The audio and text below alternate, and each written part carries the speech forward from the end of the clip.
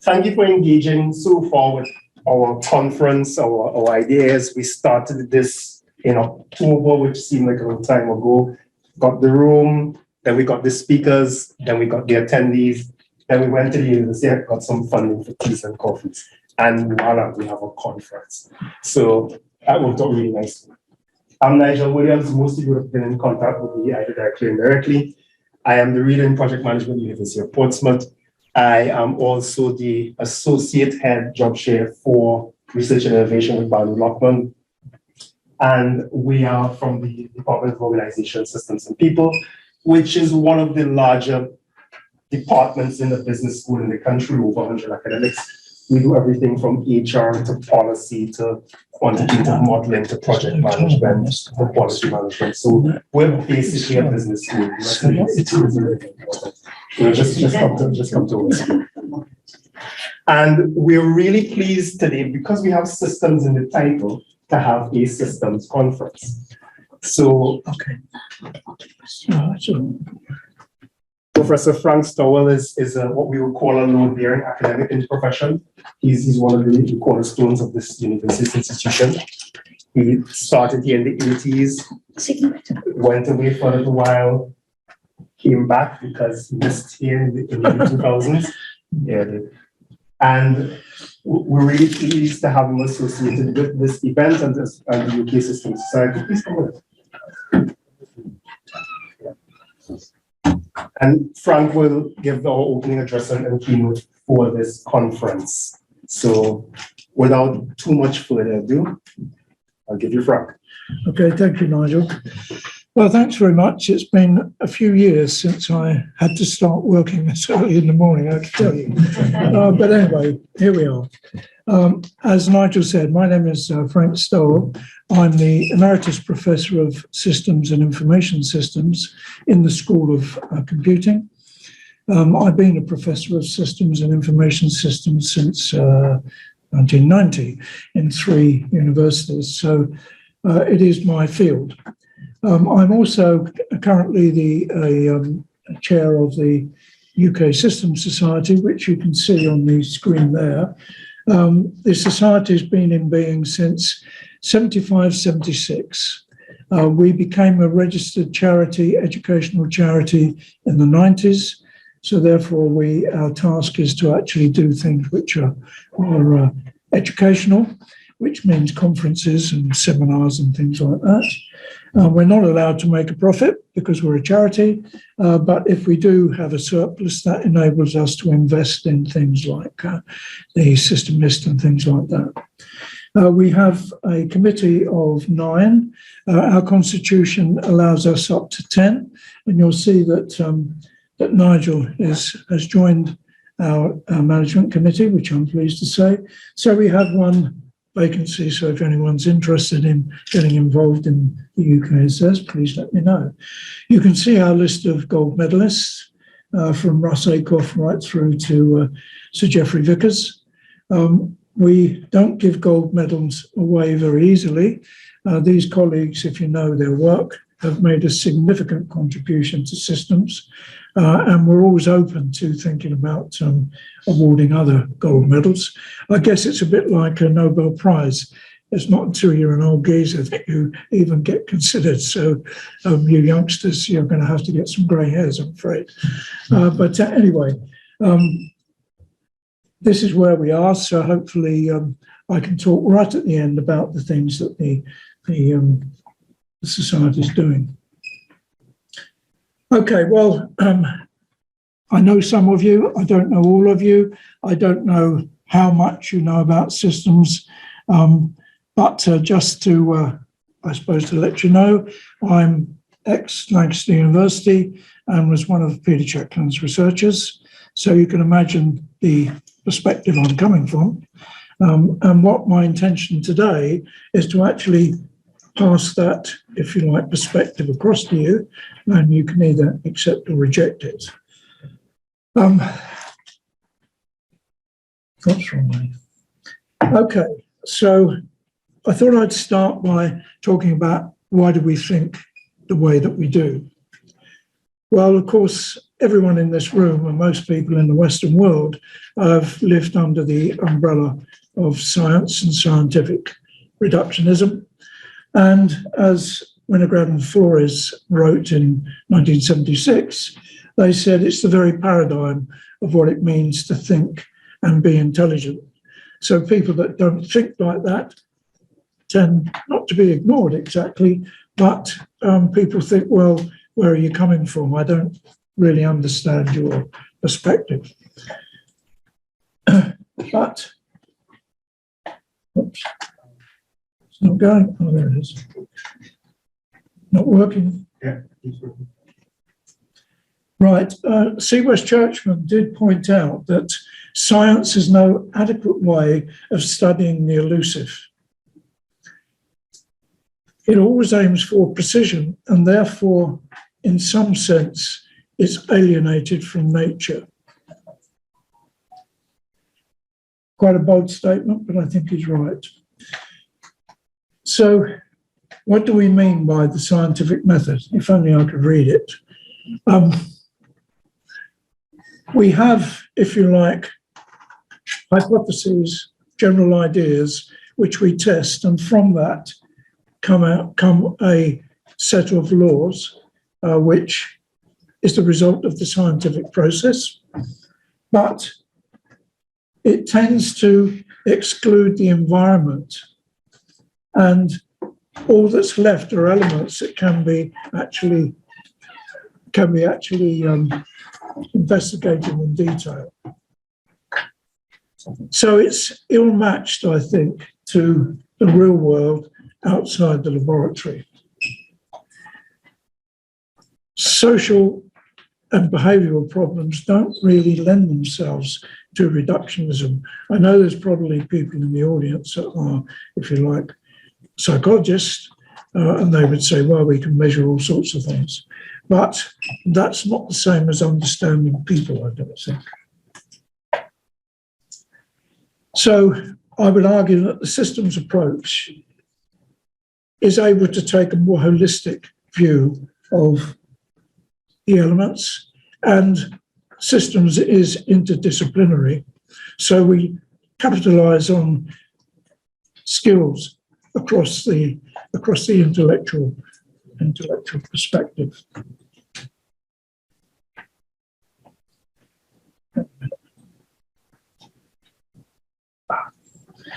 So, what is systems?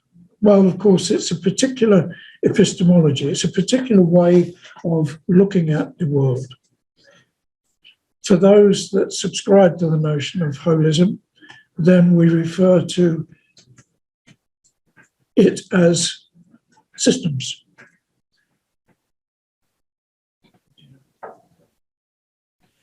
Now, for those of you that are familiar with Checkland's book, Systems Thinking, Systems Practice, you may recall that there's two attempts recorded in there by people who have tried to define what systems is. Now, when I was at Lancaster, Peter asked us to look at, first of all, Boulding's hierarchy. Ken Boulding tried to define, if you like, systems in a universal way, and he had 9 levels, starting at structures right through to transcendental systems.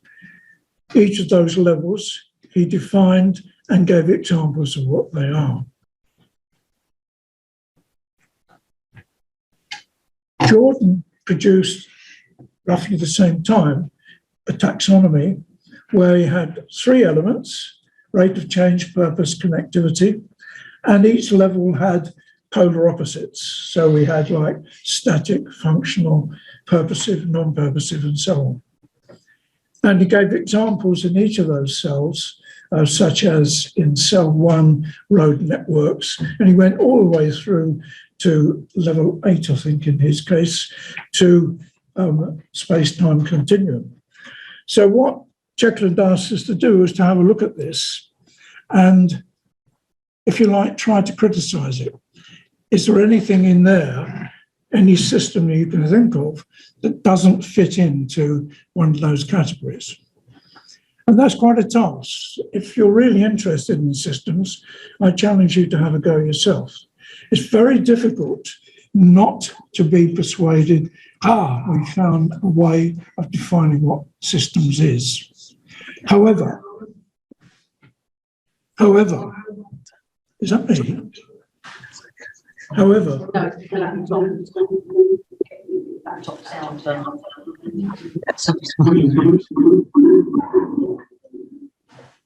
okay. However, I, for one, thought it was seductive but unconvincing. But as an exercise, if you're interested, have a go yourself. If you can find something that doesn't fit into Ken Boulding's or Jordan's taxonomy.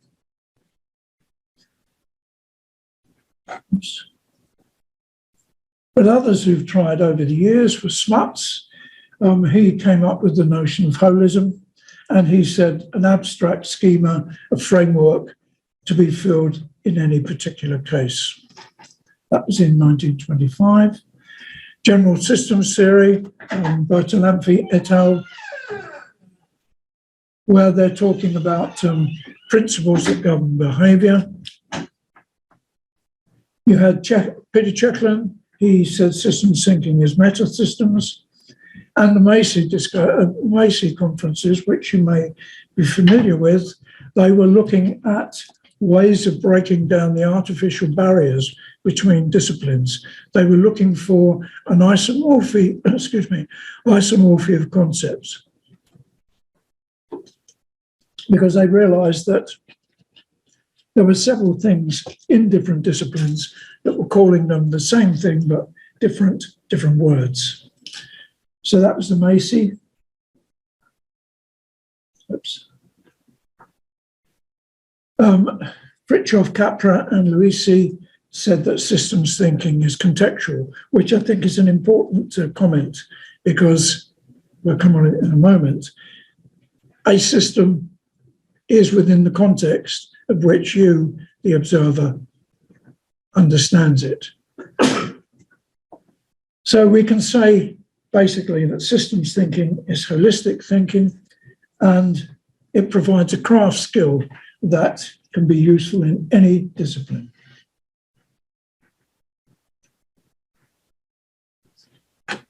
So it's a conceptual tool, it's an epistemology that we can use to try to make sense of the world. Now, I'm sure most of you in this room are familiar with the Burrell and Morgan chart.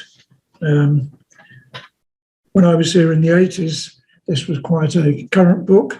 And to my astonishment, when I came back in 2004, it's still in the library and there are new editions. But I think Burrell and Morgan did produce, if you like, a useful way of trying to understand the way that we look at organizations, whatever they are. So you'll recall that you have the sociology of something at the top, sociology of regulation at the bottom, and we've got this on the horizontal axis, subjectivity and objectivity. In the top left-hand corner, we're talking about radical change, emancipation. In the right-hand corner, we're talking about structure and analysis of power relationships. The left-hand corner, witnessed by the work of Kant and Habermas. And we're talking about critical heuristics there. On the right-hand corner, Descartes, Marx, and Foucault. And critical theory from the Frankfurt School, the Marxist school of thinking. I'll make no comment about that. In the left-hand corner, we have interpretivism. On the right-hand quadrant, we have functionalism. Right-hand corner as exemplified by scientific management, such as Taylor, and systems engineering. The left-hand corner, we have Husserl, Gadamer, and the notion of phenomenology. And I would place soft systems methodology and the appreciative inquiry in that corner as well. Whoops. So for me, this left-hand corner is the home of self-systems, which is where I'm coming from. So, as with any discipline, we have terminology, which you're all familiar with, I'm sure. The notion of holism, boundary, environment, equifinality, and so on. We have concepts such as operational research, which a lot of you are heavily involved in, cybernetics, GST, critical systems, open systems, hard and soft systems. The methodology and techniques, and these are important. We have the hard systems approach, examples such as the Stafford Beer's Viable Systems model, systems dynamics, and many others. Soft systems, we have SSM and AIM. So let's just think about systems in terms of functionalism and interpretivism. For the interpretivist systems person, we perceive individuals created by perception and interpretation. Individual's reality is perceived by that individual. Knowledge we accept as a complexity of perceived reality, and we create tools and ideas and ways of thinking about helping to manage complexity. We consider human nature as non-deterministic and capricious. For the functionalist, reality exists outside of us, and we seek to discover it, which is different from the interpretivist approach. Knowledge we consider to be based on universal laws of behavior, and we use scientific approaches to uncover them. And human nature is deterministic. So you can see in those two short statements, they're very different views of the world. Both the systems, of course. So, what is a system? Well, I would say a system is a system because we say it is. Now, this might seem ridiculous, but hopefully I'll convince you it isn't. From the observer's point of view, a grouping of any kind can be defined as a system. That grouping, that perception has a meaning for them, and therefore that's a system for them. For the observer, it's a recognizable entity. It's in the observer's mind.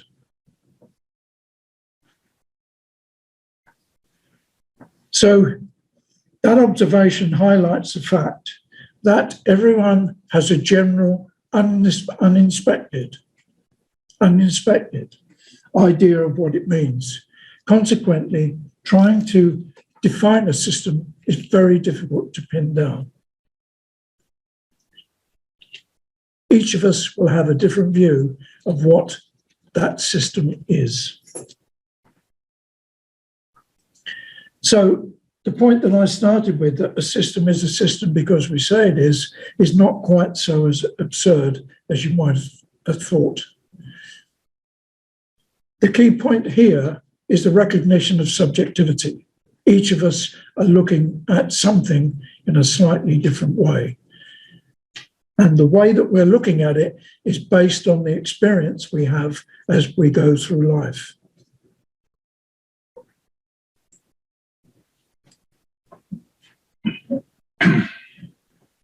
So we must remember that we are an agent looking at, if you like, the world through a particular epistemological approach. Each of us make sense of the world in a very different way, and it's shaped by our appreciative settings, which those of you who are familiar with Geoffrey Vickers' work, that's his description. Unique experiences, values, and biases, which we all have. Once again, the importance of subjectivity. So, to summarize that section, there is no concrete or universal model of the world or systems within it. There may be certain characteristics. So this is a direct challenge, if you like, on people that like to, if you like, think of the world in terms of models. People that want to use a model to try to investigate a system of interest and use that model, if you like, to define its weaknesses, its strengths, and so on. Stafford Beer's work, the Viable Systems Model, is quite a popular model that people use to try to understand organisations. Oops.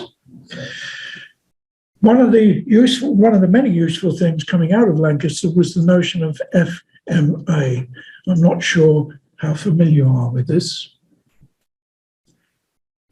Setting up an inquiry has three things. Area of interest, and that's usually, if you're a researcher, that's usually something given to you by your supervisors or whoever's funding it. But the important thing is, ask yourself what your framework of ideas are. Now, I always ask my researchers, where do you stand in the intellectual universe? It's pretty important. And I would suggest that even those of us that are no longer researchers and we're consultants, I would argue that you should ask yourself, where are you in the intellectual universe? Once you understand that, and in my case, if you like, I'm talking about soft systems, phenomenology, that stuff, interpretivism. So I know where my intellectual universe is. The method that we employ should have some synergy with that intellectual framework of ideas. FMA is particularly useful, I find, if I'm looking at projects and when I've examined PhDs, to try to understand where the candidate is coming from and how they've actually uncovered this area of interest. Does the methodology or method or technique represent the intellectual universe that they're coming from? You'd be amazed, often that's not the case.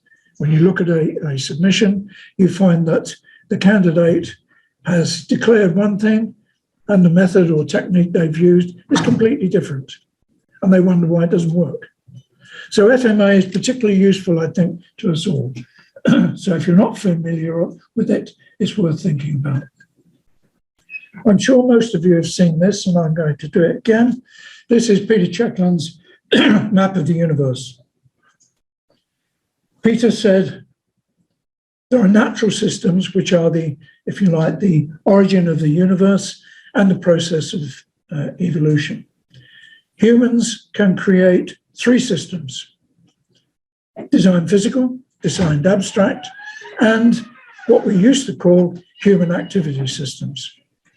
Once again, I challenge you to find any system that doesn't fit within one of those three there.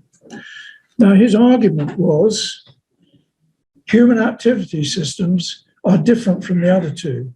So why do we use the techniques and methods used for the other two to try to understand human activity systems? They don't work, he said, and neither do they. Once again, have a look at it. If you can find anything that doesn't fit into those three, well, let me know. Oops. So hard systems, then, if we divide it between hard systems and soft systems, hard systems assumes that the world contains systems which can be engineered and they can be evaluated. It talks the language of problems and solutions, which eliminate problems. Important. Soft systems, on the other hand,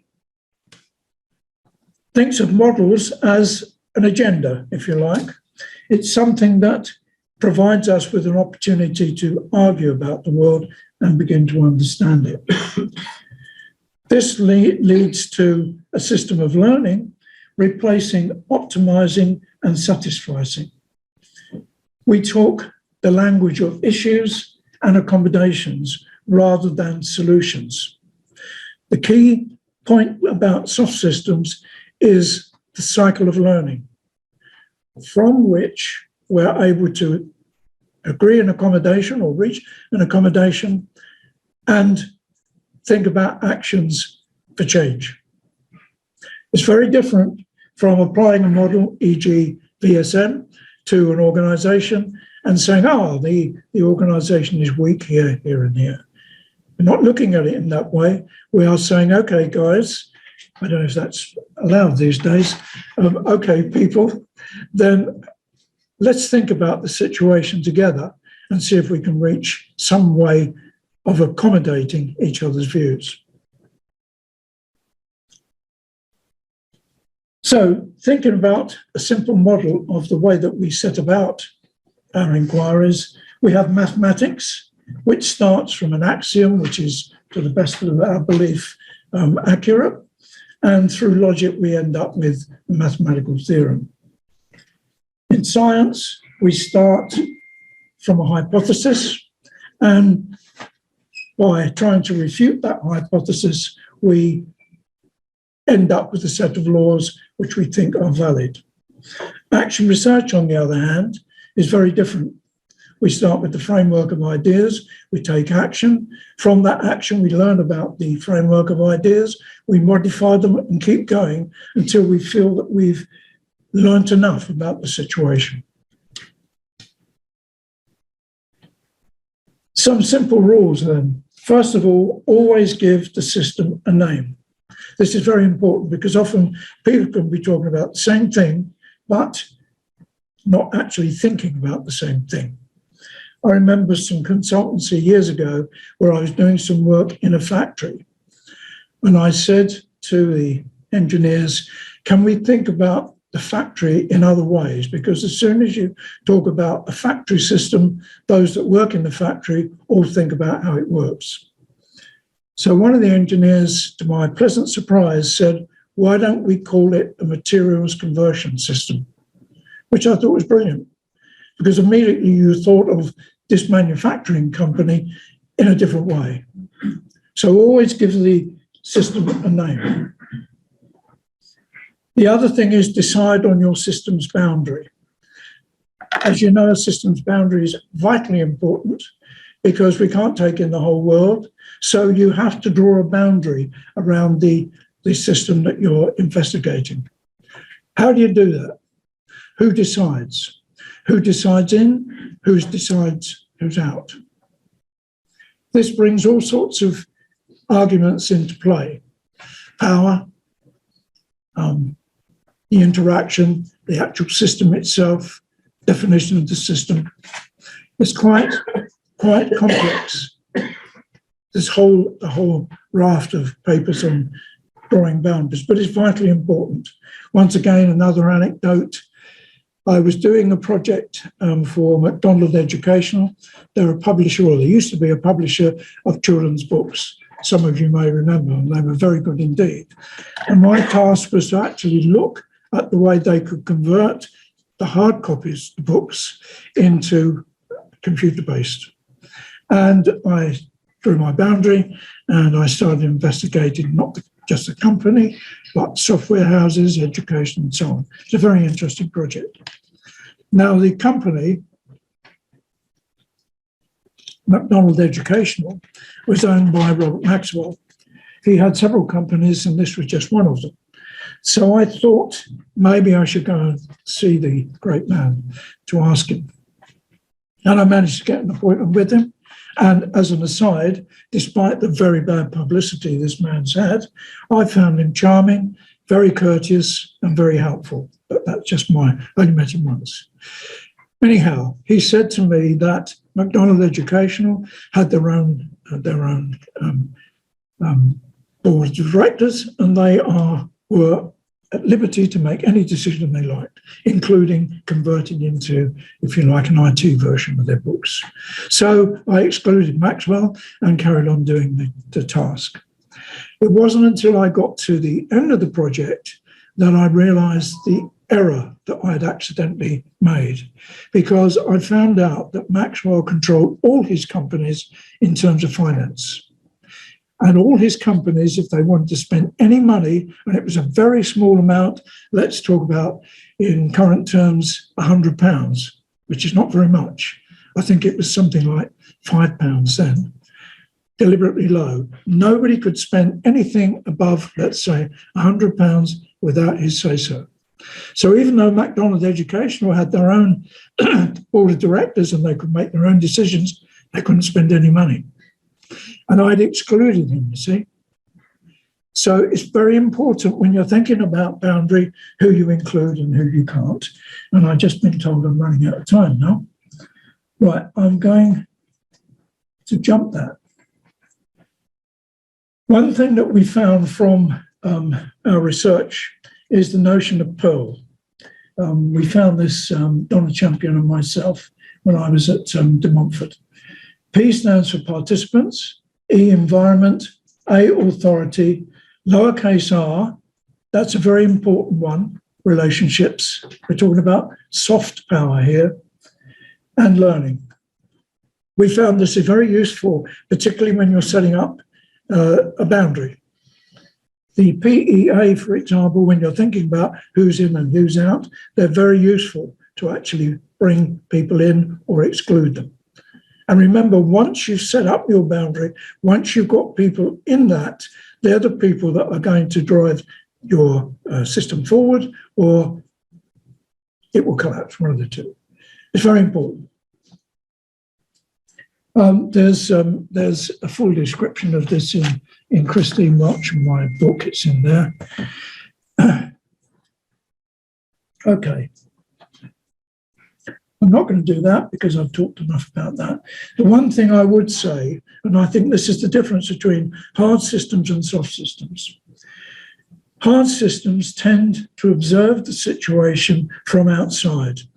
I include those researchers that are happy to sit at their desk and send out hundreds of questionnaires, bring them back, use some statistical package, and hey presto, there's the answer. I think if you're going to find out, you've got to go out to find out. And that's where the soft approach, you find out by being a part of the system. You get out and become part and learn about the system from the people that are actually experiencing it. It's very important, I think.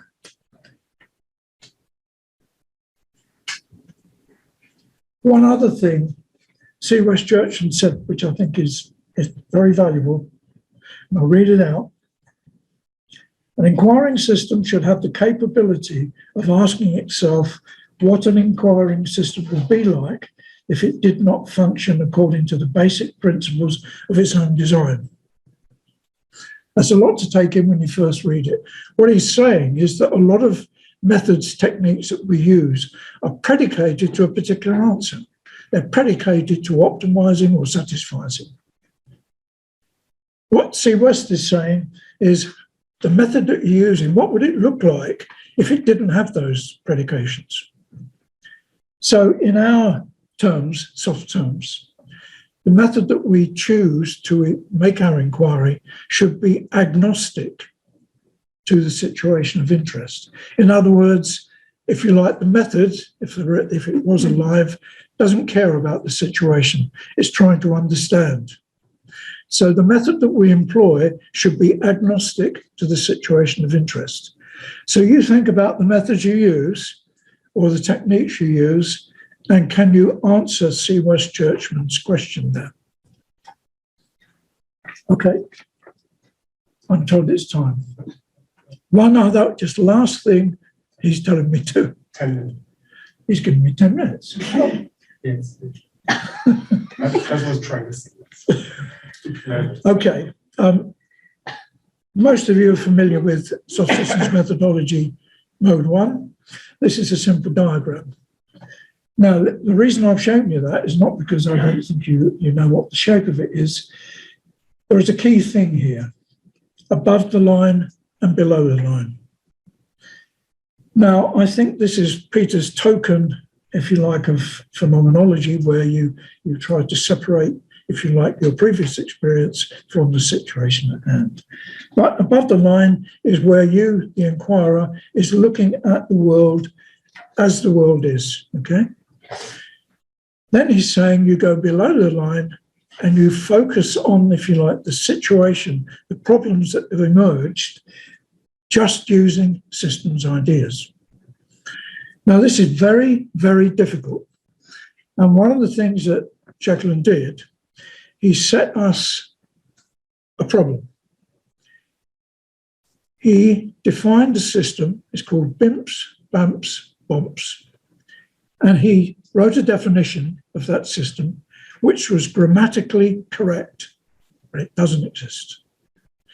So what we were asked to do is to try to draw an activity model of something that does not exist.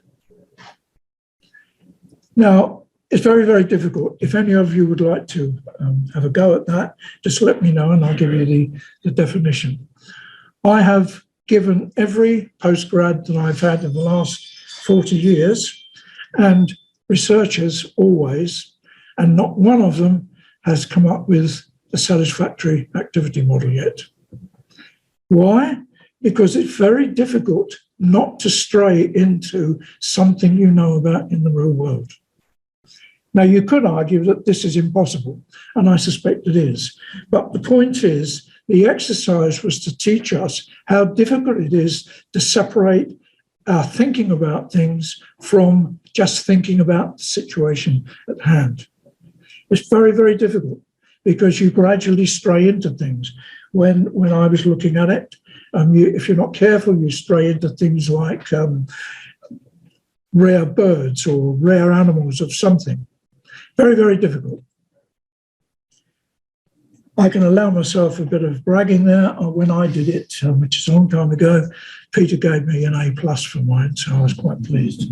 But it is very, very difficult. And you're welcome to have a go at it if you want the definition from me. That's soft systems methodology. We have the appreciative inquiry method, which is something that's been developed over the last 30 years. This is it in outline. The difference between SSM and AIM is that we start from an agreed problem, something that has already been agreed, an issue or a problem, and we work from there. We use Venn diagrams. It was created from one of my good friends and colleagues who was a researcher at the time, Dawn West. We were doing some research for the Automobile Association. And as you probably know, if you try to get a group of managers together, they really haven't got the time. They're too busy managing. So we had to find a different way of doing it. So we broke our activities into small chunks. And we found, I think it was 4 chunks we broke them into. And we found that we could take up the manager's time, short time, and produce very good diagrams and a very good outcome from using these Venn diagrams. It doesn't challenge the notion of soft systems because we found that people participating using the Venn diagrams often challenge the question they started with, and you go back again. That's why it's iterative. So I could recommend that. We were at one stage thinking of offering a workshop where people could have a go at this, but I don't think we've arranged that now. So, summarising them. First of all, remember the notion of system may vary with each observer. I would say it will vary with each observer. There are several strands of systems thinking and practice. Try to think of where you are in the intellectual universe, where you're coming from. Switching between them is not advised. FMA is useful. I've just pointed that out. Always give your system a name and discuss and agree it with the people that are participating. Remember the importance of boundary. Remember my story about Robert Maxwell. Leaving him out of the system would have been a major mistake. So the Pearl, which once again is in that book, and if you want, I could give you more details, we found is very useful there. The method that you use, remember, most methods are predicated to a particular kind of outcome. So if you're investigating something from a soft perspective, remember the method or methodology you're using should be agnostic to the situation of interest. It should not be predicated to a particular outcome. You're trying to understand. I can remember a couple of Canadian colleagues, they were asked by the Canadian government to actually look at a situation that the government were concerned about. And they did this, and they came up with, the problem is you, sir, the minister, you're the problem. He didn't like that. It was a he didn't like it. And they were dismissed. About a year later, he contacted them again, and he said, you're right, it is me, I'm the problem. So using soft systems can throw up controversial ideas sometimes, but they're not predicated to a particular outcome. Remember, the key thing about any soft method is creating a cycle of learning from which actions for change are considered. For those of you that have done consultancy, you know if you don't carry the people along with you, you won't go anywhere. Ask the government. You have to carry people with you. And if you're going to carry people with you, then they must be able to participate. And I believe soft ideas do enable that. I think that's all I have to say. If anybody there is something else I want to add in a minute, but is there anyone I want to ask questions? No, stunned you into silence. Quick one for you, Frank. Why is the R a little r? You said there was a good reason. Oh, yes. Well, I guess most of us, particularly those of us either without hair or grey hair, we know that people use different types of power. If I've got a gun and I threaten you, that's a formal power. You're going to do as I tell you. If I'm the managing director of a company, I'm the boss and you'll do as I tell you. But those of us that have worked with people, we know that people use their soft power, their sense of humour, all sorts of things people use to get their way. So the lowercase r is the soft power. And that's often as strong as formal power. I'm just thinking of an example I'll give you, but in these modern days, I'm not going to do that. It's too risky. But people do use their soft power to get their way. I can see lots of ladies smiling here. So people do use that. And a sense of humour is a particular way of persuading people in your idea. So another question. Yeah. So point number 6 is that the method should be agnostic. Does it imply that deductive methods are not right to observe systems or evaluate them? Sorry, would you mind saying that again? Because a deductive method, you're already relying on this type of hypothesis, and you already assume things and then verify it. An agnostic method, does it imply that deductive methods should not be used to evaluate systems? Well, in any soft approach, hard ideas, which is what you're referring to here, are a special case of soft. Once you've understood the situation of interest, and when I say you, I mean the collection of you that are looking at this problem, you may decide that in order to understand it more, you may need to use a hard, if you like systems dynamics or something like that. But it should be front-loaded with a method of approach which is agnostic. And that method may result in you saying, well, I do need to know more about X. And you may have a technique that helps you understand X more, but it's within the context of the whole situation. I think with soft systems methodology, 1, 2, 3, I think stage 4, I think Checklin used to say that when you're trying to understand that, you could go to a harder method to make it expand a bit more. But it's within the context of the soft approach. Okay. So, would you have one last question? Yeah. Hi there. From your experiences, have you any thoughts on the endogenous hypothesis and whether that holds? Might summarise that endogenous hypothesis being Forrester's idea that the system's boundary should be the point at which the behaviour that you're seeing in the system is kind of generating itself. From the checking point of view, it seems that the boundary is kind of where we choose it. Well, Perhaps you could. Well, I think in truth that any task that we are going to investigate, we need to set up a boundary, don't we, of some kind. Now, you mentioned Forrester. Well, I've got a lot of time for Forrester's stuff.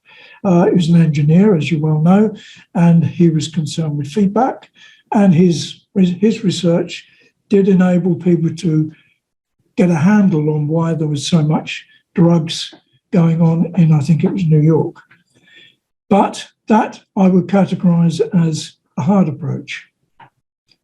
That's not to say that you wouldn't use that. As I said just now, you use a soft approach, and to understand things further, you can use a hard approach like Forrester's ideas and systems dynamics.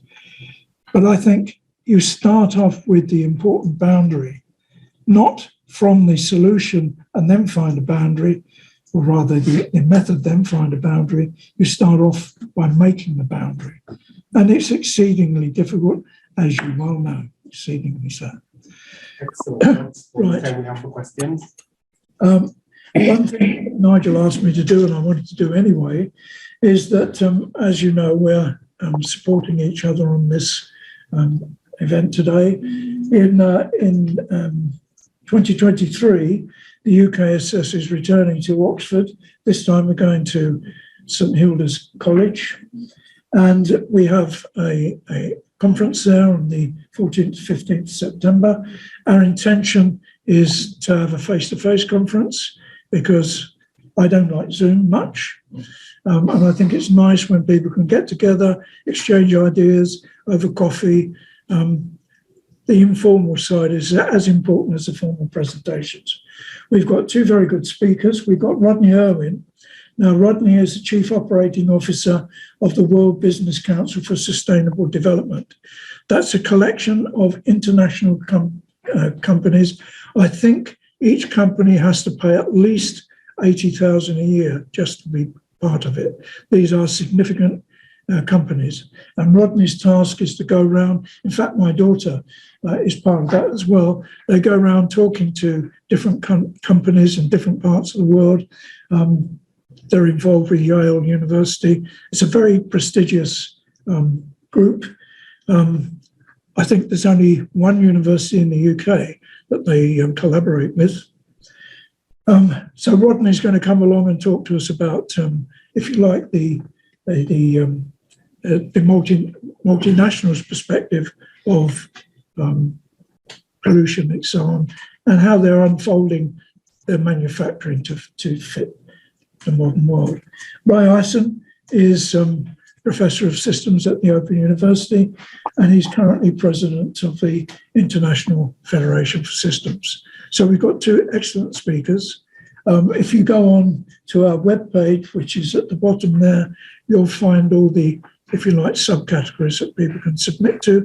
We've kept the price as low as we possibly can. We're just about, if we get enough people, we're just about break even on this. So we've kept it as low as we can. It's cheaper than other conferences, but our conferences are usually very good indeed. Okay, I think that's it. Thank you. Just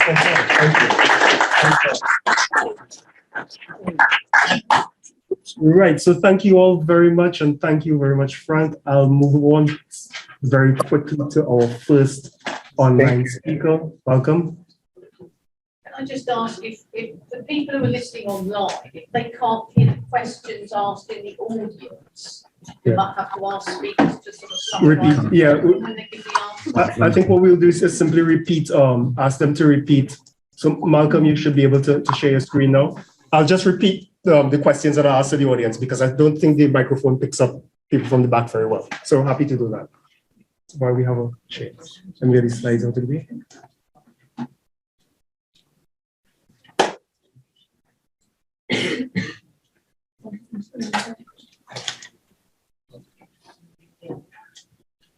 Okay, can you hear me? I don't know if you can hear me or not. I can hear you, and hopefully you can see us and hear us.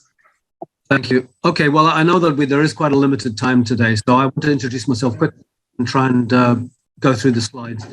I'm going to try and describe a project that I was involved in a few years ago, which I've written up since, and I think is going to be published in the Systemist, but at the same time, it's been converted and being progressed. And so it's a project which is continuing still. So, but I'm going to go backwards a little bit and show you how it happened, if I can. Oops, something's going wrong already. Yeah, I don't know what's going on here now. Oops. What's happened?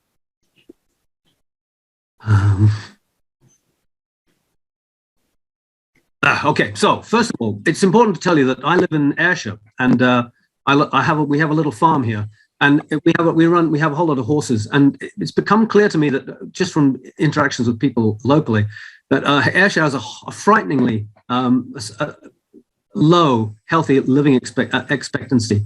It's astonishing, really, that in this part of the world, the average age of healthy living, in other words, the number of years that somebody would live without having some problem, some chronic illness, is only 55 years. And there's a number of reasons for that, of course, which aren't just to do with their lifestyle, but but a lot of it has. And you can see here that the females are the lowest in Scotland. I suspect the lowest in England, in the UK, for their healthy living expectancy. So this became a worry for me, and I wondered what could be done about it. I come from a medical background, I suppose, my parents and my sisters, and so I've always felt that government campaigns are very reductionist. You know, Frank was talking about the system's view of the sort of the scientific look at things. Everything's very focused and they tend to focus on one thing at a time. And they don't put things together into a sort of systemic or holistic sort of way. And it worried me a lot that the people that I was talking to around here and the people I was often meeting did not seem to have an understanding of this sort of the wider view. I also think that the NHS is trained, the doctors are trained to look at symptoms and not really think about prevention. People can tend to use the NHS when they're ill and not before they become ill. And there's very little of the preventative stuff going on. And so lifestyle medicine, if you've come across it, is very much along those lines. It tries to intervene before people become very ill. It tries to suggest that you can treat yourself, that you can try to improve your own health in a number of different ways by looking after yourself. But first of all, people have to become aware of what they need to do. And as far as I'm concerned, I haven't found any tools at all that allow people to evaluate in any kind of numerical way, at least, to evaluate their own status. We need to provide them with ways to evaluate and monitor their own health. I'm talking health in the broad sense. And if you want to go to a private organization like, for example, Bupa, you have to pay an awful lot of money, and they only tend to focus on very limited range of purely medical treatment, particularly blood tests. So it's astonishing if you look at the research that time and again, you'll find paper after paper shows that the top 15 killers, that is in the Western world, and particularly in America and the UK and Europe, almost every one of those can be treated, prevented, and sometimes even reversed by changes in lifestyle. It's astonishing that 70% of strokes, colon cancer can be prevented, 80% of coronary heart disease, 90% of type 2 diabetes are avoidable. It's really quite an incredible statistic, that. And so it's within our grasp, a lot of us, but a lot of people just have no understanding of that. I came across a statistic that said that every year, 1 million Americans have their first heart attack or stroke, 1 million get diabetes, and 1 million get cancer. Now, these are all rounded off numbers, I know, but it just gives you a sort of a feeling of how astonishingly bad the situation is. And of course, it's getting worse, and the pandemic hasn't helped. 4 health behaviors, it turns out, cut risk of chronic disease by 80%, just 4. And those are not smoking, not being obese, half an hour of exercise a day, and eating healthily. And so another paper I read said that the drop in mortality risk in those nailing all 4 of these behaviors was equivalent to being 14 years younger. In other words, you can live a reasonably healthy life for another 14 years if you adopt a reasonably healthy lifestyle. So I just to continue this a little bit, just to try and prove my point a little bit, 7.6 million people apparently in the UK are living with cardiovascular disease, and somebody dies every 3 minutes of that disease and has a stroke every 5 minutes. The World Health Organization suggests that 108 million people suffered from diabetes back in 1980, but by 2014 it had risen, you can see, to 422 million, and that is still increasing to just now. Diabetes is one of the great problems that we're going to face in the future, and astonishingly, 5 million people about in the country already have it, and another 13.6 million are at risk, and this constitutes 10% of the NHS budget. So it's a substantial amount of money, as well as being a miserable way of life for a lot of people. So over the last 100 years, US adult obesity has increased from about 1 in 30 to about 1 in 3. And again, it's another one of those things that continues to rise. 90% of those who died in the first wave of COVID pandemic had an underlying health condition. So this is it. I think I could show you as well that those who eat vegetables are far less likely to die of COVID than those who eat meat. But maybe that's a different talk. Dan Buchanan, who was working with the National Geographic Society, investigated places in the world which he labeled the blue zones, where they found that people live long and they live healthy lives, they live active lives, they continue to contribute to their communities. And he found that there were 5 communities, and you can see that people were living well into their 90s and carrying on a kind of a healthy way of life. And he looked for what was it that characterized these people, what was it that they had in common. And you can see that the same sort of things are cropping up time and again. And in the paper that I wrote, if you want to read it when it comes out, you'll find that it's astonishing how many different authors, how many different searchers have come to the same conclusions, that it comes down to the same basic set of values and ideas and so on, to do with health being associated with good food and with community and with having purpose and responsibility.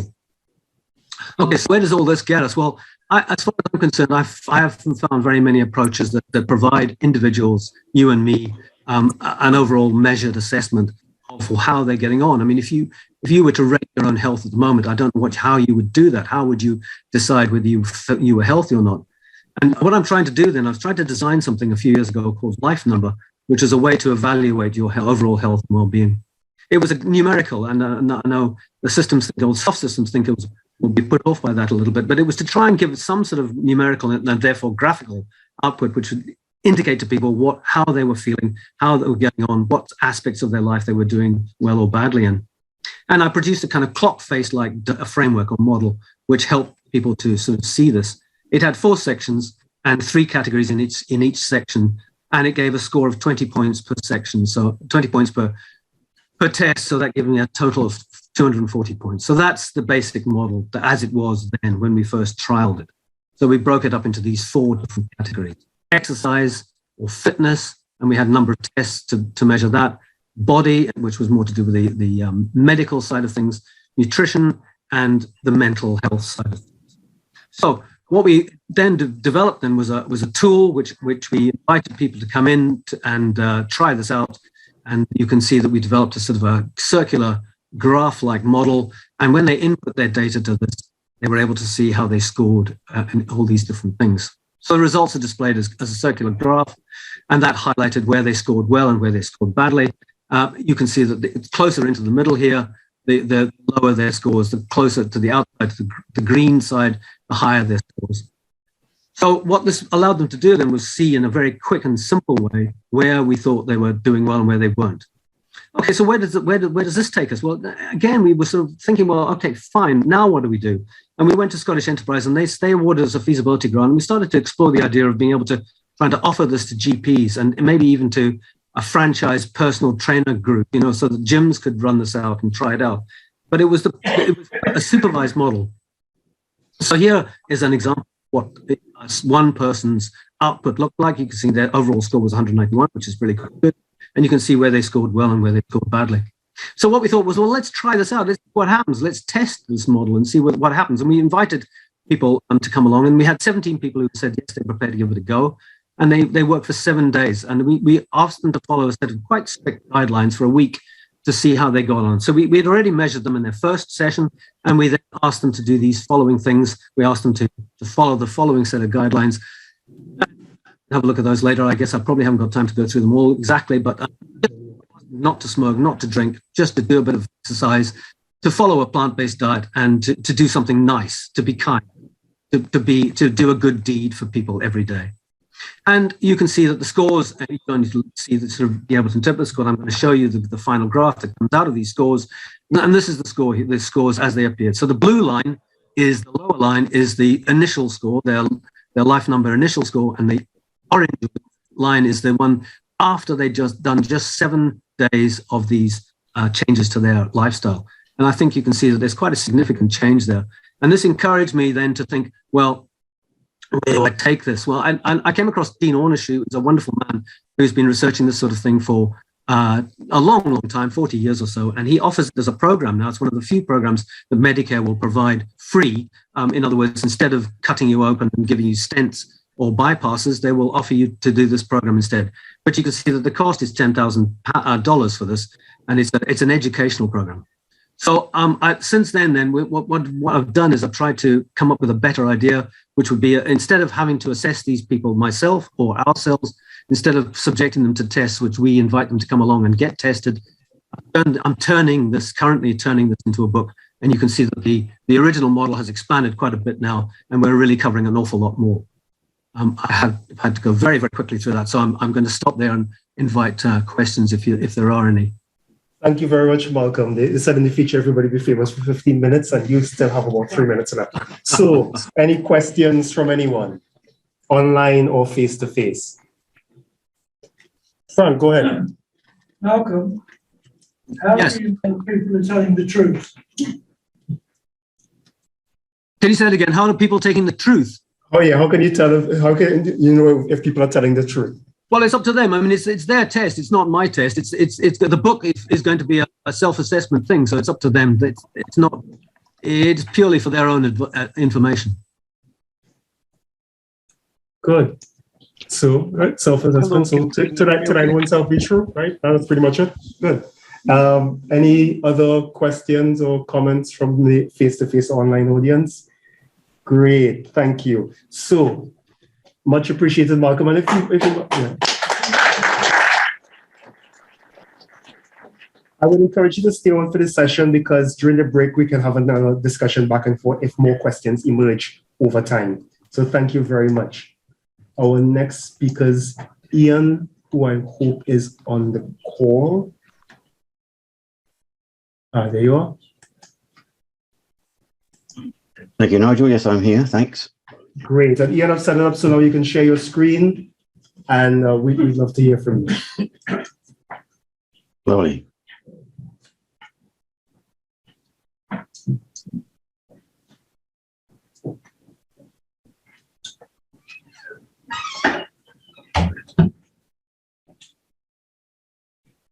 Right. I hope you can all see me, and thank you very much for inviting me along today, Nigel. My name's Ian Roderick. I'm from the Schumacher Institute for Sustainable Systems.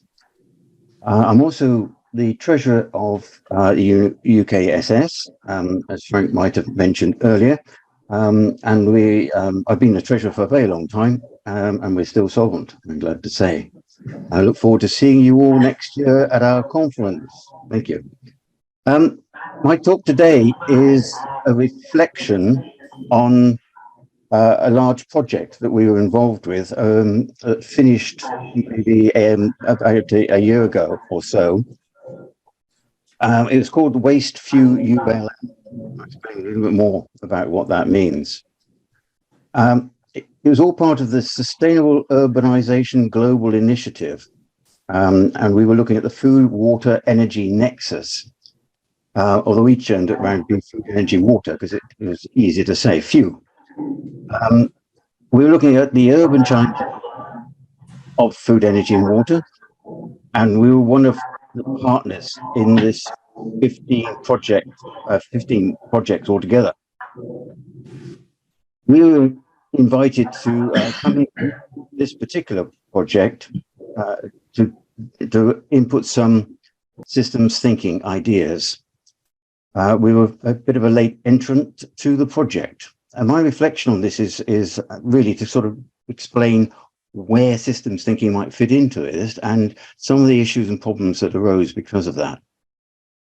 We did get into the hard systems, as you can see on the picture. That is the anaerobic digester out at Avonmouth near Bristol, where we actually saw the reality of what actually happens in a very hard sense altogether. And it does deal with some of the real mucky stuff. There's the sewage system, Victorian built, don't forget. Our objective in the project was to look for inefficiencies in the nexus. Inefficiencies was very widely defined. Essentially, you could look at that in economic terms or just in terms of physical waste. In particular, food waste was a very big issue for us. It was very, in some sense, it was very overambitious, what we were trying to do. Systems thinking was a kind of a must-have in this project, but there were a lot of other things which actually had to be included in it, and multidisciplinary. We were very squeezed in terms of resources, very little actually allocated to us to do any work, and there were many different separate teams in the whole project altogether. So systems thinking was definitely not embedded in the research method to start with. And to a certain extent, you could ask the question, is it too big a problem to actually tackle? There are too many issues involved altogether. But it was almost considered that systems thinking might be a panacea to everything there. As a slight adaptation to Checkland's CATWO concept, I've got a new acronym called OCCAM, where we had to look at the people involved in the project, looking at the project as a system itself. We had the owners, the funders, basically, for European funding, American funding. In the UK, we were funded by Innovate UK on this. The clients, well, you could say it was the world at large. Everybody gets affected by these systems. But there were industry partners included as well, Wessex Water, food networks, waste companies. They were complicit. I think there's an interesting dimension to this. People who are there sort of enabling this aren't actually taking part in it. There's all the institutions employing the actors in this system. And the actors themselves, they were diverse partners. We had 17 institutions involved in this project, over 6 countries and 4 continents. Europe, America, South America, and South Africa. Over 30 people involved altogether.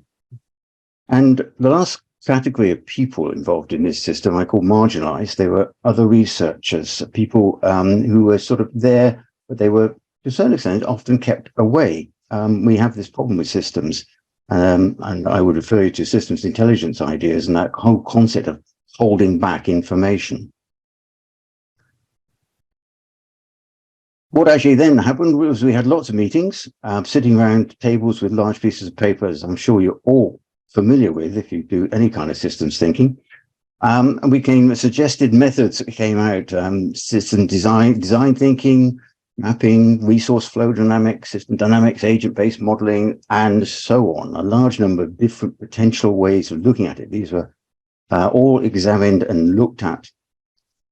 The actual methods we did a lot of systems mapping. As you can see, we produced quite a few causal loop diagrams, connecting things together, seeing how things influence other things. We did a lot of economic evaluation, which would seem to be essential for this kind of work. We did partial things. We did an attempt at system dynamics modeling. We attempted agent-based modeling, and design thinking was there as something we might bring in at the stage of actually offering some change into what might actually happen on the ground. But none of them actually got very far.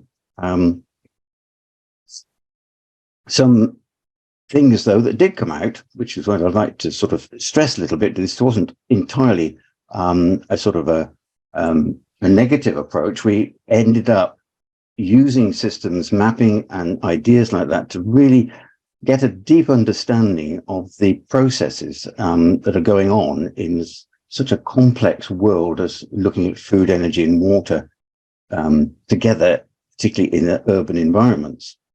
One main thing that came out was sort of what's called the industry clock speed, to resurrect an idea going back into the 1970s that many different industries work at different speeds. and defining what the speed of industry is quite interesting. The water system is one in particular that has a very long, slow clock speed. And I showed you a picture earlier of the Victorian sewage system. It's still functioning. So their thinking is in decades. Whilst the other end of the scale, we have the food industry where we have a rapid turnover, rapid change actually happening. The sort of average lifetime of restaurants and many food retail outlets is only 18 months. So a very different concept there if you're looking at the combination of these different industries together. So that gives you also the appreciation of momentum. We have created vast networks of pipes and sewage systems, water supply systems, and the infrastructure to shift our waste around. None of that is going to change quickly and easily. And we actually have that concept of path dependency. We've gone down the route of the systems we have, particularly sewage systems, changing it to a different type of handling our waste is going to be extraordinarily difficult. Another appreciation that came out of the system thing was this concept of entropy and the mixing problem. How with our waste streams, we end up mixing lots and lots of things into it, which makes it more and more difficult to extract and go into looking at circular economy concepts. So a lot of what we ended up with was the area we had to really address was upstream at the beginning of that, and try to address the way we actually produce waste and deal with it there. The other really useful thing that came out of this was a realization that we are dealing with dilemmas everywhere. We all know that there are sort of dilemmas. We have the fairly well-known dilemma between resilience and efficiency, where the more resilient you become, the less efficient you are in a way, and the reverse. If you just drive for efficiency, you become very brittle as a system. But we ended up into this expansion of that into dilemmas to trilemmas, all the way up to what we're calling a hexalemma, where the system itself is being pulled in 6 different directions, sort of 6 aspects that are needed. So we need to be resilient, efficient, sustainable, reliable, safe, and ethical, where we bring in whole issues of equality. This is something that's emerged from this project, and we're very pleased that we're now using that in many other places as well. Might we have tried in the system? Well, we might have used a causal layer analysis, looking deeply into the problems. We didn't have enough resources to do this, but we really would have liked to have done it. Looking back on the project now, I think we should have brought in more transition science ideas, looking at the way we are moving from one way of doing things now to very much different ways. The energy transition, I think we all understand, is actually happening fairly rapidly at the moment, but using that as a model for the whole shift of a few nexus would have been valuable. And we should have developed a lot more scenarios to look at where things are changing in the future. So to summarize quickly, conclusions: were there too many cooks? Quite likely. Were there too many courses? Quite certainly. Systems thinking was seen as an add-on. We only had tiny resources to do anything. There was a certain element of Maslow's hammer. If the only tool you have is a hammer, you tend to see every problem as a nail. We did explore difficulties of change. We used Banana Meadows' concepts of intervention points to see where we could drive some changes. Some things did actually come out of that. And we had new ideas on conflict and cooperation, this hexalemma, looking at the tensions at that there. The real question that came out of my reflection on this project altogether was, how do we get systems thinking to be at the heart of projects rather than just an add-on to try to shift a few of the ideas? So that's me, and I look forward to any questions. Thank you, Nigel.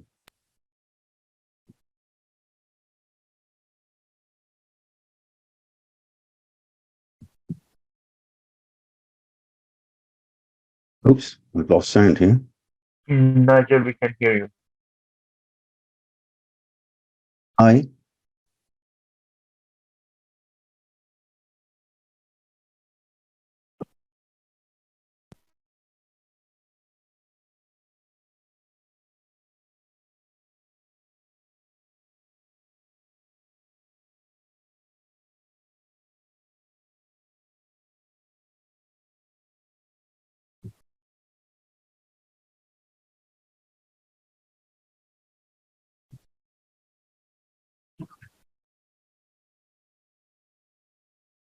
Hi, Nigel. Can you hear me?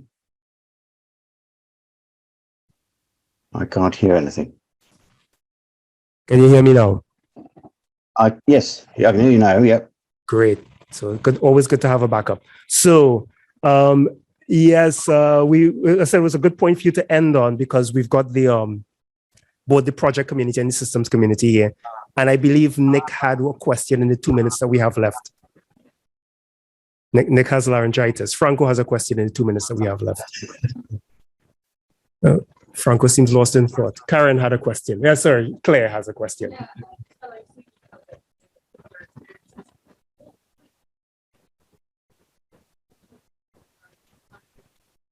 All right. So to repeat Claire's question was, at what point did a stakeholder decide that system thinking was going to be useful or helpful? The main time that occurred was, I would say, towards the end of putting the proposal together.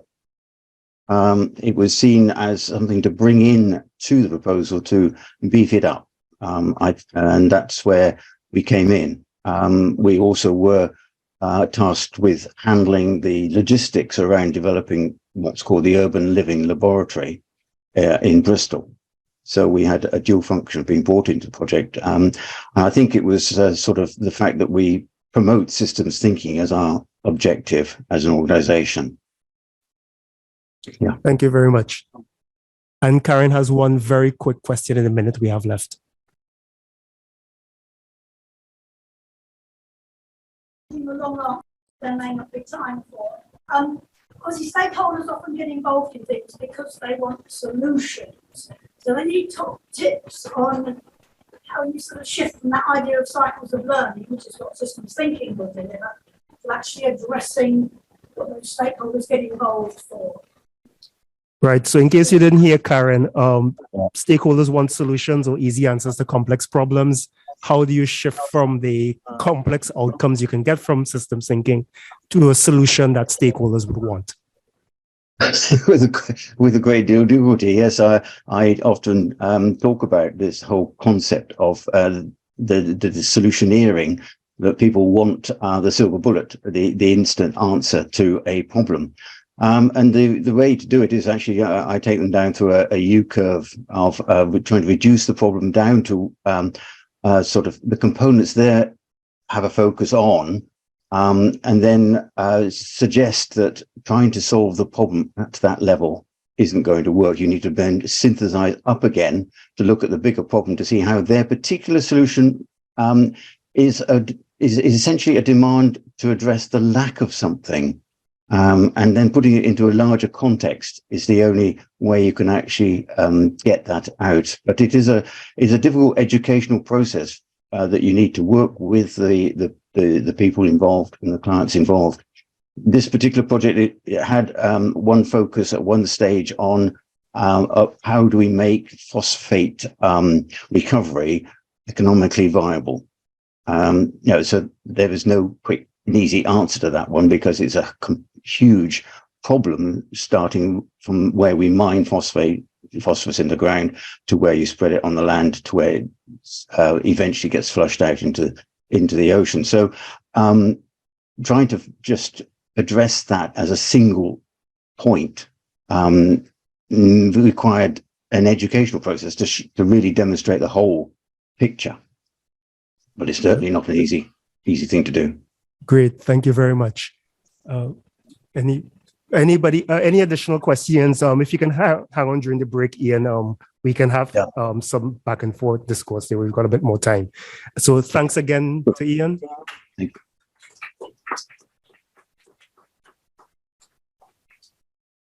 And we move on to our next speaker, Dr. Noella Edelman. Dr. Noella, I've already set up your, so you can share your screen on Zoom. I can share it. Thank you.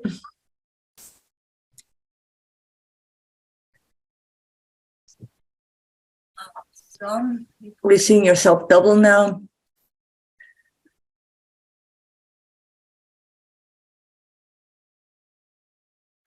Things are not working the way I was planning, which is a classic. So,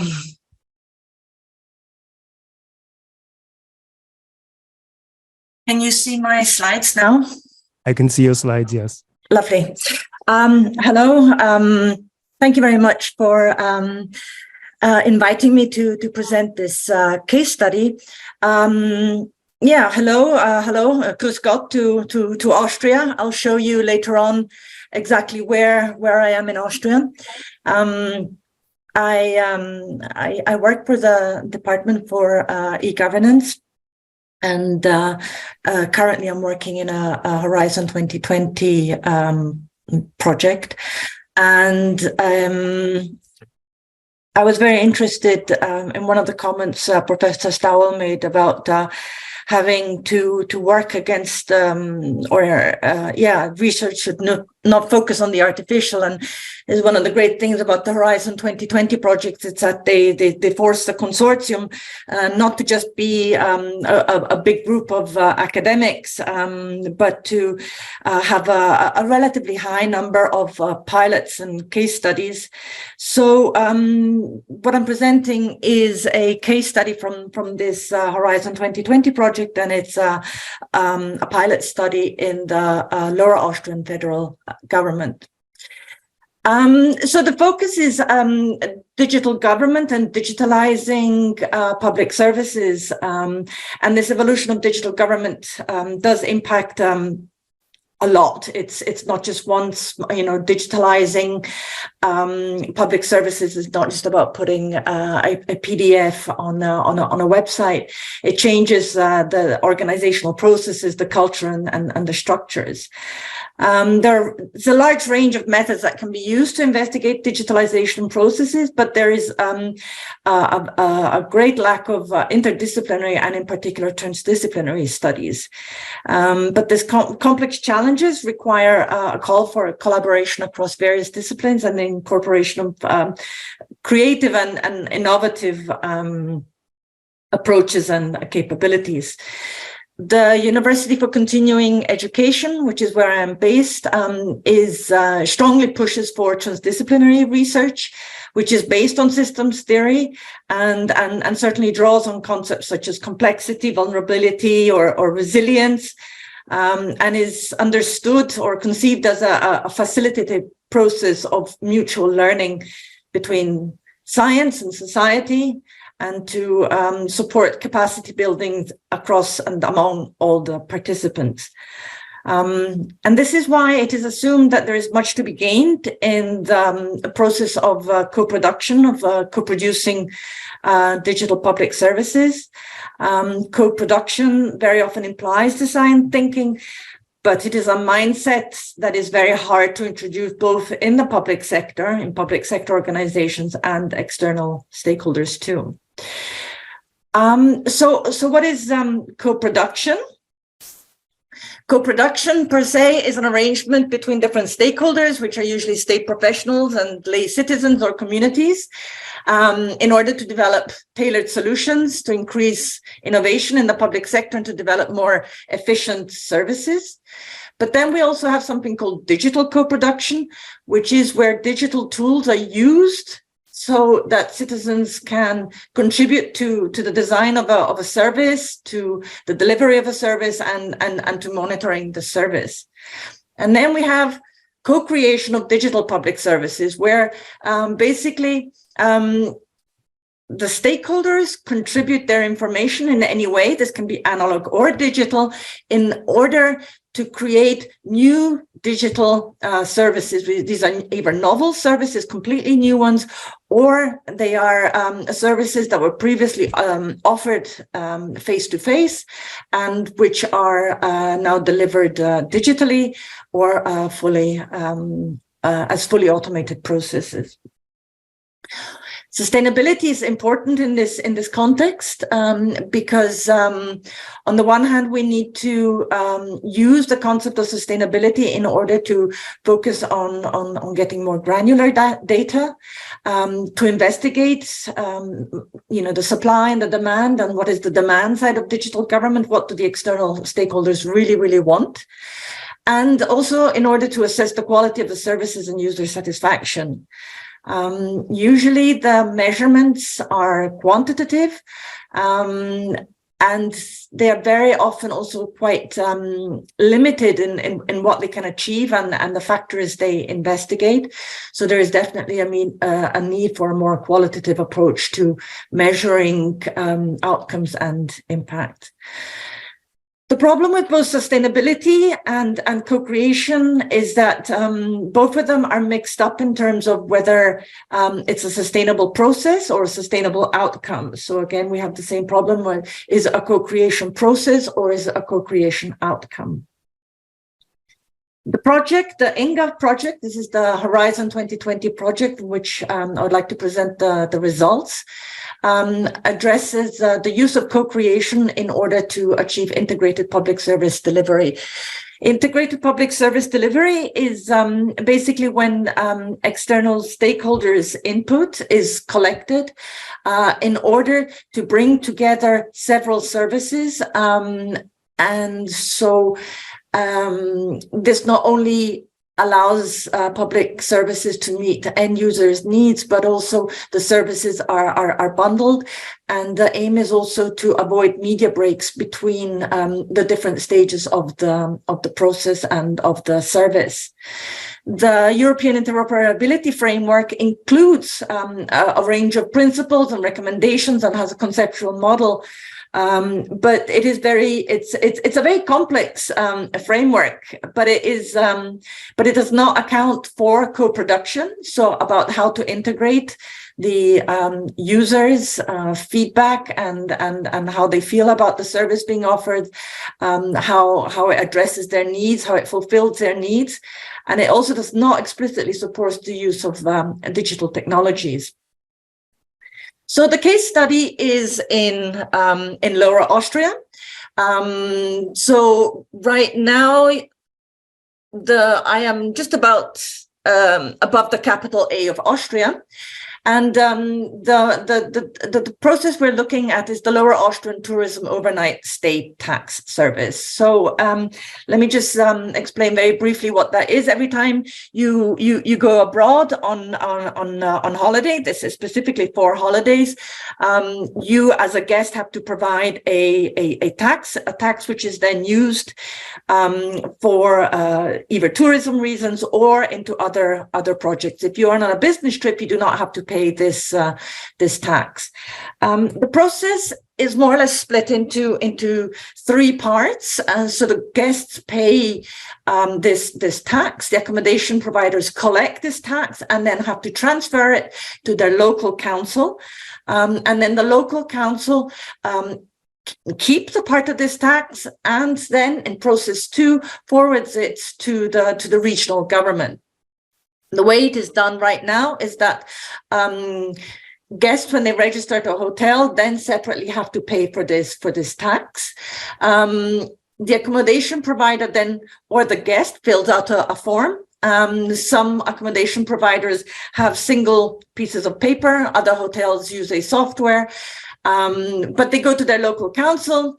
They can also send an Excel form.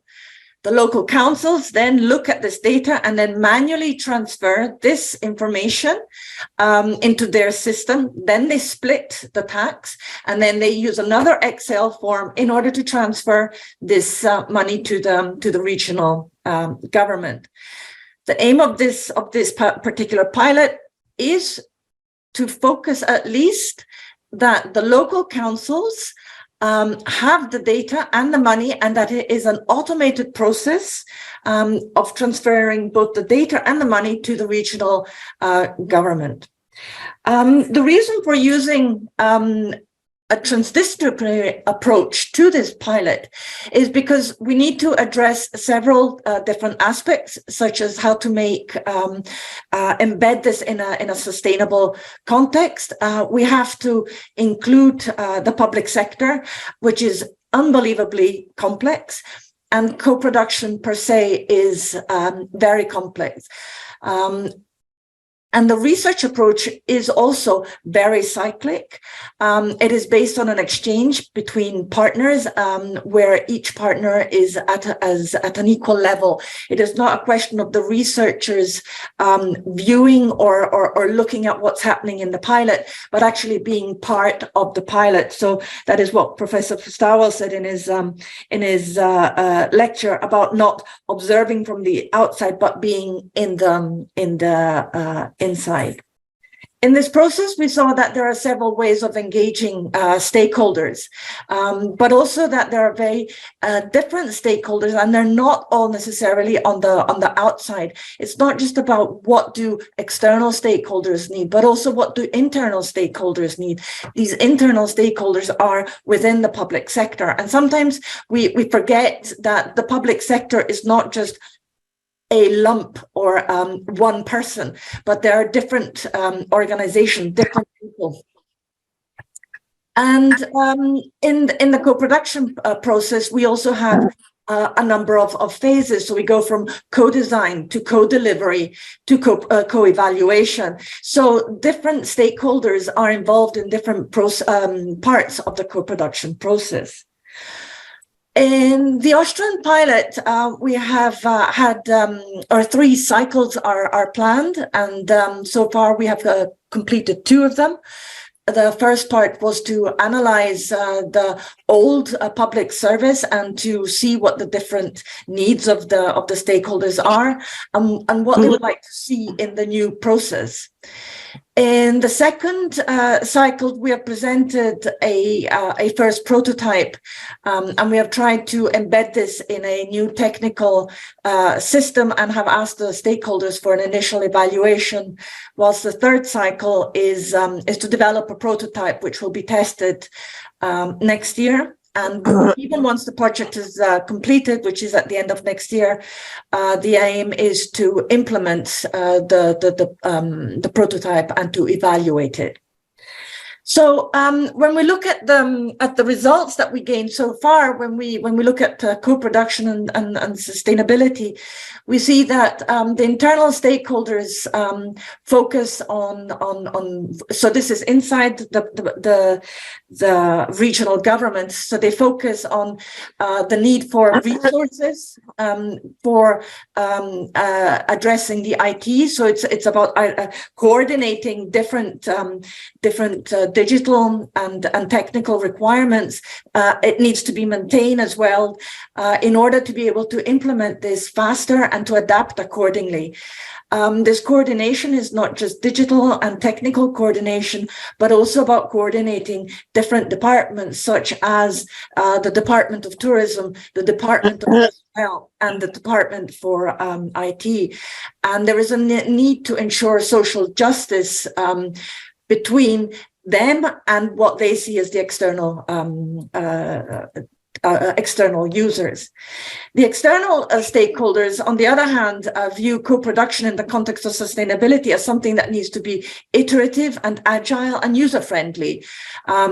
And it doesn't just have to be effective and efficient for the internal stakeholders, but it also has to be just as effective and efficient for the external stakeholders. And they too need to have training and competences in order to ensure digital equality. What are the barriers to co-production and sustainability identified by the different stakeholders? Well, here we saw that there were some overlaps and some very divergent opinions. So both pointed out the legislative requirements. The internal stakeholders said that it is unbelievably complex because this is an area that is governed by both national and federal laws, and the two do not overmatch at times. And the same thing, the external stakeholders said the legislation does not, is unable to keep up with digitalization. So that by the time a digital dimension is integrated into law, digital innovation has moved on so fast that the law is already outdated.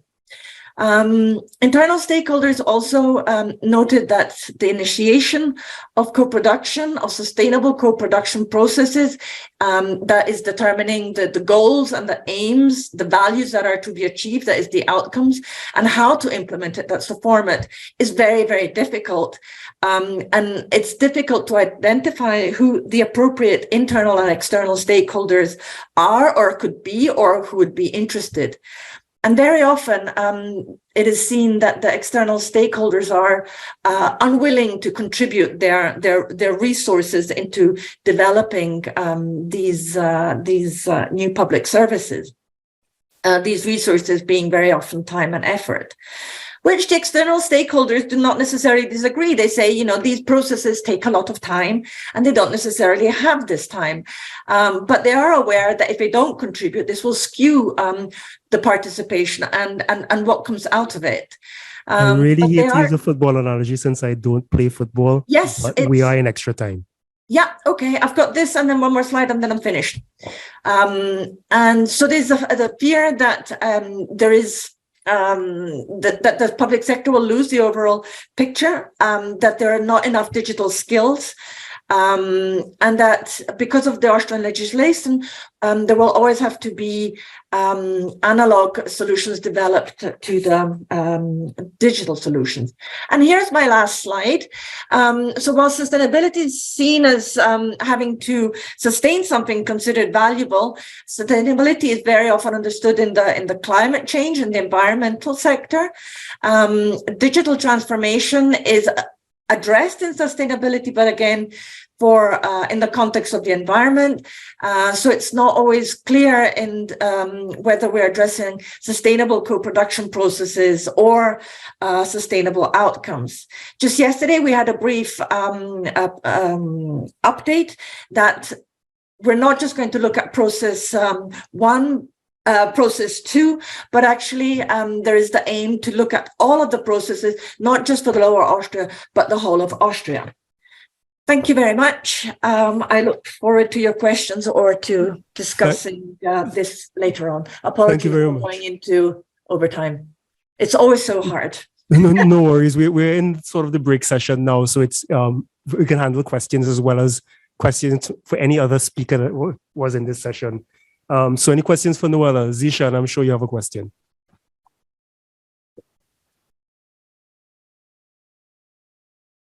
Yeah, you can. So you're working on a project that does what? Right.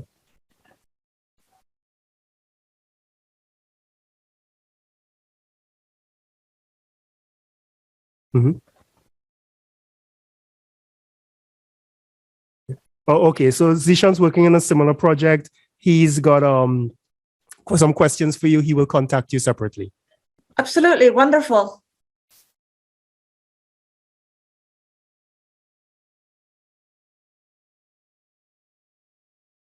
Okay. She's using one of your quarters framework. Yeah, great. Any other questions for Noella and any of the other speakers? There was a question from Malcolm that I missed out. So was the timeline for each of your cycles from Karen's iPhone? I'm not sure who Karen's iPhone is. So it's not the Karen in the room, so it's certainly another Karen. So Karen's iPhone, other questions, how long was it for each of your cycles? Noella? Well, the project lasts 36 months. And in the very first month, we identified the user needs. And because we have 36 months and we wanted to have at least 3 cycles, each cycle is 11 to 12 months. I can't hear you. Okay, thank you. I still can't hear you, but I could lip read that. Thank you.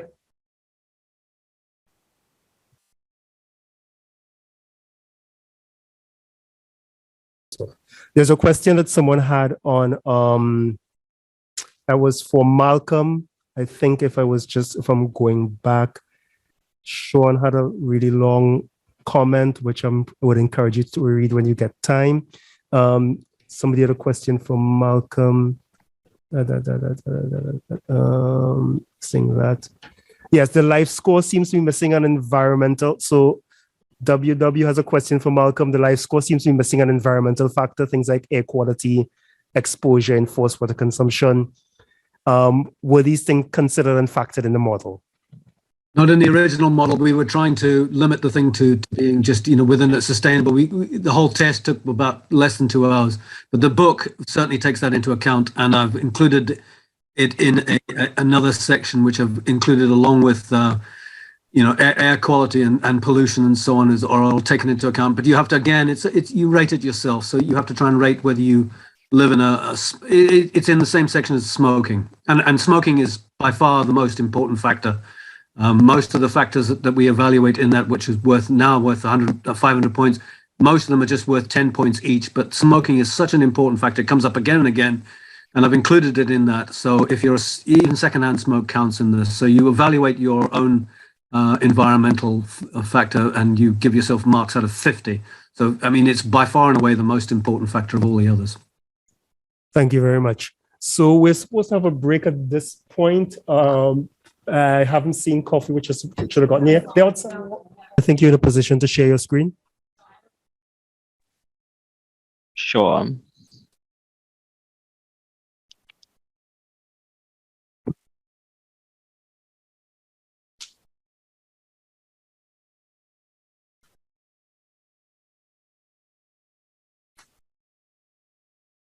Great. Thank you very much.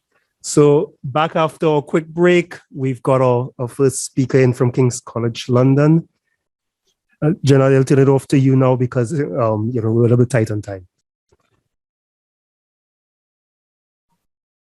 Great. Please let me know if you can see my slides now. I can see your slides, but I'm getting speaker view, so you might but if not, just go ahead. It's fine. Sure. So let me try once again. So yeah, perhaps make it a little bit bigger. So thank you very much. I'm here on behalf of Association for Project Management, in particular a special interest group in system thinking. And I'll be talking about applying system thinking to sustainability project case study about Volk Logistics. So let me introduce you Volk Logistics, a company from the Netherlands using the same good old model as many other delivery companies, collect, pack, and ship. They would collect parcels from senders, pack them, and ship to recipients. And 3 years ago, the company faced challenging times as the delivery market was quite saturated. The competition was high, and Volk was constantly losing customers.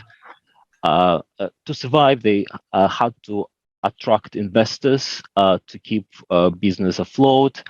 So they were quite successful with their endeavors and found investors who saw a way out in expanding the company's client base by attracting startup companies and offering them logistics services. Investors also had strong views on sustainability and the need to address environmental and social issues. They believe that if the company addresses these issues, it will create competitive advantage for Volk. The assumption was that founders and owners of startups, who are mainly millennials, share these views on sustainability and ideas of helping the world to be a better place. So Volk directors decided to try using causal loop diagrams as a visual tool for their brainstorming exercise to see a holistic and comprehensive picture of the relationships between individual elements and their impact on each other. The diagram illustrated the scenario of addressing problems and how this would improve the investment attractiveness of the company. And they presented it to investors to demonstrate the effectiveness of the proposed measures. Just to make it clear that this particular case is focusing on the use of causal loop diagrams. Obviously, at the same time, the company was undertaking a whole range of different exercises, mapping net benefits versus importance, assessing risks, experimenting, forecasting operational costs for each change, etc. And here we'll be focusing on how they were using causal loop diagrams for their brainstorming exercise. And it seems to me a good example to demonstrate the use of this tool. So addressing sustainability issues were the starting point, and its details will be discussed later on the second diagram. So addressing sustainability issues increases investors and customer satisfaction, as both cohorts really care about the matter. Satisfied customers are more likely to come back as they trust the company and become loyal, returning customers. The company, at the same time, is getting a better reputation, which also can influence customer loyalty. Focusing on sustainability improves the company's positive image in social media and press, which also positively impacts its reputation. Addressing sustainability issues also allows better access to financial markets, as financial institutions, banks, and insurance companies pay more and more attention to these criteria assessing borrowers. At the same time, it allows the company to get the advantage of several governmental programs, for instance, getting tax deductions and when they move to electric vehicles. Another aspect is using local suppliers. This helps reduce carbon footprint and greenhouse gas emissions, as well as allows better control over employees' working conditions. Addressing social issues improves employees' satisfaction and therefore their loyalty to the company. Employees who feel that their company is open, inclusive, and fair with them tend to be more productive and be more enthusiastic and engaged. So as you can see from the diagram, such variables as access to governmental programs, access to financial markets, investor satisfaction, competitive advantage, loyalty and trust, and productivity are increasing the company's profit. The next diagram provides more detailed view about what particular steps could be taken to address sustainability issues and what are potential outcomes and how they relate and interconnect to each other. Starting with addressing social issues. At the bottom of the diagram, prioritizing the health of their staff and realizing that their employees must remain the most important asset. The company focused its attention on improving working conditions by creating a healthy culture and developing and implementing health and safety and well-being policies, ensuring that warehouse is appropriately equipped and relevant training is provided. As a result of promoting a healthy lifestyle, more members of staff started using bicycles for commuting. Another step was to ensure that equality and diversity and equal policies are in place, well understood and followed in practice, and the performance review process is fair. One of the initiatives was to provide all employees with comprehensive life and health insurance and free annual health checks.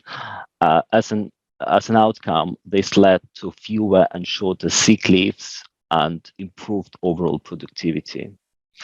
Moving to environmental issues, the company decided to stop leasing fuel cars and completely move to electric vehicles. This allowed getting the advantage of several Dutch government schemes and paying less money in taxes. The delivery routes have been created the way to ensure cars will be charged from 100% green energy charging points. Apart from that, the company introduced a new local short distance delivery service by bicycle where it's possible. Again, this allowed them to get access to some governmental subsidies, as well as using electric cars to reduce greenhouse gas emissions. The warehouse and office energy saving policy suggested using only green electricity and only when it is needed. Shifting towards electronic documents significantly reduces waste. The company stopped accepting faxes and sending paperwork to their client, replacing them with electronic alternatives. They also created an online form for receiving the orders, replacing the old process when the form should be sent as an attachment via email. And going further, they encouraged to stop sending emails with attachments as an office policy, because according to several research, emails with attachments have a higher carbon footprint because servers use more energy to process those emails. The company moved towards using local suppliers that help to reduce carbon footprint and allowed better transparency and control over the sustainability performance. This also allowed to maximize packaging recycling. They found a supplier producing 100% green, eco-friendly, fully recycled packaging, and they offered free collection of all packaging from their customers, reusing it if it's possible, or returning it to the supplier for recycling. Using local suppliers allowed for wider use of electric vehicles, as previously the company used to buy packaging from abroad with all related carbon footprint. Another step was regarding contractor the company was using. First of all, they did research to understand if their contractors are sharing their principles of sustainability and if they follow them in practice. And secondly, they introduced conditional agreements with them where they described which standard they should be following and complying with, as well as providing an appropriate level of transparency regarding used resources. Thank you very much. This is the. So I'll probably stop share the slides. Thank you. You can always tell a project manager because they stick to the schedule. That's fantastic. And this was a presentation from APM, so that's really helpful to have both APM and PMI represented at this event. So we've got a question. What roles were involved in creating these mind maps? What roles involved in creating this? Well, it's rather causal loop diagrams, which are quite similar concept to mind maps, and that was mainly used as a brainstorming exercise. Not all of these initiatives were implemented because in the parallel, company was trying to find out which what are the costs behind each of this change, and mainly a project management team, lead project manager, and people who were involved, as well as head of departments were involved in this exercise. Excellent. Thank you very much. Any other questions? Any questions from the live audience? There's also PM. Frank's got a question for you. Thank you very much. I enjoyed your presentation. I think it was slide 4 when you showed the feedback system. Could you go to slide 4, please? Sure. So let me share it again. So I believe this is the. Yeah, that's the one. Now, I didn't have time to read it, but does that system as a whole behave like a positive feedback system? The question was, does that system as a whole behave as a positive feedback system? If it's, I guess it's unbalanced, is it? Yes. So the idea was to think about balancing loops to find what would be mainly maximizing profits, and going on the next one is what would be balance this negative impact on the environment and social issues. So it was the endeavor was to find the balance between two elements. So slide 5. Slide 5 now. Yeah, I believe this is slide 5. Yeah, and slide 5 would be negative feedback. He's got that. Yeah, great. Okay, and yeah, so is it correct that slide 5 would behave as a negative feedback system? Yeah, so this is sort of expanding the previous one with more details how this slope is balanced. Excellent. Thank you very much. We have time for one quick comment from Ricardo, who was saying which of these would have areas will have the greatest impact on early stage for addressing sustainability issues within a company. Do you have any thoughts on that? Or you can always have a longer conversation with Ricardo offline. Well, we definitely could. I would say once all calculations been done, so social issues they showed in this particular case, because this is a case study, they show the greatest impact. Those comprehensive life insurance really sort of help to improve the reputation within the company, as well as in social medias, because the company was sort of quite proud of publicizing those results, but again, so that worked in this particular case, and not necessarily it would all companies would have the same conditions. Thank you very much, and please stick around. We can always have a longer discussion over the lunch break if you got the time. So thank you very much, and thanks to our presenter. Thank you. Thanks to our presenter.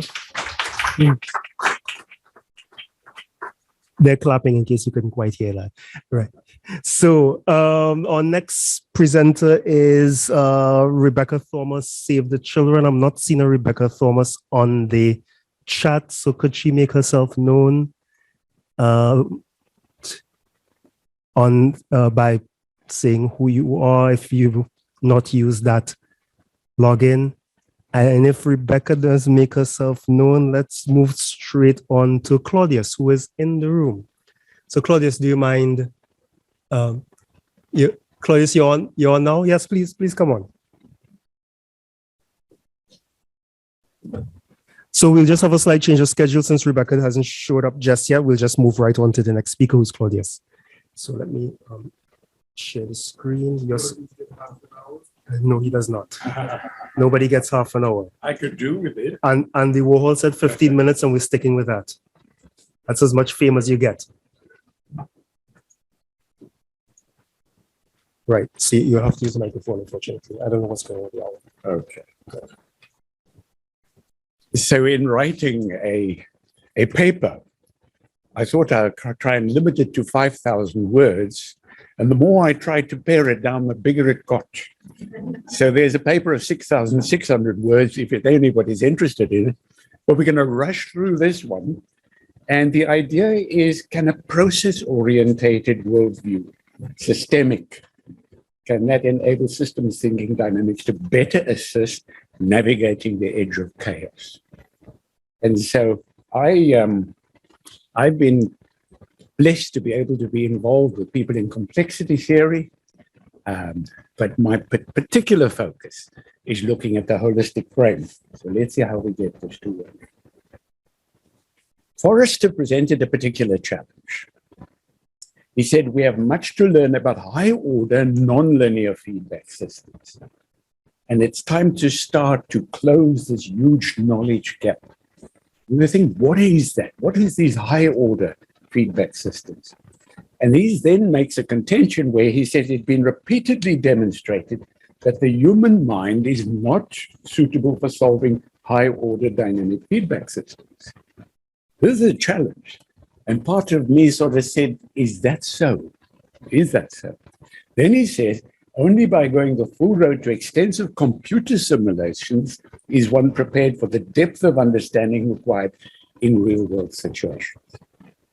Computer simulations of real-world situations. Is there a dilemma? Kerry Turner, who is somebody that's deeply steeped in system dynamics. She says, you are a system and so am I. We form more systems through our interrelationships with others and in the world. Then she comes with a provocative statement, which I love. She says, ultimately, the biggest system of all is the universe. Technically, this is the system. All other systems are subsystems of this one whole, which is why the notion of holism and the holistic perspective becomes so critical. Roger Penrose, a physicist, he says this: it is quite likely that in the 21st century will reveal even more wonderful insights than those we've been blessed with in the 20th century. But for this to happen, we shall need powerful new ideas, which will take us in directions significantly different from the ones currently being pursued. New ideas. Perhaps what we might need is some subtle change in perspective, something we've all missed. And so what I just want to touch on briefly is what might that be? What might that be?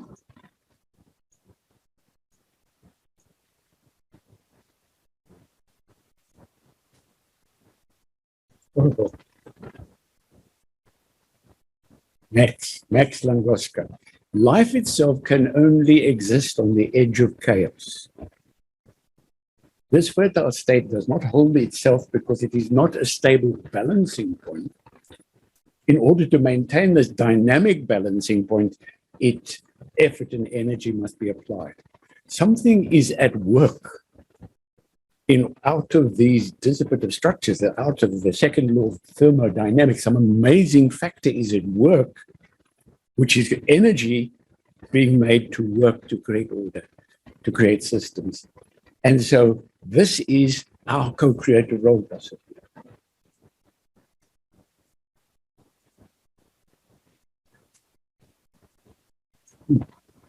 Here we go. Erwin Laszlo. The mechanistic and reductionistic paradigm of Logos is no longer capable of ordering the mushrooming complexity and increasing vulnerability of globally extended, interdependent technological societies.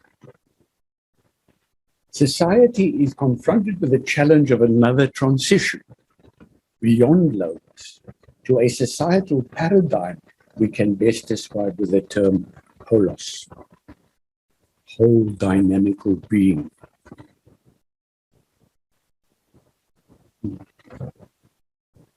Doing something wrong here. Just go back into slide. There we go. Good. Thank you very much. So I'll just use these backwards and forwards technologically. So this little model, which we call the process and emergence tool, what I want to point out is that in this interface between unconscious function and unconscious dysfunction, habits that work and habits that don't work in a dynamical context, it is the subtle response to a system not working that is the key for us to short track unconscious dysfunction to conscious dysfunction, where we actually know that we are facing a challenge. It is the subtle response to subtle signals that will enable us to take a shortcut to unconscious dysfunction.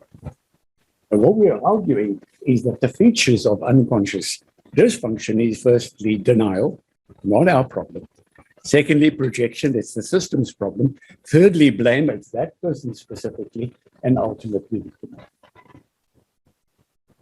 and so what we want to do is to get as quickly as possible into a state where we can say, what do we need to do now? How can we actually recognize our co-responsibility in the situation and then start this process of growing experimentation? And so there's a subtlety of management that one wants to look at there. Over here is a really sensitive awareness. Over here in this relationship, for those that are helping people to grow and learn, is the very fine quality of nurturing. nurturing people out of a stuck state into the capacity to say, what is my role? What is my responsibility? And in the experimentation to finding new approaches that work, it's about vision. It's about inspiration.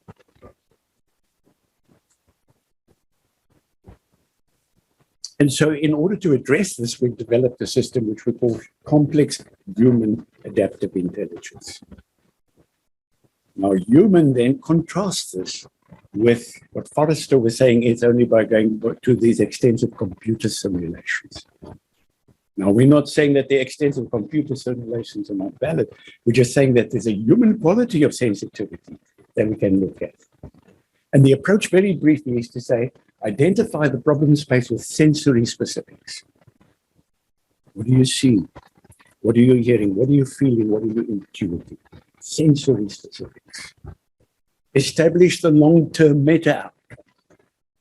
If we know the why, said Viktor Frankl, we'll find the how. Establish the long-term meta outcome. Differentiate between a complicated and a complex problem space, and we'll look at that in a moment, Snowden's model.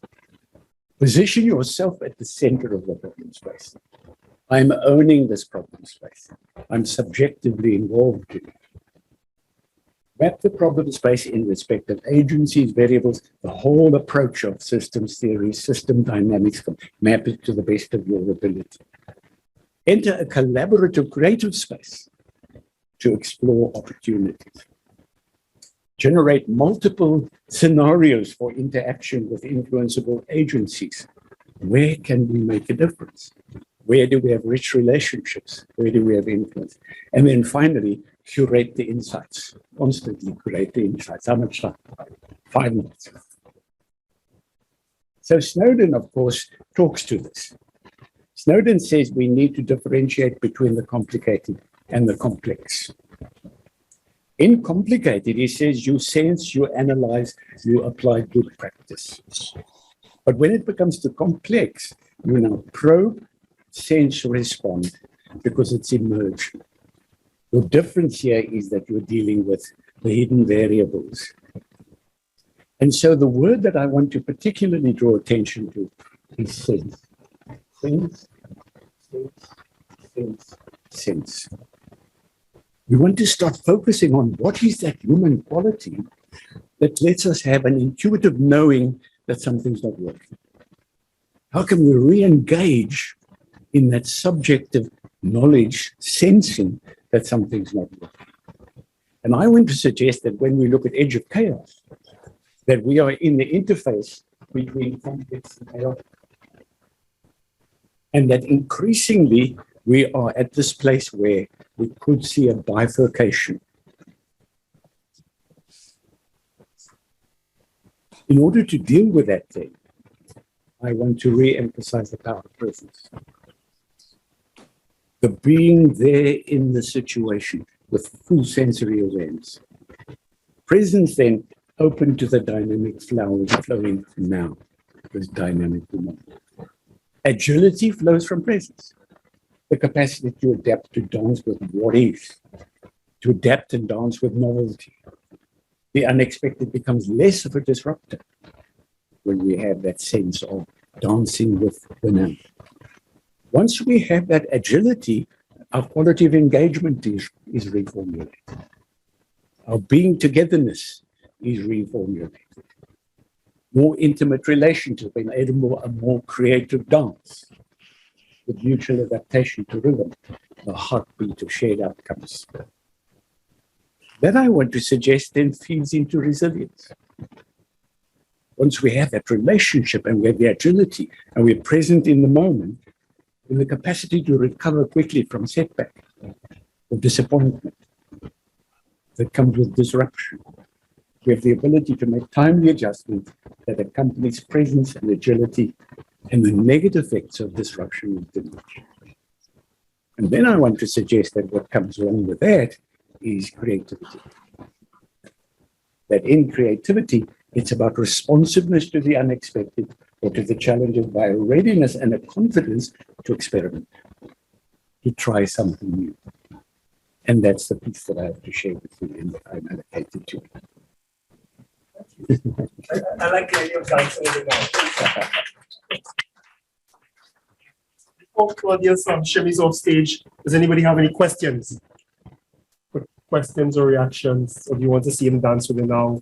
No, you won't dance with it now, will you? Okay. Okay. No question? Yes, he's Over got a question.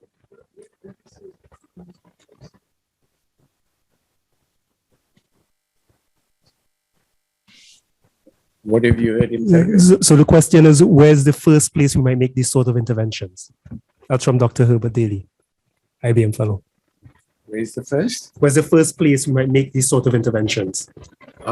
Okay. It is Eve Middleton Kelly, who she's at Cambridge University now, but she was the complexity research group at the London School of Economics. She said 3 factors: identifying the multidimensionality, and this is what we're looking at with systems theory. And then she says, create an enabling environment. Make sure that you're engaging with the wholeness. And then she says that enabling environment is about entering the field of possibilities. So you're creating the collaborative atmosphere by having the right people with the right attitude.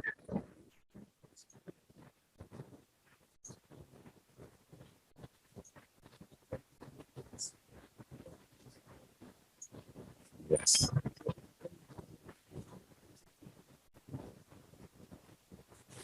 Yeah, Michelle.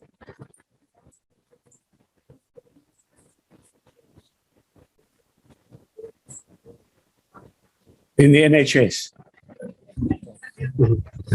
So Ethan Kelly, if I can just answer this, she took a hospital in the NHS and they were having to follow their outcomes.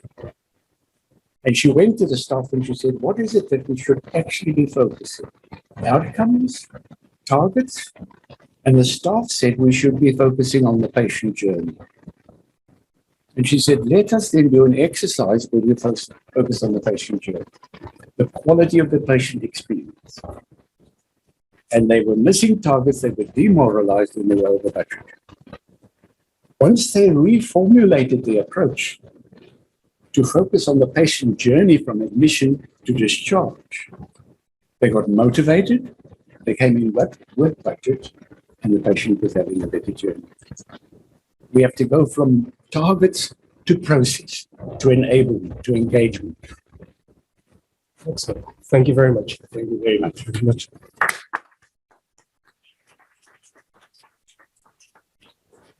Hemanta, I think I've made you the co-host so you can share your screen. Yes, I am here. Can you hear me? I can hear you. Yes. Can I share my screen? Yes, I've set it up so you can share your screen. Yeah. Okay. Can you see my screen? I can't see your screen yet. Go ahead. I've made you co-host so you can share your screen. Yeah, I shared the screen. Now? Yeah, share. Now is it okay? It's okay. If you can just go to slide view, you should be good to go. Yeah, it's okay, no? Right, okay. Great, thank you. Good morning, dear chairman, scholars, presenters, participants, other colleagues and ladies and gentlemen. I am Hemanta Premakumar from Sri Lanka. My partner in scholar is Mr. Gamla from Sri Lanka. He also joined later part of the presentation. First of all, we would like to convey our heartfelt gratitude to you all for arranging and giving us this valuable opportunity to present our paper in this Sustainable System Conference. Okay, let's move to the title of my study, that is Government Intervention on Municipal Solid Waste Management, a case study in Sri Lanka.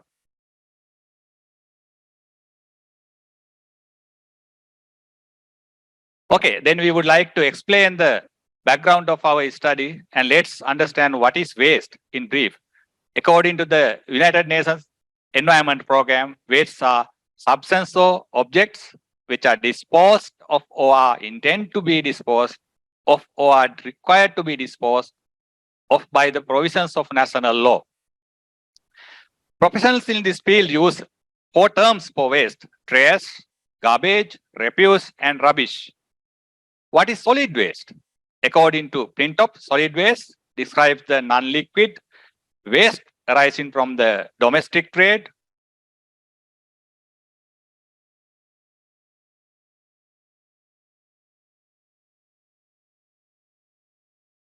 Cultural and mining activities or animal excreta is not considered as solid waste.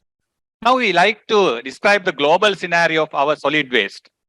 Please look at these pictures in the slide. As we all know, this is big problem for all over the world. However, some of the countries handle this problem nicely and use waste as a resource and income generator.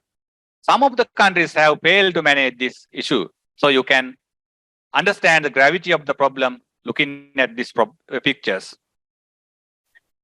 Now you can see the Sri Lankan scenario.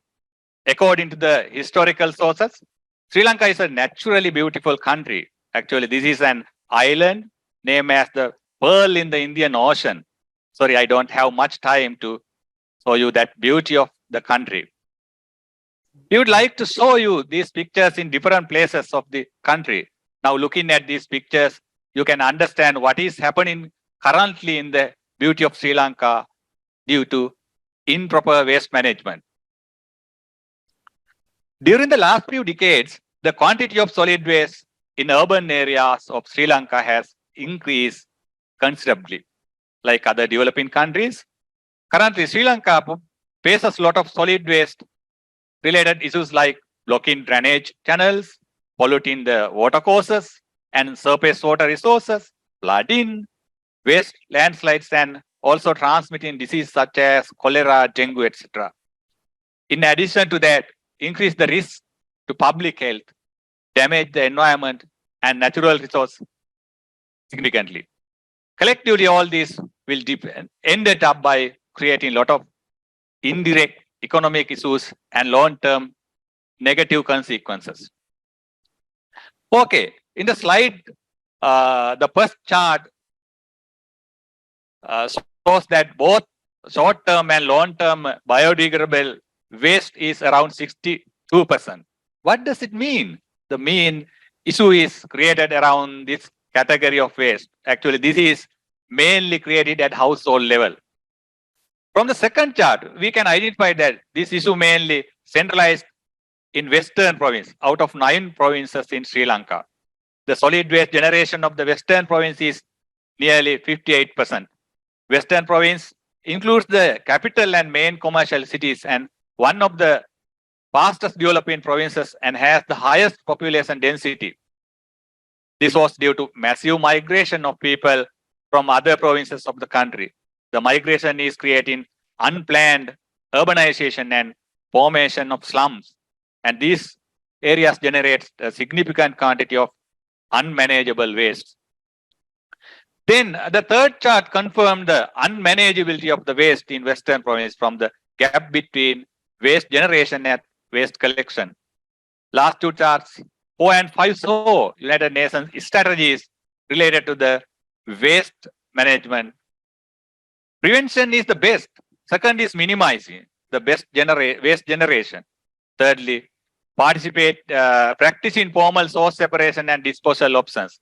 However, other least favored options depend on some source separation and disposal options. Then, as we know, global policymakers have identified proper waste management as an important prerequisite when achieving sustainable development and included in target 5 of sustainable development goals. That is goal number 12, that is sustainably reduce waste generation through prevention, reduction, recycling and reuse. There is a research gap in the field of solid waste management in Sri Lanka. On the government intervene for managing municipal solid waste relevant to the specific social context of the country. For a sound solid waste management and effective policy formulation for developing a sustainable system, government intervention should be evaluated. Then the research, generation of waste is the root problem that leads to the waste management issues. A considerable amount of overall waste is generated at household level. In addition, most of the waste generated outside the households are also due to the consumption pattern of the households. Even if the control of waste generation outside the household, institutions and the industry is possible by direct government actions. The control of household behavior is much harder in developing countries. Therefore, the study investigates the problem how the government intervened to manage the municipal solid waste, focusing on sustainable development targets of Sri Lanka. The aim of this study is to explore the government intervenes in managing municipal solid waste and uncover strategies for integrating this with sustainable development target of Sri Lanka. The explanatory case study method was used by interviewing top-level waste management officials of the local governments and other related authorities to gather information on strategies of their management regime to manage the practical issues on municipal solid waste. Then I invite my partner in scholar to continue the rest of the presentation. Thank you. He will join. The rest be in 4 minutes. Right. Good morning, sir. All of you. I'm continue the part of the presentation. Actually, as he has mentioned, that government intervened. It's in Sri Damlat, Lankan. do you have the slides, or because the slides have gone? Yeah, wait, sorry. And we've got 4 minutes left. 3 now. You know what's coming.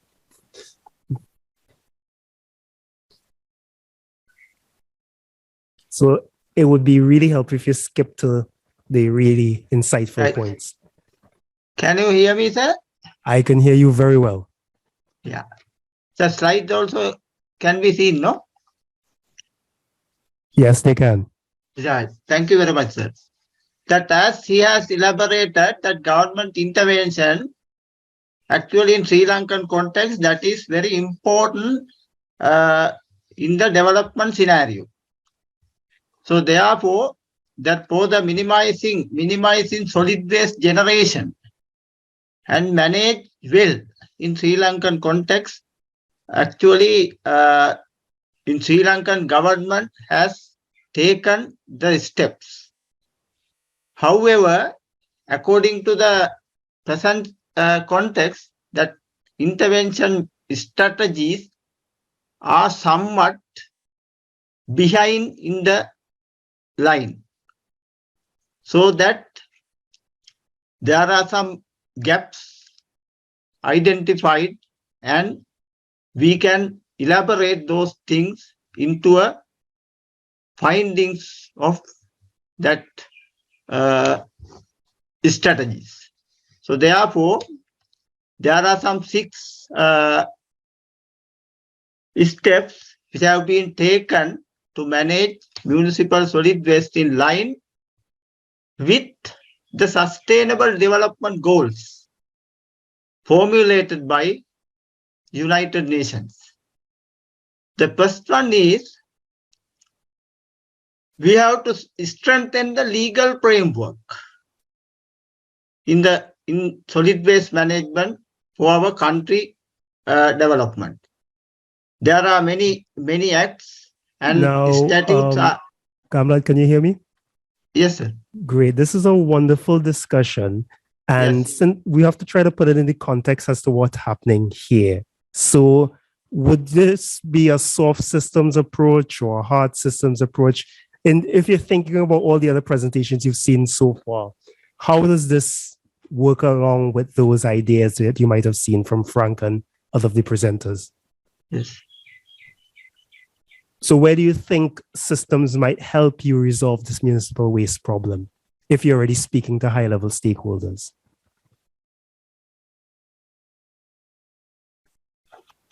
Yeah. He's a PhD student. He can handle it. Right.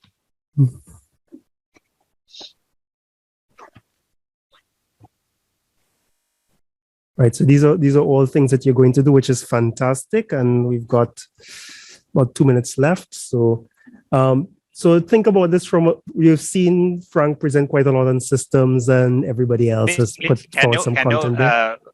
Can you pardon, please, the question? Yeah, I can hear you. Yes. Yeah, please pardon, please, the question you raised. Yeah. So the question is, how would you fit these ideas and interventions into the context of the discussions we've been having today in terms of systems thinking and systems theory? Yeah, actually, as the government, they have taken steps to develop a system to minimize solid waste generation and to establish the good systems to the source separation, disposal. Then I hope that our government steps the steps will help to achieve the sustainable development targets. So that is how this link with the sustainable systems theme. Okay, I think Frank has a question. Alternative uses for waste, for example, as a source of energy. Yeah. So Frank was asking to explore the alternative uses of waste for energy, biomass and that sort of thing, I would assume. Sorry? Using waste for energy. Is that part of the system or not?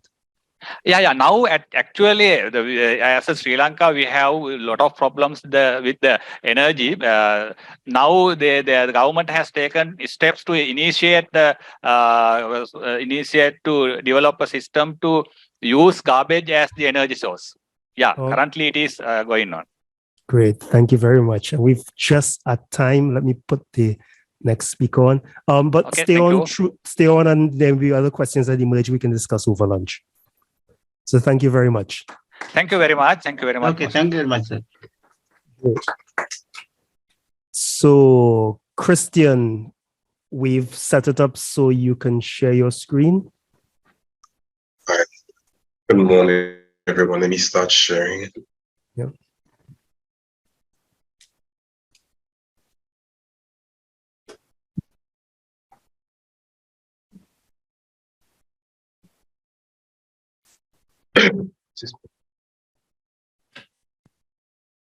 Can everyone see my screen? We can see a beautiful Windows logo. Right. And now we can see some slides. Okay, and the slides are moving, right? Just want to make sure it's dynamic. They are moving. All right, so good morning, everyone. Apologies, I have a bit of a flu, but still here. It's approaching good afternoon by you guys. It's very early here. So my presentation is on integrating impact assessments with systems thinking, an approach for examining the effects of climate change on organizations. So the organization certainly can be considered a system in that there are several parts that work together towards a common function or common aim, which is to produce a product or service or multiple products or services.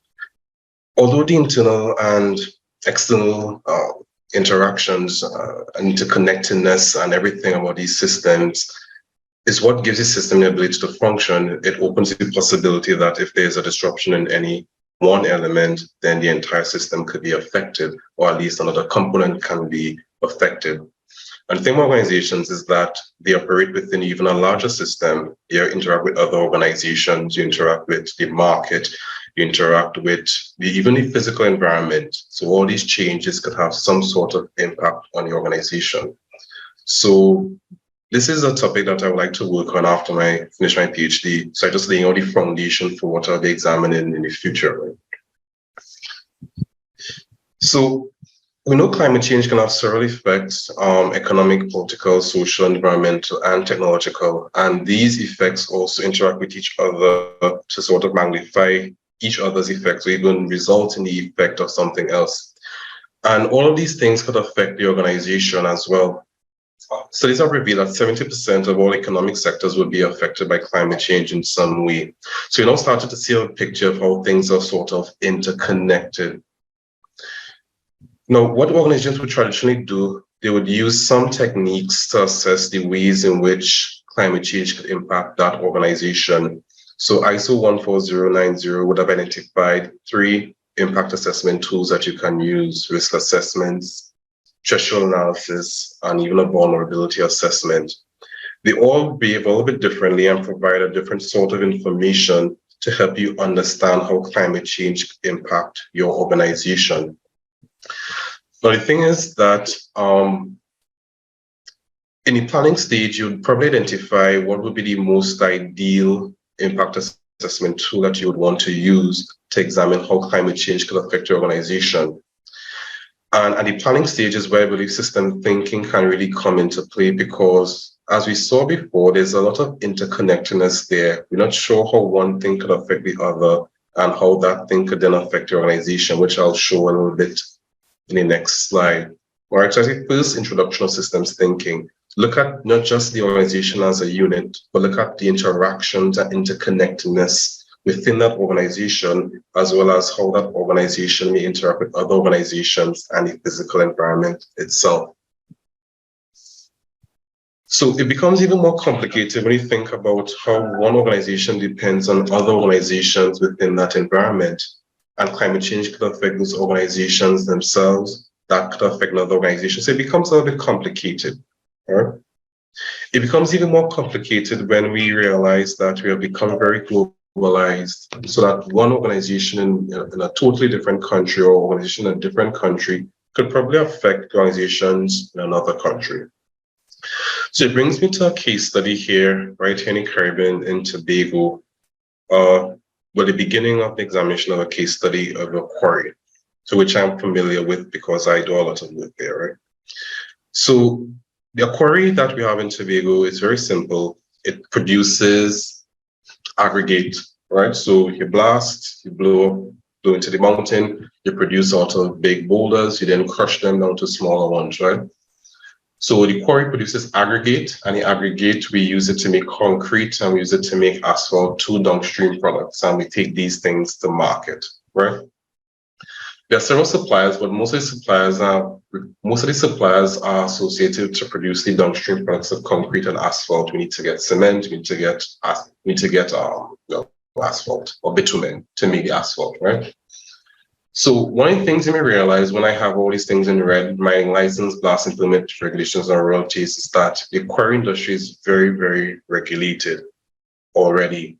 You can't blast without a blasting permit. You need a mining license. We have several environmental regulations that are controlling how we do things.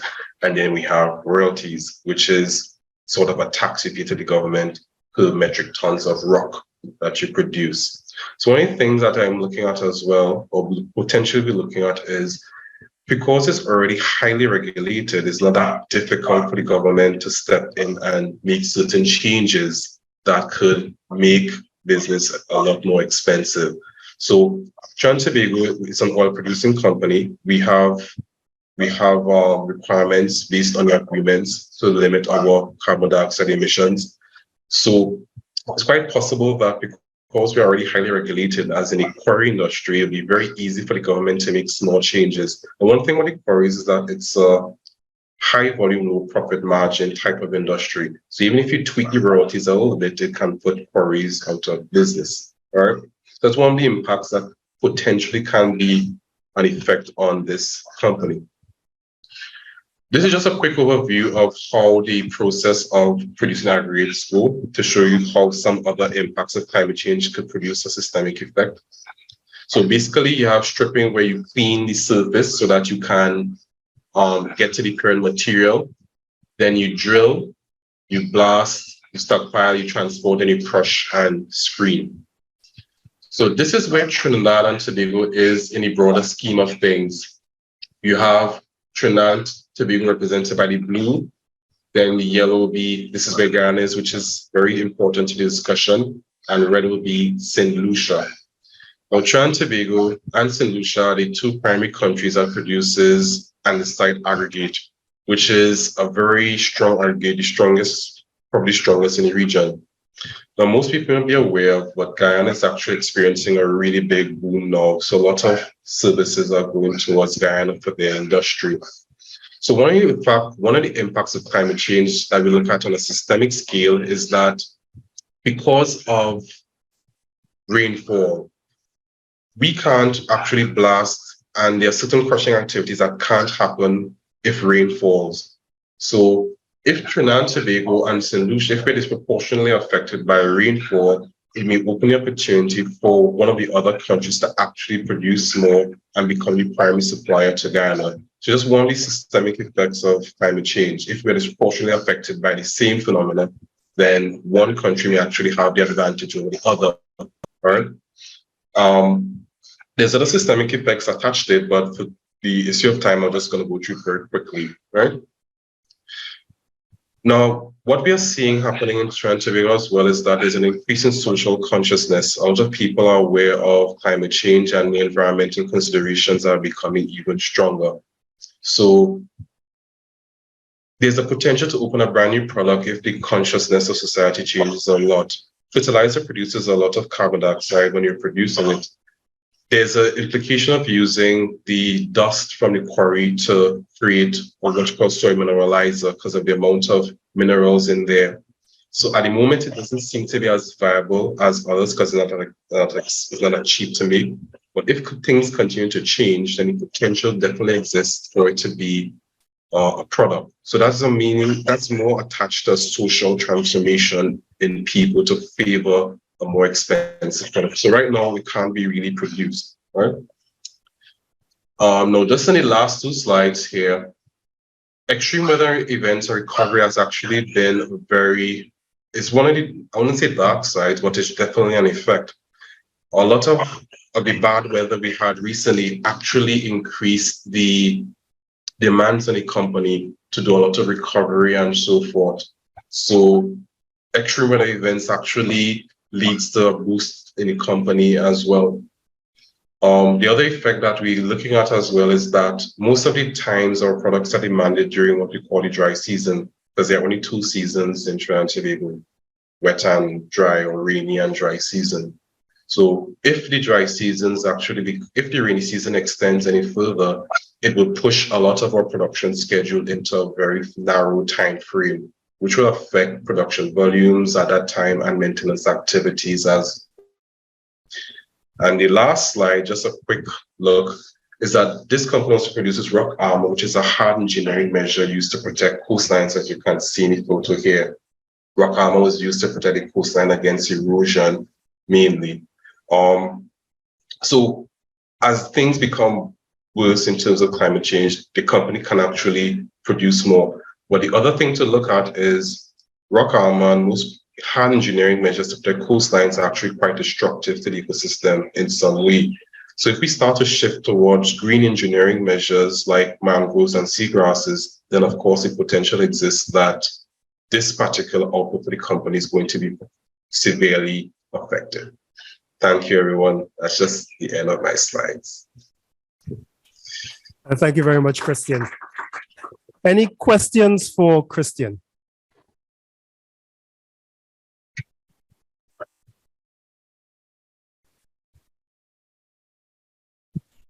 Yeah, sorry, Frank got his hand up. Yes, Frank. Christian, enjoyed your presentation. Christian, thinking about this complex project. An organisation is an interactive construct. About a particular organisation, in this case, it's Florida. I just wondered how you would describe that organisation without using the word Florida. So the question is, how would you describe the organization without using the word quarry? We use quarry mining. Okay, let's try not using mining either. As in what context? I need some context. Like, well, you think of this as a system, yes? Oh, yes, correct. And the purpose of a system is what it does, right? Correct. So what's the purpose of the system? Okay, well. So essentially, Frank's question is, what's the essence of the system? Right. Now, I don't want to be reductionist and just look at it as the product, but that would be the best description: to produce aggregate to fuel the construction industry. So that's the purpose of the company, to help produce infrastructure throughout the Caribbean islands. All right, so that's a somewhat broader view. So it's an infrastructure company. It just produces aggregate. Oh, okay, I can get into that. It's a contributor to making infrastructure. Yeah. Frank, that answer doesn't seem to work for you. No, exactly. I was the example I gave earlier on, when asked the engineers how they describe the factory and how it works, and they said materials conversion system. Right. So Frank gave an example of a factory being viewed as a materials conversion system, rather than just being a food manufacturer or clothing manufacturer, but a materials conversion system.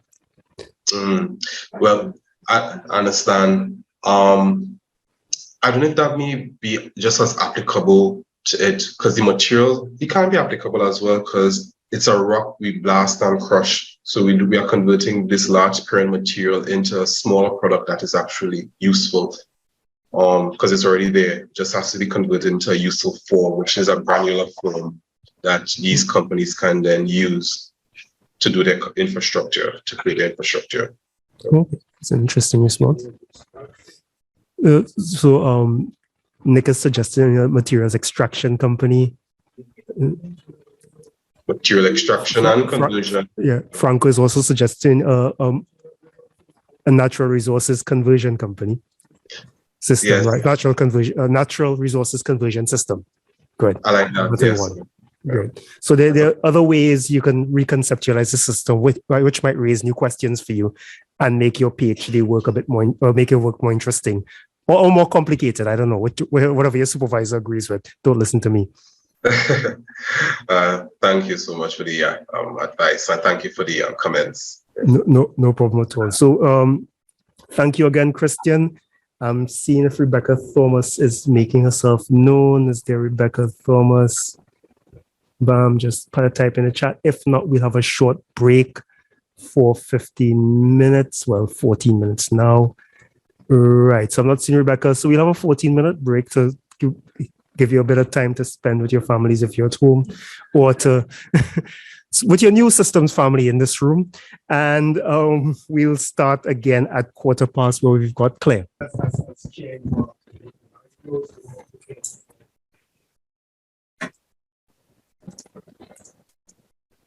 Boy, I'm not. There we go. That's a good bit.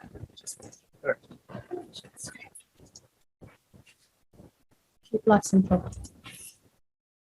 Right. Good afternoon, everyone. I get to be the first to say that. Obviously, some of the logos here will be similar to Ian's presentation this morning. I'm going to be talking about Crunch, which is one of the other Tsugi projects, and about how we apply systems thinking in a very, very similar urban resilience project looking at the food, water, energy cycle. We were not smart enough to retype it as FEW. We had to, manually correct in Word documents for 3 years. That's one of the big changes I wish we'd made.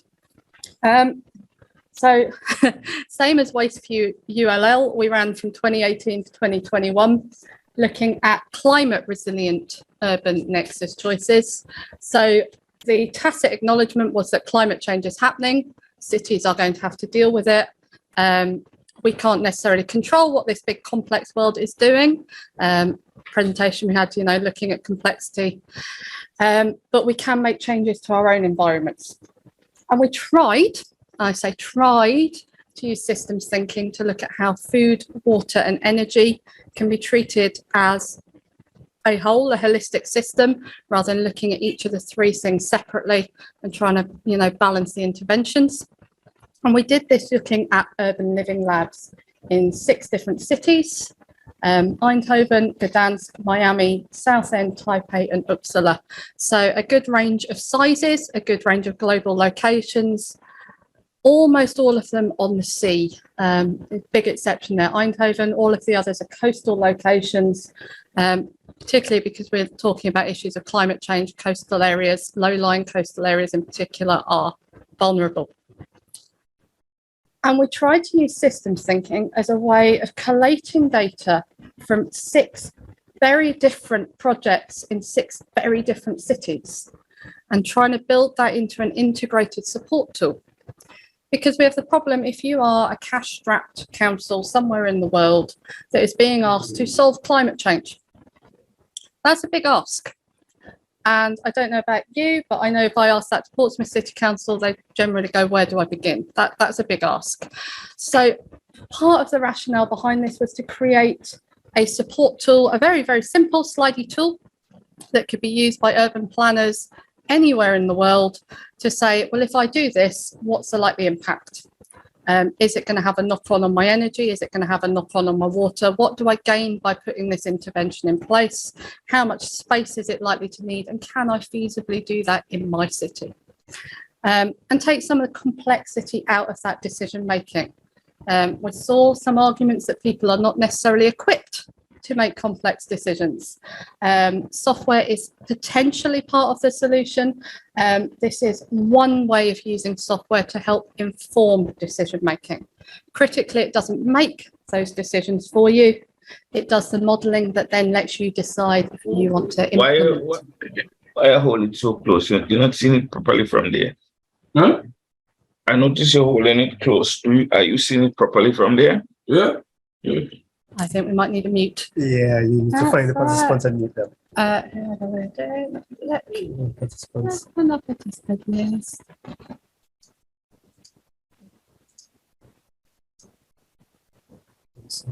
No, it's always got it at the top. Yeah. Right, there we go. Right. Yeah, brilliant. Right. So, all good fun.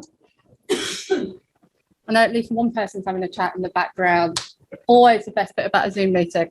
How many of you doing your online shopping? I will not criticise. I am usually that person too.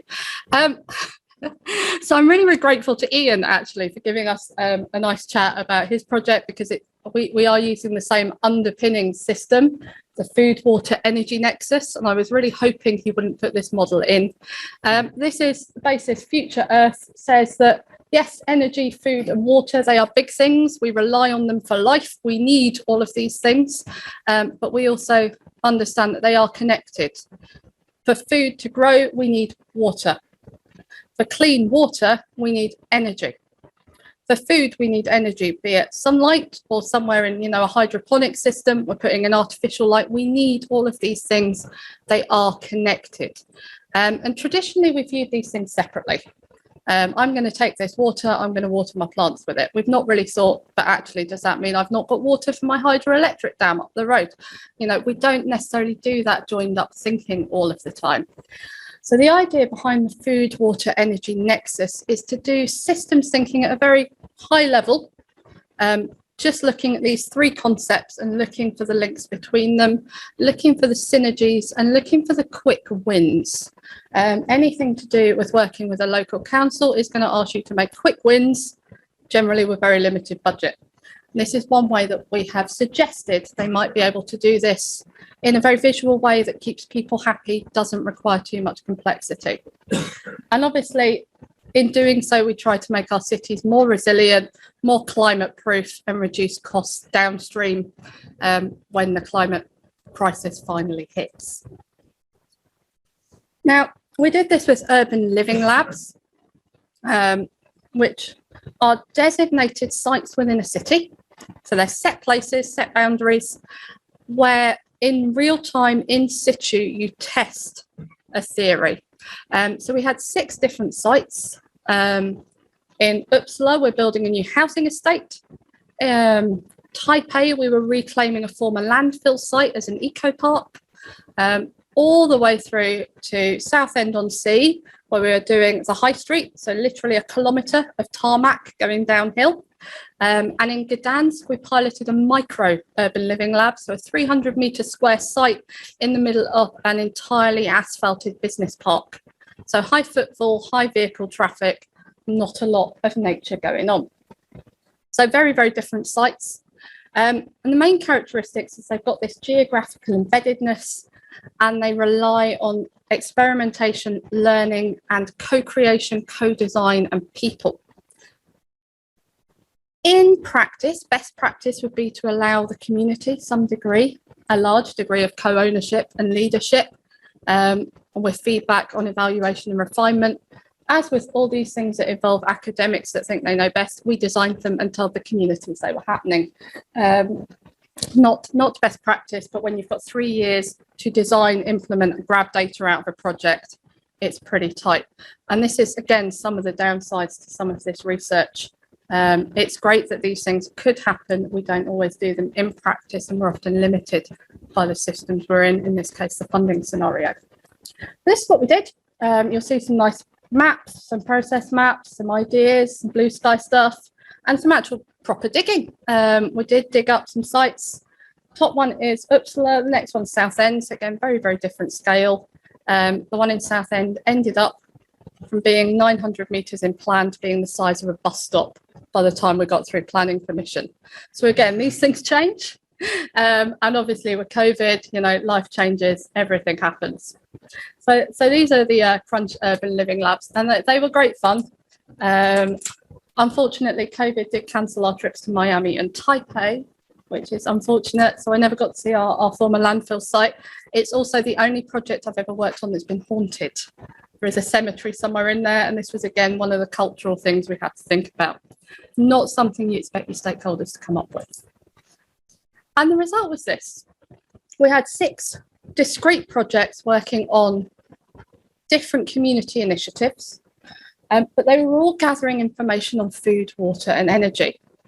And what we did was we used this information to say these are the interventions we trialled. We looked at rainwater collection, we looked at putting PVs on things, we looked at urban farming, aquaponic farming, rain gardens, using microbial fuel plants, using food waste for energy, and also sort of generating, rainwater, water distillation from the air. So using solar energy to actually condense water out of the air as well in areas for drought. And the idea was that any city, depending on where you are, you could look at climate predictions for 2030, pick your best or worst case bad scenario, and slide to say, I've got this amount of space available, I've got this amount of roof space. What happens if I dedicate some of that space to these things? So it's a very simple tool. The aim was simplicity. The aim was an open source tool that anybody could use to get a bit of an idea, a starting idea for feasibility. What would happen if I dedicated this much space in my city to this? Obviously, what went wrong? I'm utterly open about this. Again, as Ian said, a lot of the projects, we were pooling pockets of funding. We were hoping to piggyback on something else, which ran late, which meant we couldn't do it in our 3-year window. We did come up with an alternative. The biggest thing we found out is that maintenance is an ongoing cost. We had money to plant trees.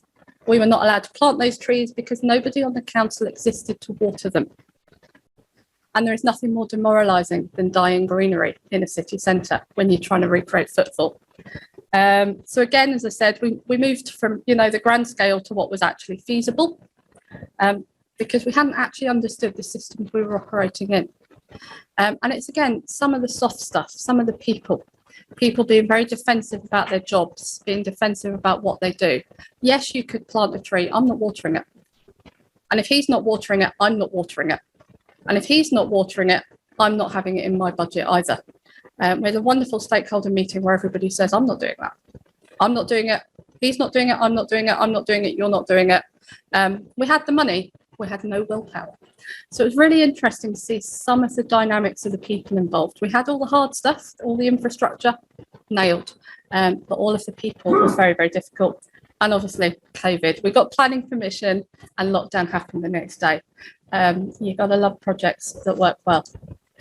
But we learned a lot of stuff along the way. For all that it wasn't particularly, it didn't, come out the way we planned. What we learned is the food, water, energy nexus. It's a great system in theory. And it's very, very tempting to say, well, these are things we all have. These are all things we know. We'll just link them all together. In practice, it is very, very hard to do a project that covers the whole of that system. And that's okay. It's great to have a system. It's great to understand the system. You do not need to work on all of that system. know the system's limits, but also know your own limits. This was a big part of our intervention using systems thinking. By understanding the whole system, that didn't mean we had to tackle all of its complexity, all in one project, all in 3 years. And different cities have priorities that were different. There was a temptation on the academics part to say, well, if we all do the same project in a different location, life will be easy because we'll all have the same results and we can compare them. That's great. But the joy of having a system is knowing where you fit in that system. And by doing systems thinking, we can say, well, we're all part of one system. And if my project tackles that corner, that quadrant, and your project tackles that quadrant, and this one in the middle sort of overlaps everybody, we have this system. By mapping it and understanding it, you don't have to tackle all of the system, and we don't all have to tackle the same bit of the system. If we work together and understand how we work together, we can have a much broader approach. We can do something that benefits our own communities, but also fits into this wider picture and allows us to talk together and learn from each other. Our biggest problem was that people thought of things as a black box. I don't know if you've ever encountered this. There is a system, I don't understand it, I'm going to call it the black box. We've had some botanists and urban planners on the team, and as soon as it came to the software, that's the black box. I'll put data in, it will magically do something, and it will spit something out. There was a lack of willingness to understand bits of the system that were out of our comfort zone. And that was probably the biggest challenge we had, is getting people to step out of their comfort zone and not just acknowledge that there is a system, but start understanding where they fit into it. We had, this very blissfully simple model, food, water and energy. We had this tool that we were going to build, modelling food, water and energy, but getting people to say, I fit into it here. I don't need to necessarily understand this bit, but I need to know what my role is. There was definitely a devolution of responsibility. As soon as we said system, that was something for someone else to deal with, something for someone else to understand. So getting that degree of ownership and a wider acknowledgement of being a part of systems thinking was the biggest challenge in this project. So from a project management point of view, my biggest challenge was getting people to say, we are all systems thinkers. We don't have to understand all of the system, but just think that way. And it'd be interesting to see what everyone else's experiences are. And I'm definitely going to follow up with Ian, because I think we learned some things. And this is the result of beautiful Southend-on-Sea. Water, light, energy, solar PVs, and some kids having some fun that they didn't used to have on a site that used to have, it was drinking park benches and a kebab shop. So if nothing else, there's at least one child having some fun, benefiting from what we do. So thank you, everyone.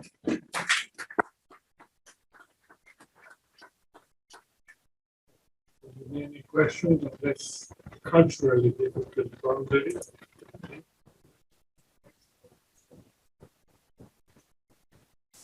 The most successful, yeah. What was the most successful location of the cities?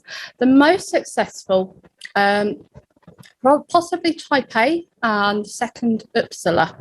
And these were projects that were ongoing standalone projects that predated the project. They're projects that we didn't have to set up from scratch. They already existed. They had a robust rationale for existing, and there was good community buy-in for them. We found that the projects like Southend, Gdansk, and Eindhoven that were set up as part of the project, there was this rushed timeline to try and get things through in the 3 years that we had funding, and it became very contingent upon that. It was really that sort of criteria, and obviously COVID didn't help that the Polish government requisitioned our site because it was the perfect parameters for a COVID testing lab. Turns out 300 square meters in a business park that will be empty during COVID is the ideal place to have. So that one suffered for its own reasons. But yeah, definitely the ones that sort of stood alone and already had a good reason for being there. Frank?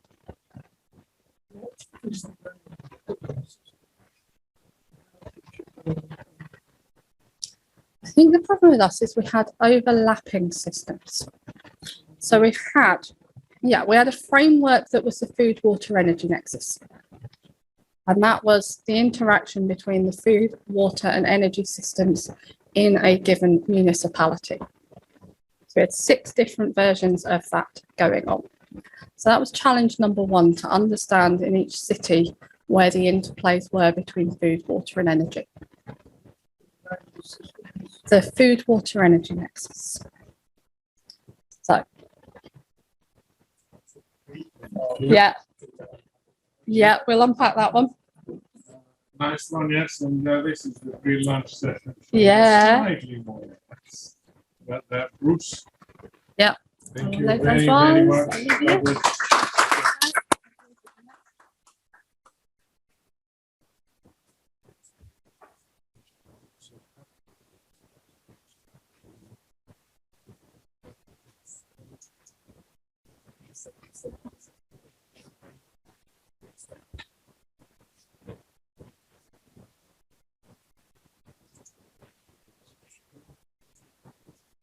Nigel, do not delay us, please. Don't delay us, please. No. So you're ready, set up? Yeah, I'm set. Good to go. Okay, great. Thank you, Nigel, and for inviting me to this. And I am very pleased to be following all the presentations that we've had today and this morning. My name is Bruce McNaughton. I'm a program manager and system architect. And I would like, in my presentation, I'd like to introduce some of the concepts around a sustainable integrated management system.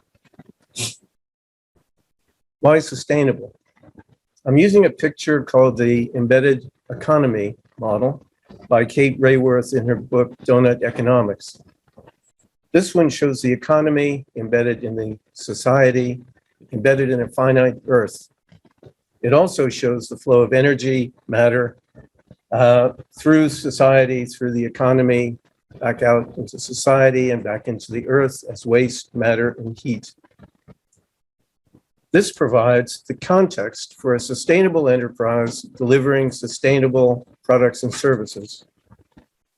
In addition, I have been looking at the systems in each of the layers and their relationships and the relationships across layers, because those systems, through their interactions, are creating systemic properties that are showing that we're exceeding a number of planetary boundaries and we're struggling to achieve the Sustainable Development Goals.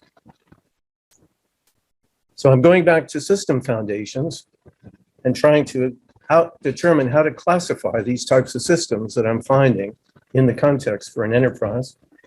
And I've selected the model from Peter Checkland, which shows a set of natural systems, which are living systems and abiotic systems that form the basis for human activity systems with people included.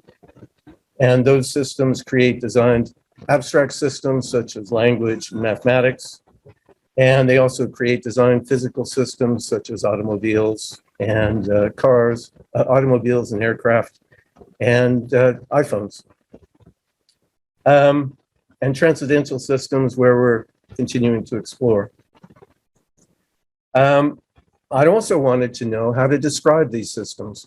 And from my systems engineering background, they have a concept of a system breakdown structure, which takes a system of interest and breaks it into a number of system elements, a network of system elements, or a hierarchy of systems within systems. And the key element is in the bottom corner, the pattern of a system that is built on general systems theory concepts from Russell Ackoff and Peter and a number of other authors in this area. So these are the system concepts that I'm using.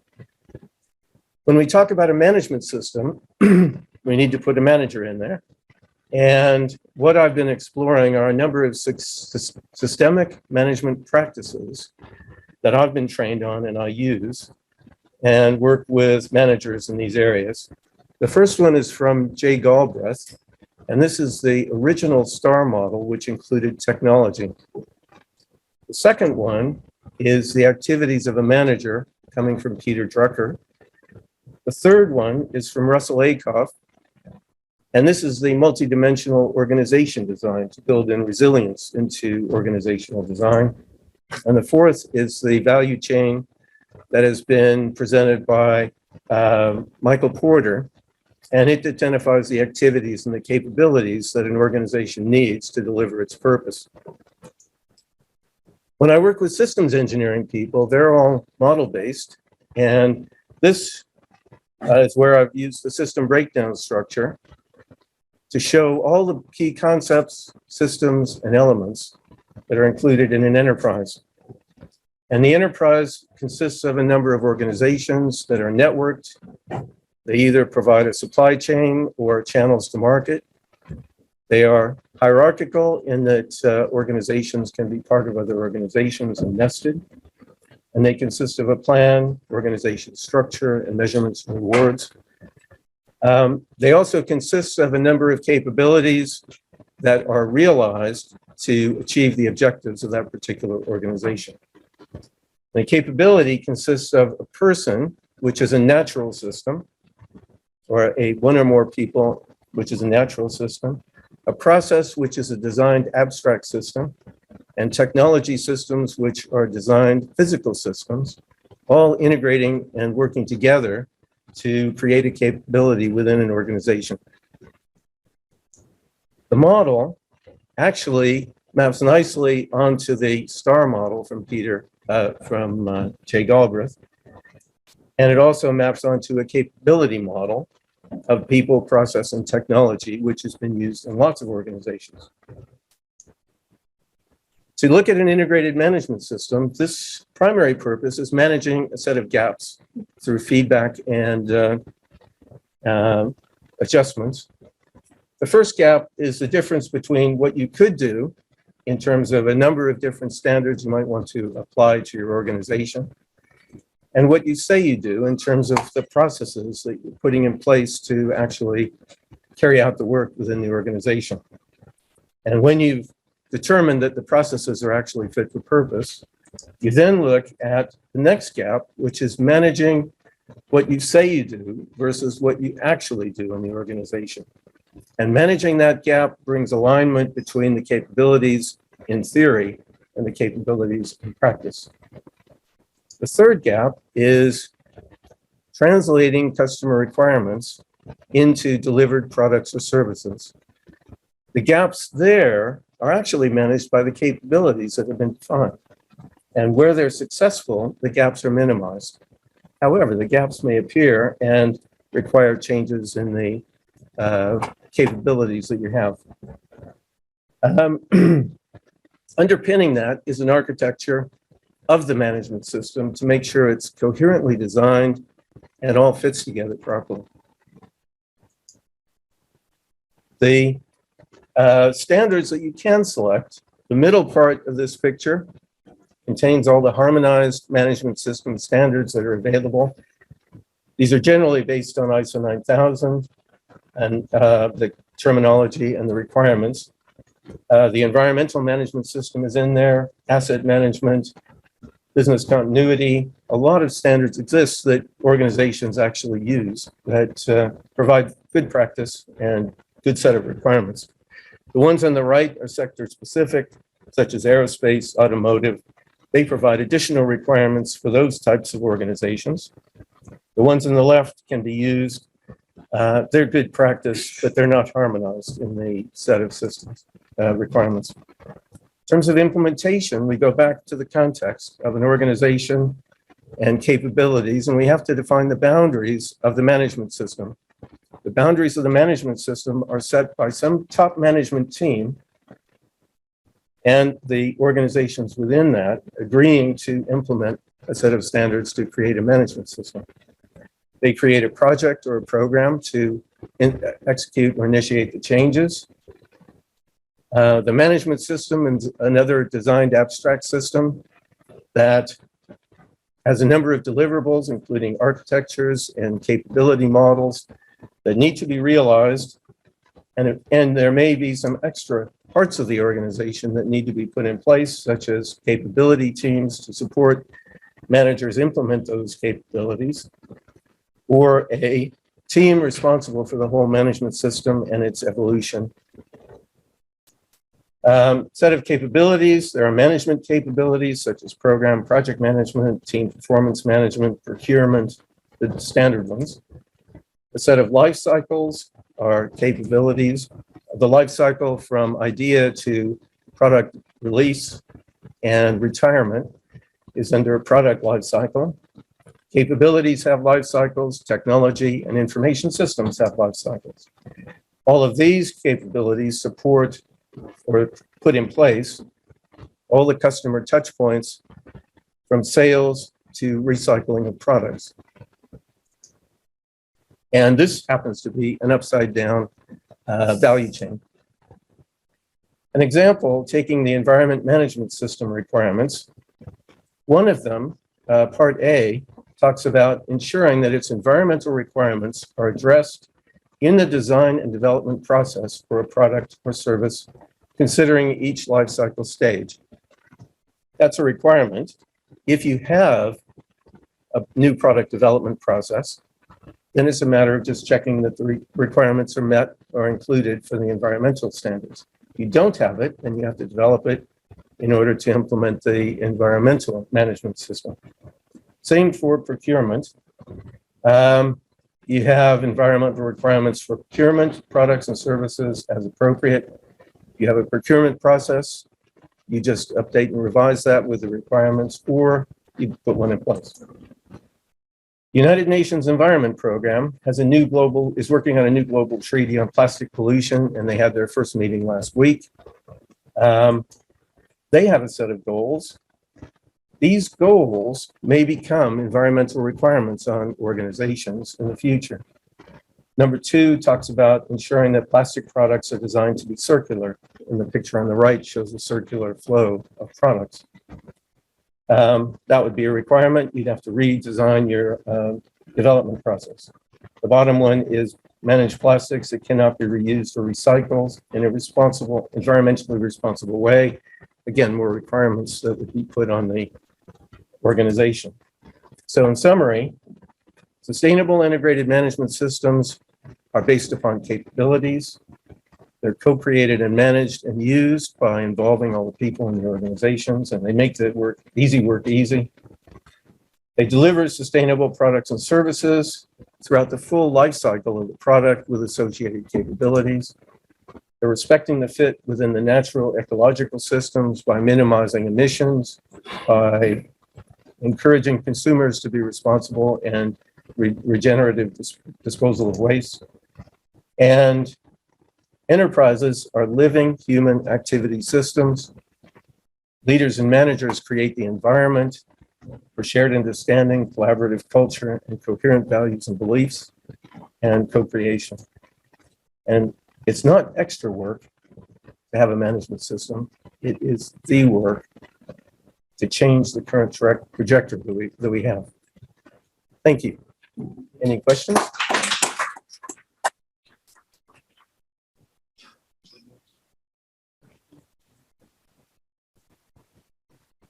I have a little question. What about managers? You see the word leaders in the very last slide.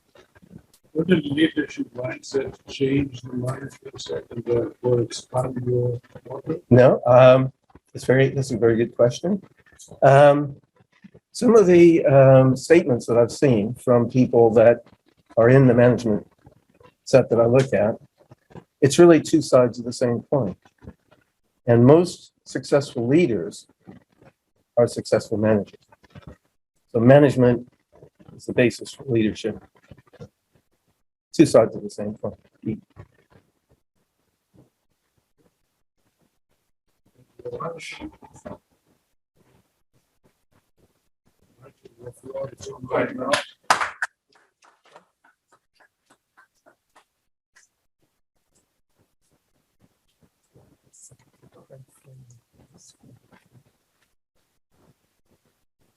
So Craig is online, I assume. I'm here. Yes. Where do you put yourself on? Is Craig with us or Willis? Craig with us? Okay. Oh, you're up at the top. Did I already give you permission? No, I give you permission to go. Good to go. So you're free to share your screen, Craig, and introduce the team to school. Brilliant. Thank you very much, Nigel. So just a quick bit of background. Thanks for the invite to present today. Bit of a disclaimer, I've got no background in systems or systems thinking. What I'm going to take you through today is our software product. We're a software company based in Portsmouth, small business, but growing currently. What I'll show you is things that we've pulled together from tools and approaches that we found through the course of doing our work. Interestingly, Bruce's presentation was just showing there were quite a lot of things that I recognized on there, and some of the things that I'll show actually he mentioned in some of his slides. So interesting to see how those things connect together. But basically, my background has been in business process management, process improvement, and working with lots of organizations of all sizes, lots of international enterprises, and mainly looking at how we identify inefficiencies and then solutions to fixing them. Now, the projects that I've worked on over the years tend to be quite large, often fairly strategic, and so require quite a lot of people, or will impact lots of people within the organization in order to deliver that change successfully. And so the challenge that I've always grappled with throughout this part of my career is making that change work is about getting people on board. And I think Frank mentioned this right at the very beginning of the day. You need to take people along on that journey. So how do we get people on board and all of those people working in sync? And that, for me, it was always about how do we ensure that they all understand why things need to change and how they're going to change and how it's going to impact them. Now, the way we have done that traditionally in organizations is as consultants is to go in and suck information out of those people and then start to build process models that often end up looking like this. Alongside those process models, we're going to collect lots of information in spreadsheets, stacks and stacks of spreadsheets. We're going to create bunches of PowerPoint presentations and Word documents and all sorts of other things. And actually what we end up with is lots and lots of fragments of information that are not well connected. It's difficult to understand what's going on. Process views like this are two-dimensional. They're often too detailed and too tactical, and they're generally too complicated for most people. So as the consultant going in, we suck this information out of people, we create these models and we present it back to them. It's an incredibly time-consuming exercise to do. And what you ultimately end up with is only a tiny number of experts who really understand what's happening, rather than that mass understanding that we really need. And this makes projects and programs lengthy, expensive, and ultimately very high risk, with that high risk of not delivering a successful outcome. So what we've done at Scores, the company that I work for, we've looked at ways to address this challenge. And as I said before, we've pulled together various different tools that we found. Essentially, the approach that we use is based on something called IDEF0, IDEF0. I'm not going to explain what that is, but if you want to look it up, if you're not familiar with it, it's a functional modeling approach. And it's all about how do we build and gather this information in a much more accessible, holistic, and I like to think explorative way as well. So rather than us as a consultants going in and sucking information out of people's heads, what we aim to do is work collaboratively with people to help them understand how the organization works. And we're doing it from a process perspective, but we are able to do it very much in a multi-layered approach. So what I'm going to do is very quickly take you through sort of some key examples, just so you can understand how we'd go about assembling this. This is quite a nice, neat output that I'm showing you obviously, as we build it with teams, it can be quite messy. But for us, it's all about working with people to help them understand how their organization works, and then be able to articulate the challenges that they face in their work and start to think about the impact of that on the wider business and how they might address that. So what I've got up here on the screen now is what we often term as the business on a page view, and it's about trying to build a one-page view at a very high level of how the organization works. Now, you'll be familiar with some of the terms. At the very top, we talk about the operational processes. It's essentially the value chain for the organization. We're setting the strategy, we're marketing, selling, we're developing products, we're going to produce and deliver those products, and then we're going to manage customer service at a very high level. Alongside that, we put support processes. So these are all the things we need to make sure that top process works. We need people in the business. We need IT and computer systems. We need finances, quality, and all of those sorts of things. We'll work collaboratively with the business to pull this together with the leadership team, which in itself is often an enlightening experience, because they themselves don't always fully understand how their organization works and who's responsible for what at that level. But you'll see that the basic approach we take to how we describe activities in an organization. We use this simple approach of a box that describes a piece of work. We put roles against that box, and then for every box we expect to see some input or output. And that's all about getting people to think critically about, okay, what is it that triggers this thing to happen? And how do we know, or what value does it bring at the end of doing that piece of work?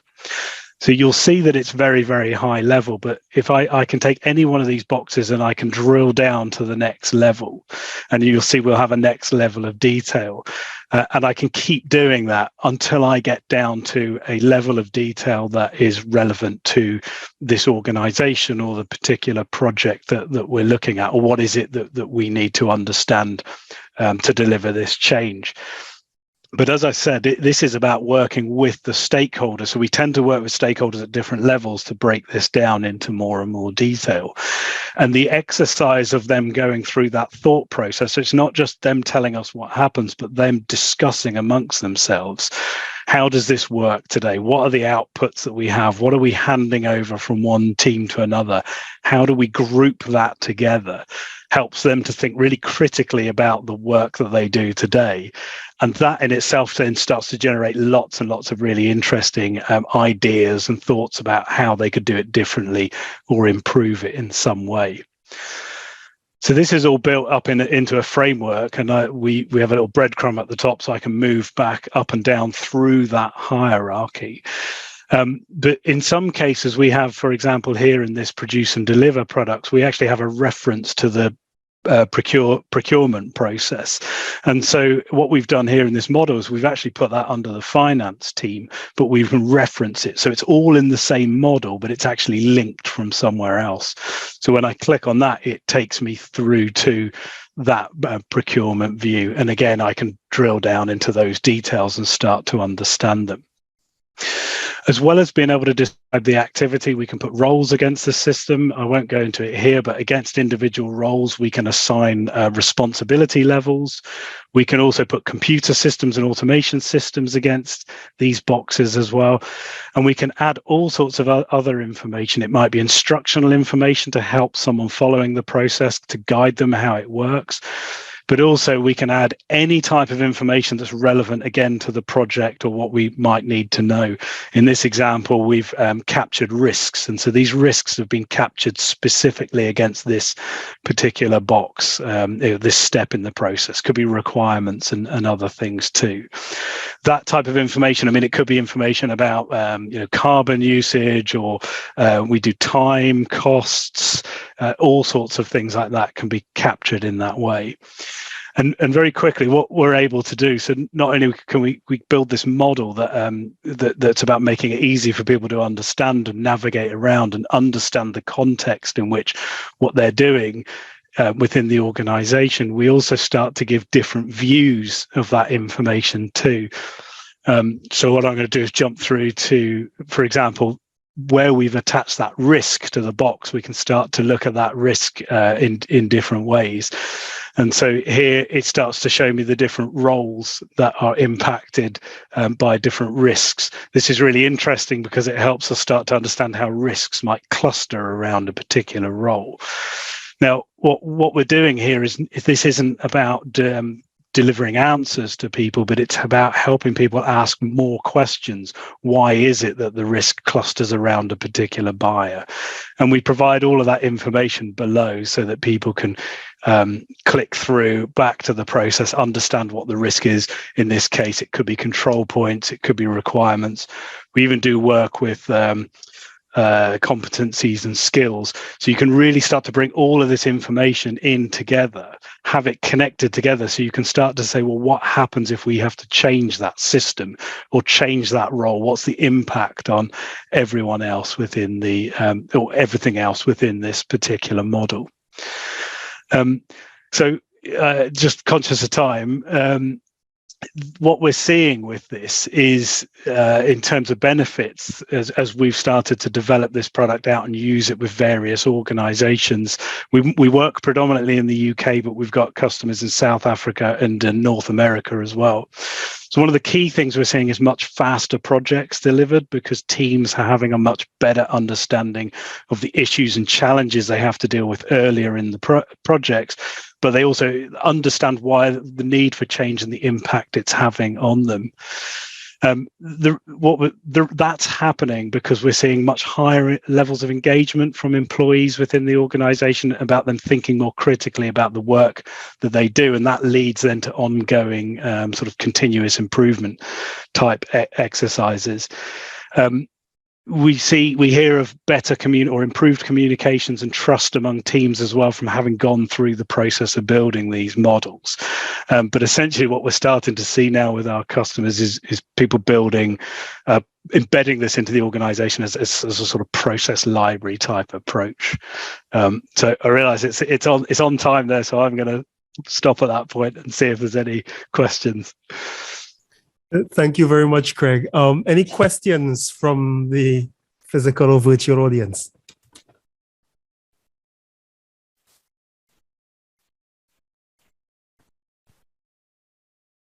Okay, so that's not really a question. That's a Santa Claus wish list from Ricardo. Any specifics? And Enrique wants to get in touch with you, Claire. That's very helpful.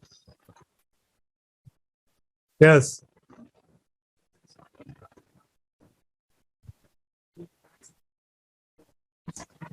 So a good question from Herbert D, the IBM fellow, is how would feedback be incorporated into these process models?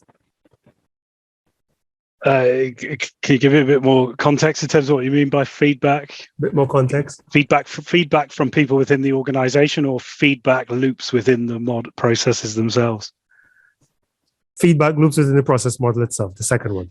Yeah, I mean that again is generally a conversation that happens with the teams, but I know my processes are all very neat and laid out very nicely here, but it's very common to see how feedback loops fit in. In fact, we had a really interesting conversation with a team yesterday where one of the challenges people will say is we pass this information from this person to this person, so therefore at this point it must go back to that person, and they start to feed that back as a loop in the process. And the challenge is often because you're handing it back to that person, the work isn't going backwards, you're just doing something different. And so there's often a really interesting discussion about actually is this looping back into the process somewhere else to inform that process, maybe to improve quality and so on, or actually is it a different type of activity in there? But yeah, it's easy to represent feedback loops within the model. Okay, good. Thank you very much, Greg. That's very helpful. I'm a little conscious of time, and it's almost close to lunch, so I'll have Karen present, and we can continue some of this discussion over lunch if people are willing to stay on and have a chat with Craig and the rest of our speakers so far. So let's thank Craig. Thank you. Thank you. Karen, up to you. You know how to use Zoom, so no pressure.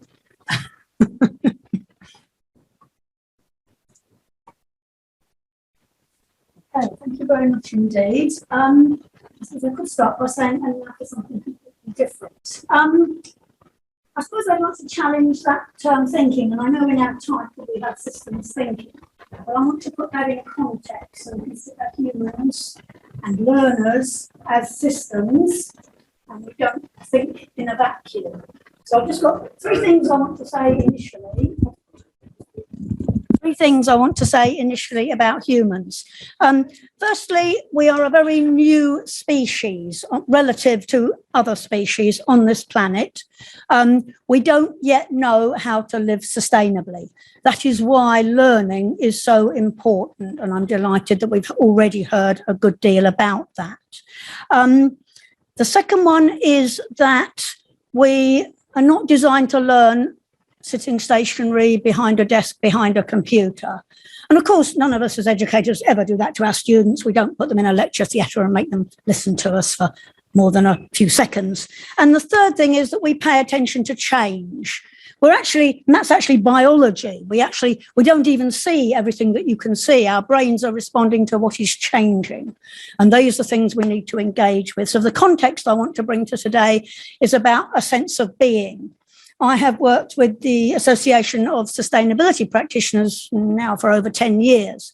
And they certainly went through a period where they thought they were just doing too much thinking, overthinking. And they had a little period of time when they paid a lot more attention to being. So I'm quite glad I responded to Nigel's request to remove most of the words from my slides, because I can see eyes glazing over. I can see that we've had a very heavy, interesting morning. So I have removed most of the slides. Okay, and I'm also endeavouring to engage with you affectively as well as cognitively. So hopefully putting some of the theory I'm going to share into practice. So my full title actually it was too long to go on the slide, but it was all about sustainable thinking and taking the case study of responsible project management. So for those that don't know me, I'm one of the co-founders of Responsible Project Management. And we've done quite a lot of innovative stuff around that I wanted to share with you, and also share with you where we've got to. So it's a case for looking at how we can transform education for sustainability. And perhaps I should just add one of my first questions, and we haven't really touched on that this morning. Whenever I hear that word sustainable development or sustainability, I say, well, what are we trying to sustain? And quite early on, when I was talking about sustainability, I was being challenged also, go save the planet, Karen. This is not about the planet. The planet will be fine with or without humans. So we absolutely have to put humans centre stage. Okay, so you might now wonder why I'm going to go where I am with my next slide. And it's because this is also an organic system. Humans are organic systems, and so is this. So I'd like to introduce Nala. We'll come on in a minute to putting her in context. So a bit of background for those that are not from the project management area. Projects and project management have been viewed quite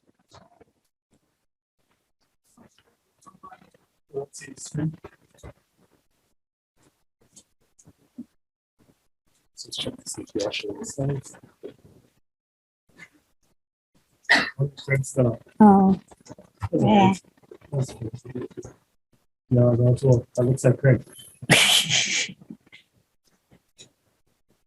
Well, that was Craig before, now it's actually now. So good at you paying attention. Well, that's still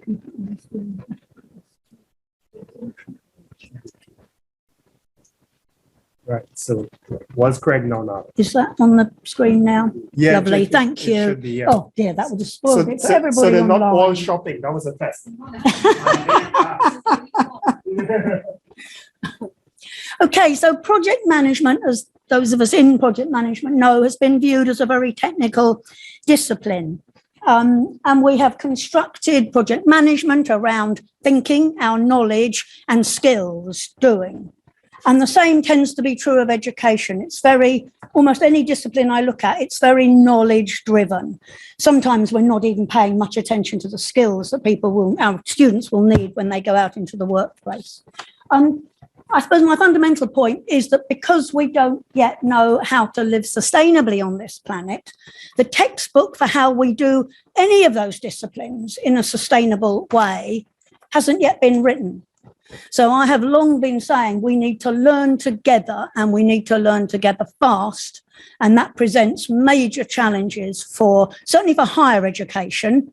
I think when you look at primary school and secondary school, they do a lot more doing and engaging the whole person at that level. But at higher education, certainly, we are very knowledge driven, very thinking driven. That's what how we tend to identify. So if we put Nala in context, well, she would behave completely differently if she was in that context. So there she is in context and grown up. We don't know, but we think she's probably a Norwegian tree cat, or with a lot of genes from that in her, because you can see how well she blends into her surroundings. And the same is true as humans. We do respond to our environment. And the problem, as more and more of us live in cities, we are tending to lose touch with the natural things that our physical bodies and our mental health all depend upon. I mean, I haven't got time today, but one of the activities I've been doing is to get people just to shut their eyes and breathe, and then think about where that air is coming from. It starts to uncover the interconnectedness of all species on this planet. And yet we behave, especially in project management, as though we can control nature. It is there for us to exploit. And that has taken us down to the road that we're all familiar with. So I don't think I need to labour that point today, because we're all talking systems thinking and we're talking sustainability. Right, so she's in context. Just last little bit with cats. Another problem with project management is our reliance and the great importance we give to planning. So this is the plan. No, as you all know from project management, no plan stands first contact with reality. So there's the reality. Okay, so moving on.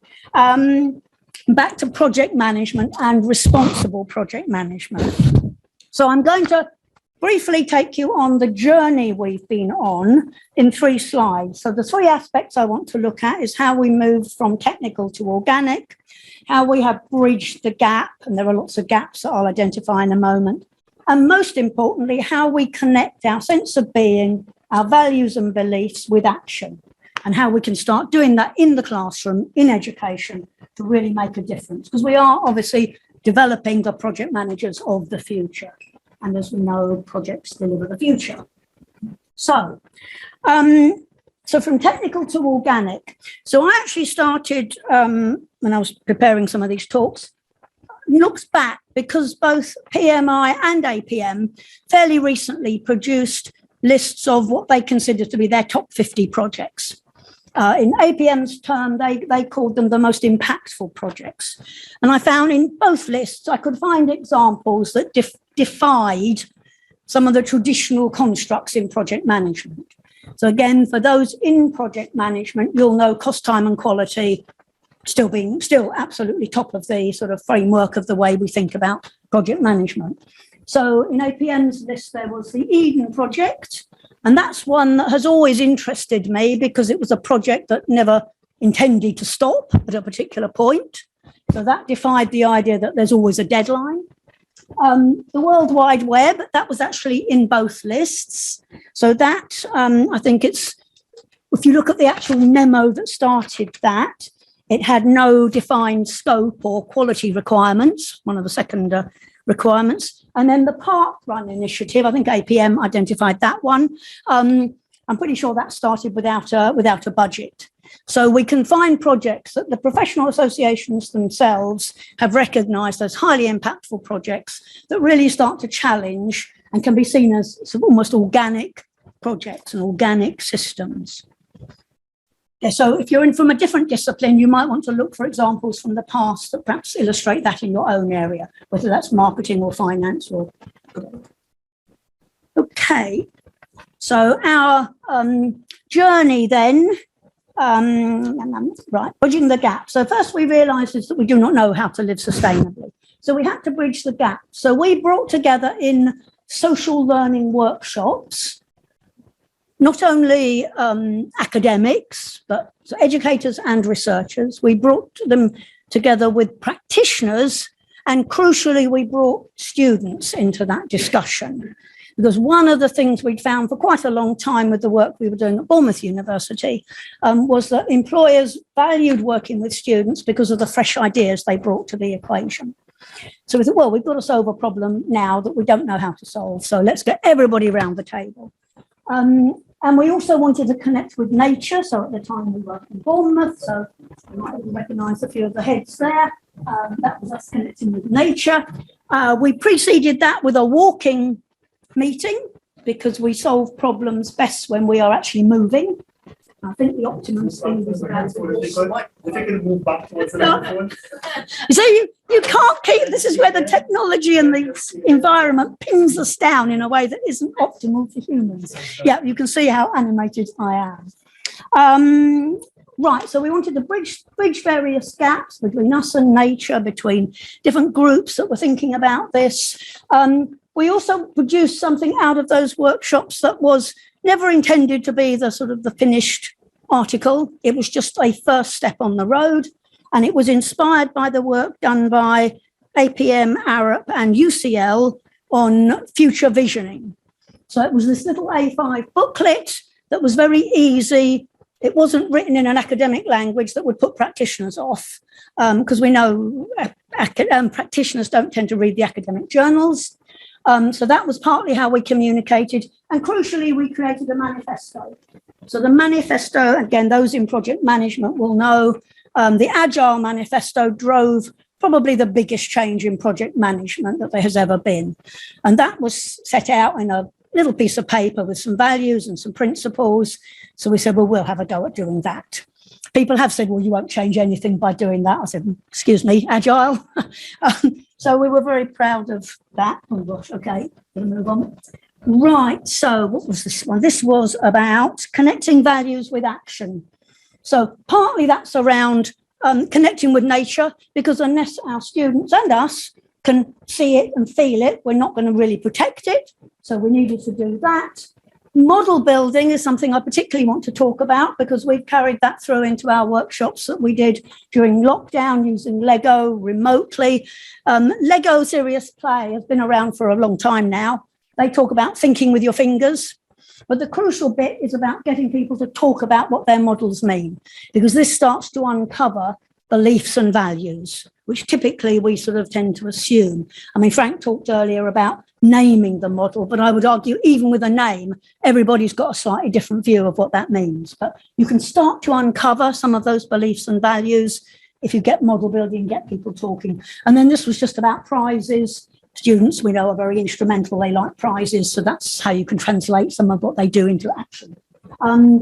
Okay, so here's just the academic ones and the few words I have got. So our RPM values can be summarized in those 4 quadrants. So I'll leave you to look at this later, or you can look up the manifesto online. You'll see 3 values on the manifesto. The middle one sort of combines those 2. And the reason for mapping it out like that now is that we started to look at what competencies are needed. So we took the responsible management competency framework, which had these 3 blocks, listen to 2 each. So you've got the intellectual, the thinking stuff that we do so much of. You've got the doing stuff in the middle here, and then you've got the personal competencies. And the numbers relate to what happened when I mapped the project management competencies that are, and there were 81 different competencies found in 65 documents by Duendes and Blackwell. Against this, the big gap was here. Now, you can argue having a competency framework means they do recognise self-adaptation, but actually the fact we have bodies of knowledge, we still tend to think we can learn that and we can go and do it, whereas we actually need to be much more adaptive to be able to do that. So the implications for education is that we've reframed competencies around that model of the idea of values, and then We need to shift education from being driven by knowledge to principles led. And I think that is probably up with just one more. Oh no, there we are. Just those three. So if you've got one takeaway, it's these.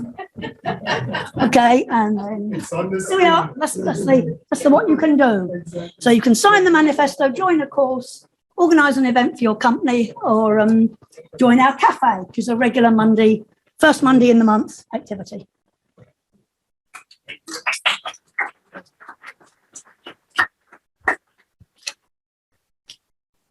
Thank you very much, Karen. Any questions from live or online? See what the chat has to say.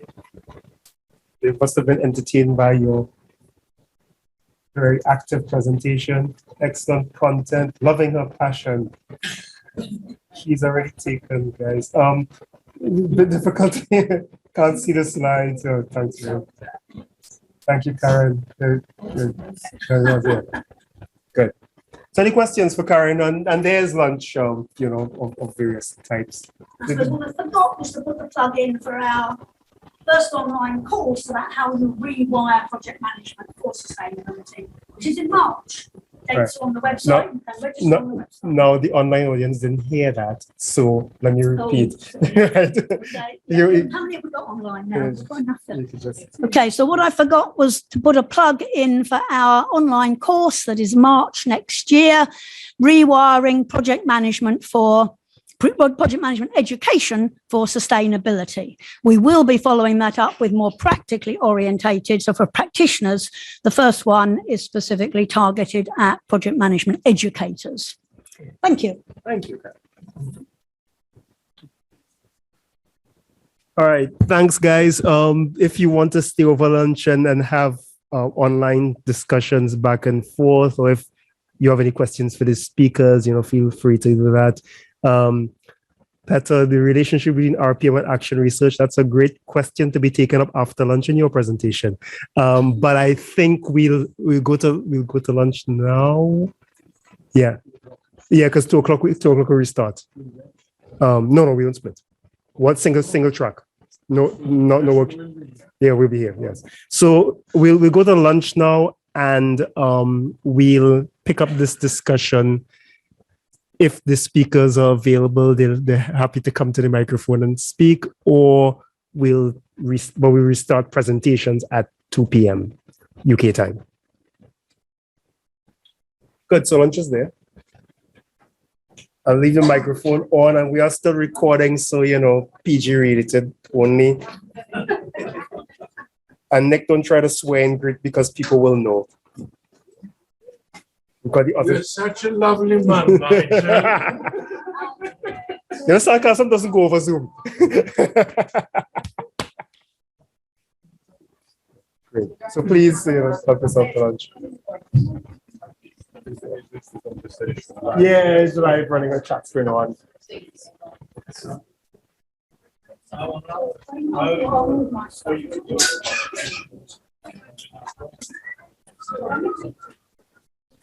Yes.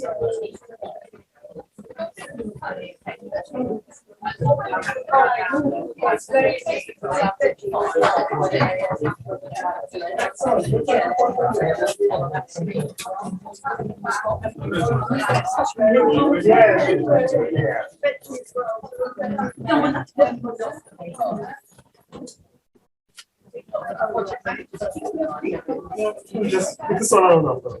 Some people asking questions.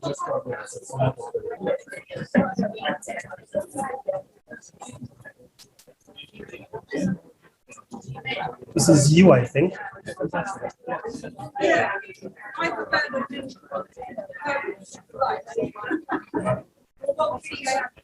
Yep, this is you.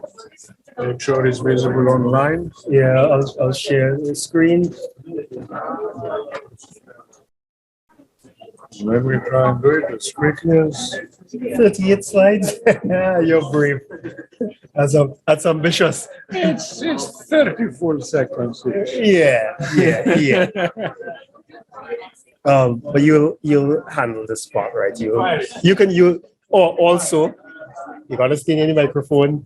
And if you're referring to your slides, I refer to cannot them. move because I haven't got my clicker. So I am Good. stuck. Refer to your slides here and not like carrying over there. Because once you go from the microphone, the people online don't hear you. So refer to the slides that are there. Share, put you on full screen. Yep. Okay, now share this. And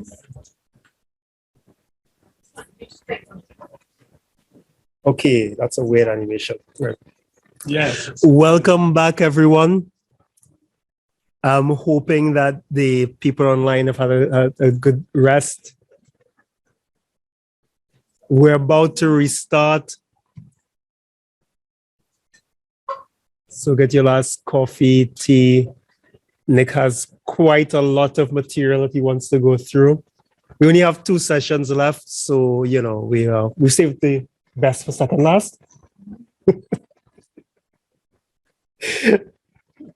So yeah, let me not try not to laugh too much. I'm still being recorded. Yes, so welcome back, everyone. Great for engaging so far. I'm really genuinely glad to see so many of you stay on for so long. This is really good, face-to-face and online. That's fantastic. So we welcome this session. This is more PM focus, project management focus. Karen kind of started it slightly before the break, and Nick will continue. And Nicholas will go through how to become a responsible project manager in a mere 38 slides. Who's counting? Who's counting? Who's counting? As Make sure everybody can hear and I hope see you can hear me at home. Can everybody hear and see Nick? People are connecting. Great. Yeah, so I'm guessing they can hear you. Let's see what the participants. Yep. Well, they'll respond if they can't hear you. Yep, they can hear you. Thank you very much. Your fan Sean is still there. Okay, thank you. Thank you for being here after lunch. A few announcements just for the sake of it. I am going to talk about responsible project management, which is a movement. Some of you know it. What maybe you do not know is that Karen and Nigel are actually the people who founded this. They are modest to say that, so I thought I'd say that. And having been here since the morning, I think we are very, very lucky to have Professor Frank Stowell here, because he has set the scene, and everything else, in my understanding, that we have said is a footnote to the original first presentation. So thank you very much. I will talk about project management. I will use the project management terminology. I will argue that we have different terminologies between sustainability, systems thinking and project management, but we are converging, but our terminology is not yet converging. And what I will try and say is that in my industry, project management, what we need to do is actually move the system's boundaries. So I am responding directly to one of the 3 systems steps that we need.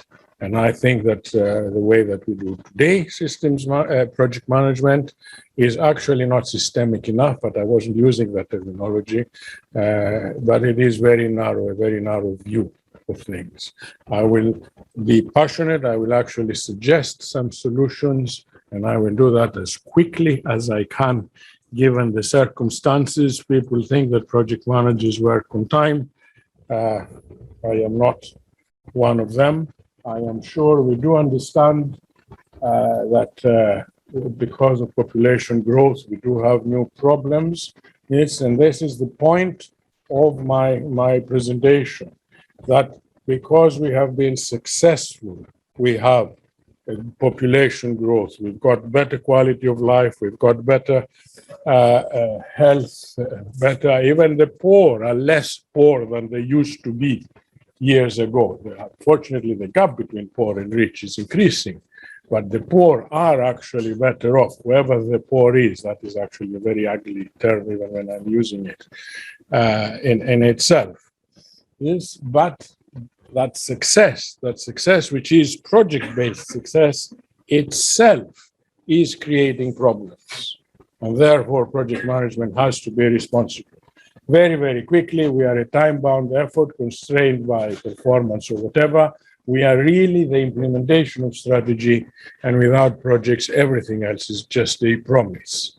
Yeah, so we are doing something. Actually, we are doing everything, and I want that to be the message, one of the messages. Yes, every man-made thing you see, I mean, human is the same word in Greek at least.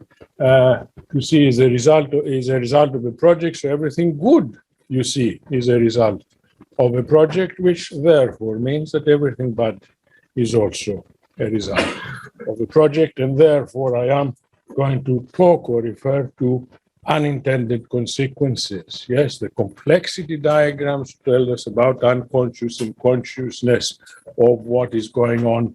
This is the same thing, but in a different terminology. Very quick example, the Big Pen, one of the great ideas of the 50s.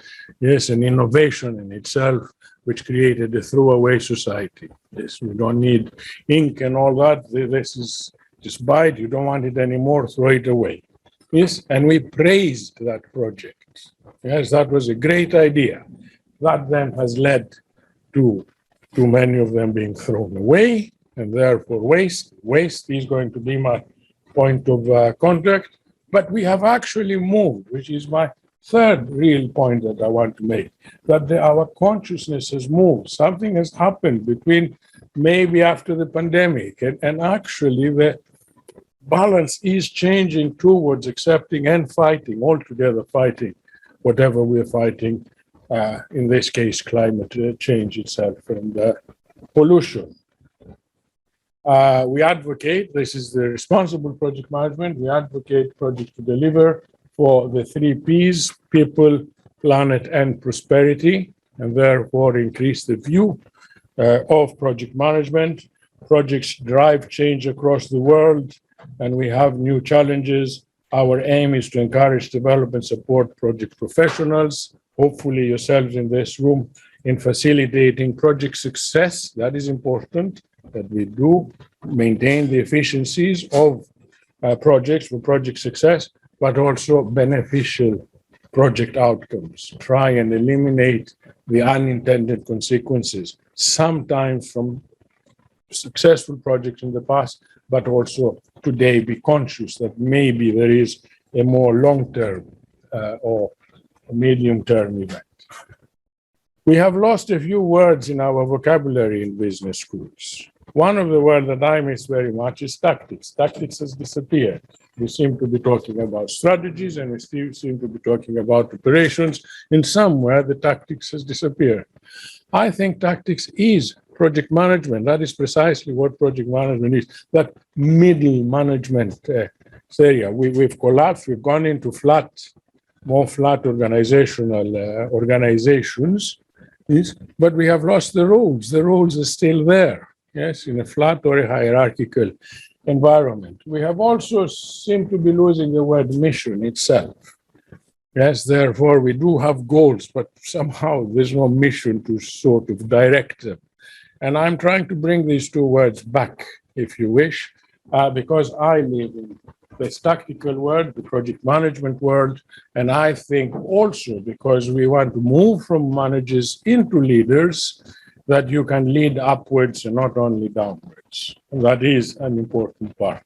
It's as soon as you learn project management, you really learn how to manage upwards also and influence the organization. Intrapreneur is one of the new words that appears now and then. Yes, and therefore I am talking about leadership, and I am really talking about ethical leadership. The ethics that we use in our bodies of knowledge are not actually good enough, I believe, because it's only about anti-corruption or something. That is nowhere near a full ethical view in itself.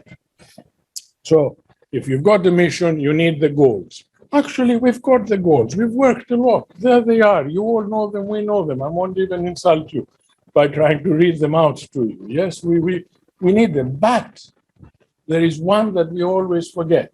Yes, there are some posters further down students have made, and which of these goals are represented, and nobody puts the most important one, which I think is number 17. The fact that we need to be all together, we need to cooperate, we need to collaborate, and hence again, the systems idea.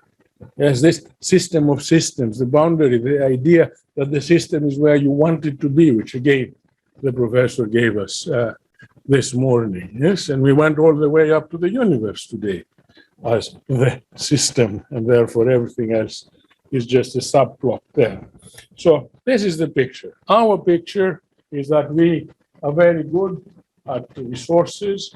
We deliver to cost. We deliver to time, some particular scope. Yes, I am very good at doing my job. I am doing it in time. I am doing it to cost. I finish it. I go to the next one. I get a lot of work. I'm very successful. Thank you very much. Yes, that is no longer a good enough picture, is my point of contention at the moment. Yes, we have to understand what are the consequences of what we are doing, intended or unintended. Let us fight with the intended consequences at least, and the unintended, we'll learn about them. Therefore, economic viability is important. We are retaining our quality of life. We are not reducing our quality of life to fight the climate change. Yes, that is important to understand. We're trying to bring the quality of life of others up. Yes, again, that is important.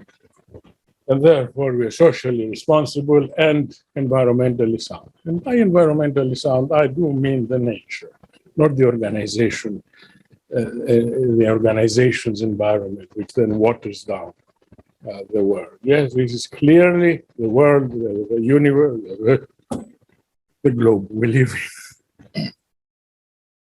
We are very proud of slides like this one. Yes, 3 bricklayers. What are you doing? The first one says, I am laying bricks. The second one says, I am putting up a wall. The third one says, I am building a cathedral. And we love this statement. Say, wow, that's it. Yeah, if anybody, even the bricklayers could understand that. I'm in education. I am building something all the time. Yes, but the bricklayer, yes, the bricklayer. And I am saying, actually, this is not a good enough picture. Responsible project management is even more than that. Excuse the religious connotation here, the Christian religious in this case. Yes, but this is what I am doing. That is what the bricklayer should be thinking, not even the cathedral itself. Yes, and that is the idea of responsible project management. You saw that slide from Karen. We are talking about conscious awareness over ignorance and project impact. And this is now Aristotelian ethics, the only ethics actually out there. If you know that something is correct and you do not do it, you are acting unethically. So now that you know that conscious awareness is important to have and ignorance is not allowed, you will be acting unethically, according to Aristotle, if you do not take that into account. Okay? We then have particular solutions, the circular approaches, and collaboration and engagement. Many of you have already talked about these. They are self-evident. The responsible project management community has 10 driving principles, and I wish I could see the top one. I cannot see it. What is it? Purpose. We need purpose. Thank you very much. So you see why you need the founders always in the room.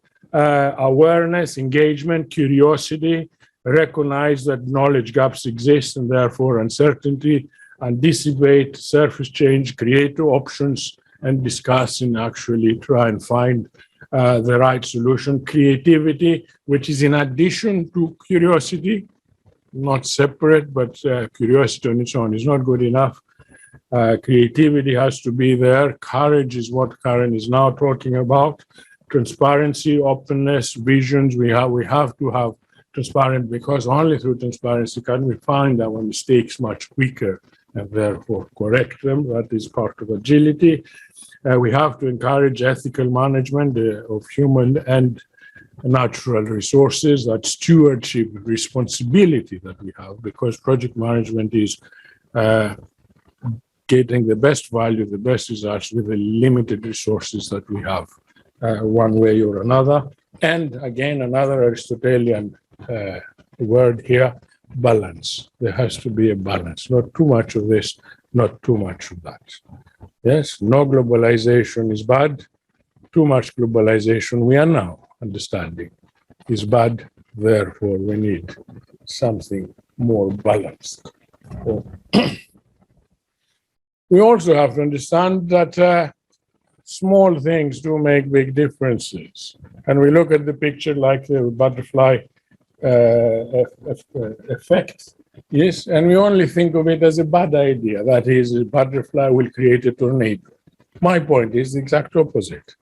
That a small move will create a lot of good as opposed to a lot of bad. Yes, why do we just look at the negative side of things? Here we are. Yes, maybe one of those things you throw away. The person throwing away clothes, this is against the fashion industry in this case, does not think that nothing will happen. I'm just one person. Yeah, indeed, here is the effect. Yes, these are human beings. I don't know if you see that, human beings on the street. Yes, or on the right, you can see a lady in pink, just to see the size of this. Nobody cares. It is a desert after all, in Chile. Yes, and the top right, the systemic view. We have Bangladeshi women, they are all women in the picture, creating the very garments that apparently end up in Chile. Obviously, I am not blaming the ladies for that. I am blaming us, the managers and the project managers. Yes, here is another picture, just so you see that this is the bottle, not only the bottle that you threw away, but also the bottle you did not pick up, or the bottle you did not make arrangements to be picked up. Yes, we are more responsible. Not I haven't done anything wrong, therefore everything is okay. Yes, and we can do a lot of things. Yes, on the right-hand side, it's Portsmouth actually. Yes, start with children. Yes, buy plastic, buy this for Christmas. And get your children to manage you upwards, actually. Yes, or more professionally, like the Engineers Without Borders, who can actually bring their own knowledge to do something more seriously. Is just a nice little incident just before COP27. Loughborough University had a meeting, and the African students shared their hopes. Yes, we are talking about stakeholder management. Africa is a crucial stakeholder in climate change. Therefore, do we listen to them from the luxury of Britain in this case? Yes, we can do a lot of things. I hope you recognize the Prime Minister of Barbados, a great woman, Mia Mottley. Yeah, she has actually changed almost single-handedly the financial world by making sure that countries that are under direct climate threat, yes, can get loans at reasonable interest rates as opposed to high interest rates, so that she can put the protection that she needs. And what she did try and tell us is that it is a no-brainer. It costs us 7 times more to address the climatic disasters than to put the protection for the disaster not to have the effect that it has. Again, a systemic argument here. I'm talking systems, but that is not my language. I am talking project management. I hope you know her. The airshot prices only a few days ago, just so that you can see. You can actually, I will read the 5 categories, and you will see that this is something you can do. Protect and restore nature, clean air, clean our oceans, build a waste-free world, and fix our climate.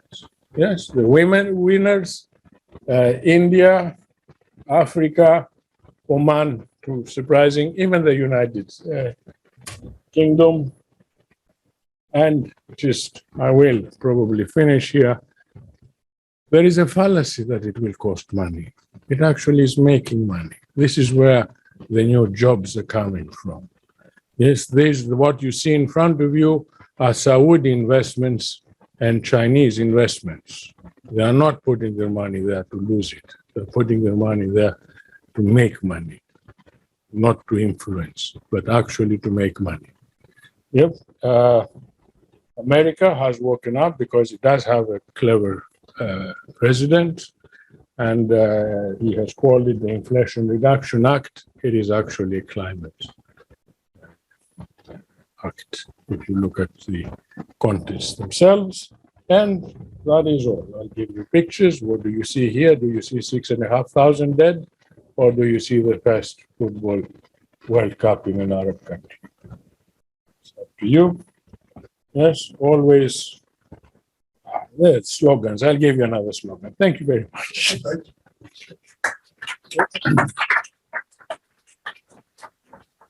Let a performer loose on stage, can you? So any quick questions or reactions for Nick while I set up the next speaker? So Nick.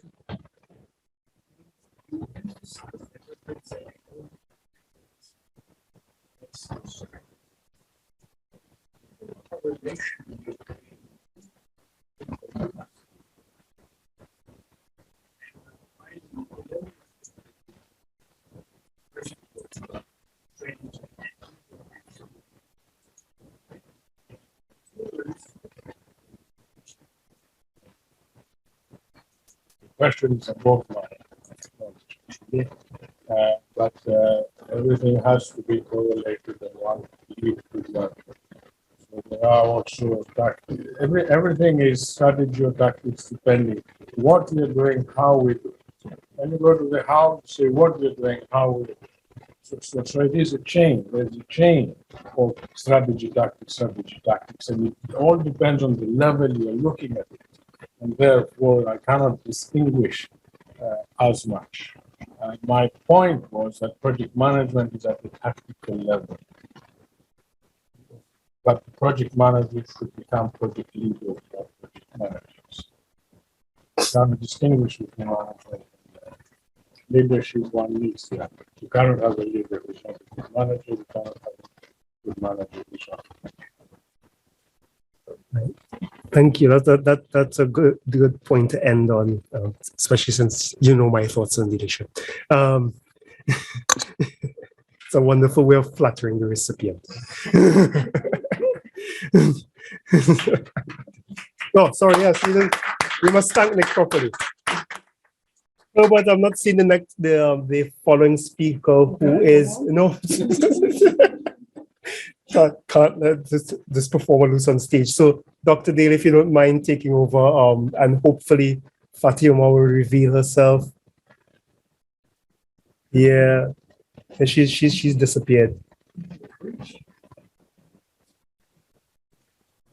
which is kind of our process. Fatima's back, but relax. Fatima's returned. But stay ready, as you're already in place. Stay ready. Fatima's returned.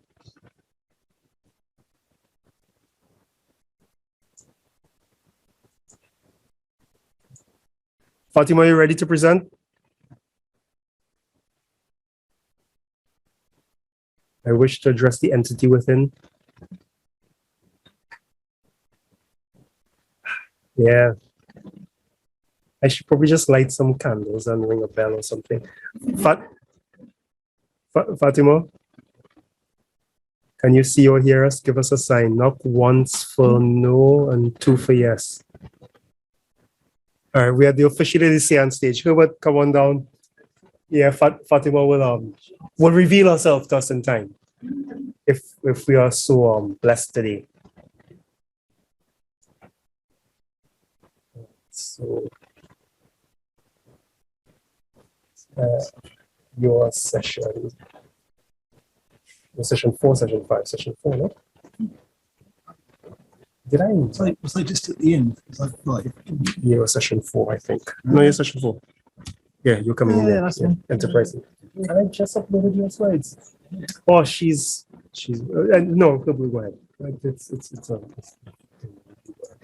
right. So you this one. I don't know. We'll find out now. Yeah. So just share this.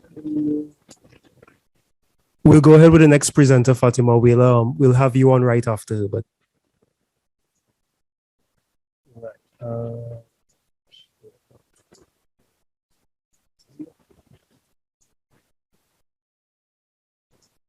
Right. Should I put you on? Yeah. And you're good to go. Fantastic. Is there somewhere I should be looking for a camera? Well, the camera's actually here, and it follows you around the room. Oh, wow. Disturbingly, yeah. Okay. So if you just look that way or look that way, the owl's Yeah. going to follow you. Yeah, lovely. Yeah. And I can look at these people here too. Fantastic. So, hoping everyone can hear me. So nice to be among my people. Interesting to hear all these kind of conversations, and I hope some of the themes I have will kind of bring them together. So my name is Herb, and I'm an academic. So some of you may get the Aeon Flux reference in my Twitter description there. Some of you may not. My area of interest is computer science, and in previous lives I have had quite a lot to do with information systems as well. So again, it kind of brings a few ideas all to the same place. I am a lecturer at the University of Wolverhampton up there, and today I'm going to tell you some stories about enterprise systems and some of the things that we've been doing to try and make them work sustainably and keep them all alive. As I say, among my people, just by way of claiming influences, I'm guessing you may know these two who I probably would kind of claim as kind of from a literary point of view, big thinkers. So you have Donella Meadows on your left and you have Russ Ackoff on your right. Primarily, of course, I would have been influenced by my supervisor, PhD supervisor, Professor Ray Paul from Brunel University. And some years ago, we did a PhD looking at systems and modeling. Question for you all. Have a look at these different information systems that you probably know. In 1 second, you get roughly 6,000 tweets. You get roughly 18,000 swipes on Tinder. That must have been Valentine's Day. We have 60,000 Google searches, and we have over 1 million transactions running on a mainframe. Right. So, what's a mainframe? Some of you with a computing background maybe have an idea. The rest of you, let me show you. So mainframes are an example of enterprise systems. So they are computing systems designed to manage very high levels of transaction processing. And this one in particular is the newest version of the IBM, so I was going to say Z series, the Americans say Z, and it is a transaction processing beast. 130 cores on there, 40 terabytes of memory, and it uses this centralized model of processing transactions. So not kind of calculating things, but kind of responding. So kind of I/O as things happen. It basically kind of does them. And this kind of processing power means that it has a pivotal role at a lot of large organizations. So things that happen a lot, like banking transactions. So when you pay for something with a card, if you check like your insurance details, these kinds of large companies make use of them, and they have been doing so for quite a long time. I say quite a long time. So the the machine I showed you, its ancestor, its first ancestor, was the IBM 360, which came out in 1964. So a lot of the organizations that you see that use them would have been around that long, and they've often kind of grown with these transaction processing systems as kind of part of the organization. So there's this interesting kind of symbiosis kind of going on there. And one of the things that we spoke about reductionism, and we talked about where systems thinking is particularly relevant. Systems effects start to be more obvious when we talk about scale. A lot of the things that one of the reasons people kind of fall back on reductionism is not just because it's simpler, it's because when you are dealing with small quantities, you basically don't notice the difference. And in creating systems that deal with large quantities of things, scale suddenly kind of shows us where systemics is kind of key. So this was what that IBM 360 looked like, wasn't it? Stylish, very kind of 60s. You can imagine the Austin Powers music in the background. And one of the things about it was that it provided a lot of backwards compatibility. So up until that point, when you got a new computer, you often had to rewrite and recompile the software. The deal with this system was once you've written it once you have it working, for all the future, it will be supported or it'll be relatively straightforward, kind of keep it running on the future systems. Now, this comes with advantages and disadvantages, and I'm guessing smart people like you know potentially both. On one end, you can say, right, I'm going to invest in something because I know I can keep it for an amount of time. On the other end, it's potentially kind of keeping you in a space that you were in the past. And squaring that circle is potentially a systems problem. I am acutely aware that among other people in the room, we have some project managers. The creation of that IBM 360 was the beginning of computing project management, so software project management. How many of you know this book, The Mythical Man Month there? Yeah, yeah. And this gives us Brooks's law. Yeah, so adding staff to a project running late often makes it later. And this was something he observed when trying to create the IBM 360, because it was one of the biggest computer development projects in the world at the time. And that one has stood the test of time. So yeah, kept everybody happy. So this is a story. Ooh, got my tools there. Ooh, can I get that? Maybe I can move those tools and make it a little less. There we go. So in many ways, the COVID-19 crisis was happy times for the mainframe and mainframe people. Everyone was staying at home and shopping online, which meant that its strengths in terms of kind of scalability suddenly came to the fore. People were thinking, you know, what do we have these old machines sitting in the background? And when COVID hit, we started to see why, because they were designed to scale, they were scarily secure, and they were part of the critical infrastructure of society that kept running. So classically, we say, you know, if all the Windows machines stopped running tomorrow, it'd be in the papers. If all the mainframes stopped running, there'd be no papers. It's that fundamental. So in many ways, COVID showed it up for being the reliable platform that it has been. But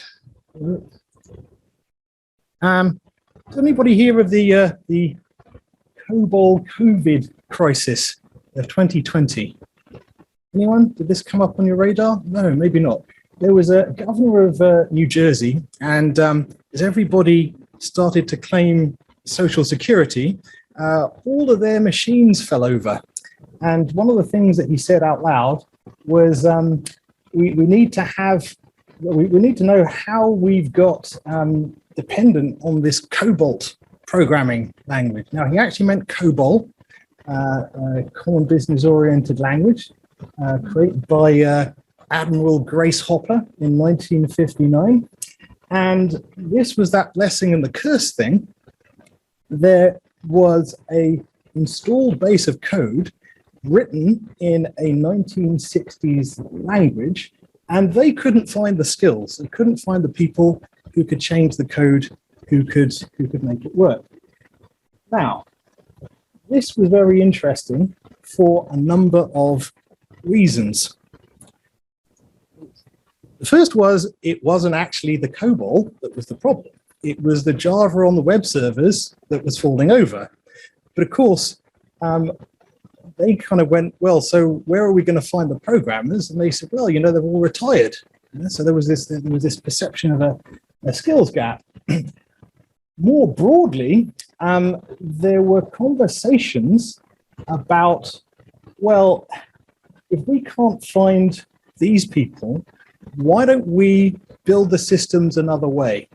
And there was an interesting kind of narrative about why the web servers had failed, which was all to do with the way that systems scale when they're on a mainframe. So a mainframe is a centralized machine. You tend to have one and you own it.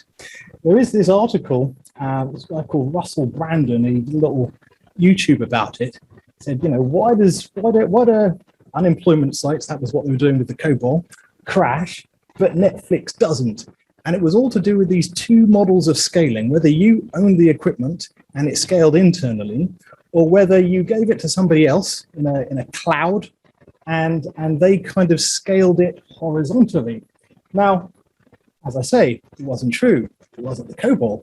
But the narrative about things being old-fashioned is somewhat compelling. Okay. That was Russell. We're not going to have him on.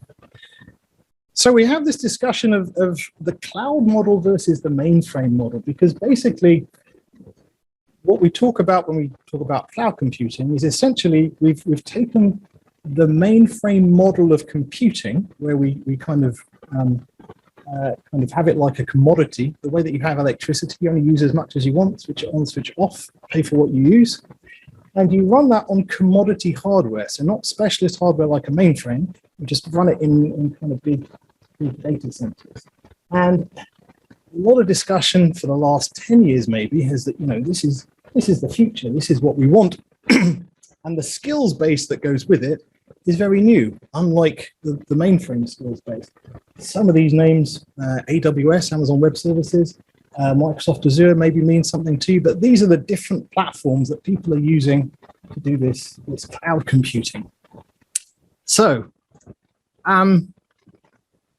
as systems thinkers, we could potentially see the problem with this, right?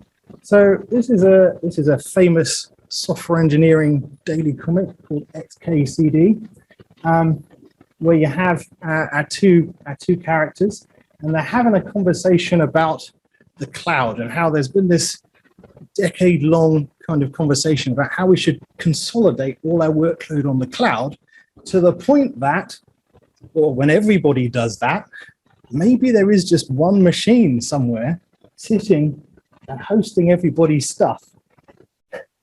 And maybe there's just one cable and there's one guy. I mean, this is taking it to extremes, but in all fairness, and this is what I was saying about kind of, mainframes being that important to kind of critical infrastructure, the Bank of England is saying, well, look, if everybody is moving all of their processing onto these clouds, how do we know that too many people don't have their processing on the same cloud? And what if that one kind of goes down? So we have this situation where there's an imperative to kind of make these changes, but we maybe aren't seeing some of those kind of consequences. This is where our systems thinking comes in, kind of seeing around those corners. So one of the things that one of the ways that we might apply systems thinking, or arguably I maybe have a little bit, is by looking at what is the population of the skills base on the platform, and what does it look like? And where are the new practitioners coming from, and how are the skills leaving us? Leaving us, a lot of that is around retirement. Joining us, well, that's happening to an extent, but maybe this is something that the industry itself needs to have a little bit of a think about, because you have these institutions, in theory they're competing, but how do we grow the pie? How do we make that big picture work and relevant? Well, so having a look into that and knowing the history of the platform, we can kind of see some trends that have been emerging. So back in the 90s, maybe some of you will remember, there was a fellow who said the last mainframe will be turned off in 1997. So it was a little bit out for now. And there was, there are a few people brought on in the late 90s, particularly to fix the year 2000 problem, the Millennium Bug. One or two of you remember that. I see most of you are much too young.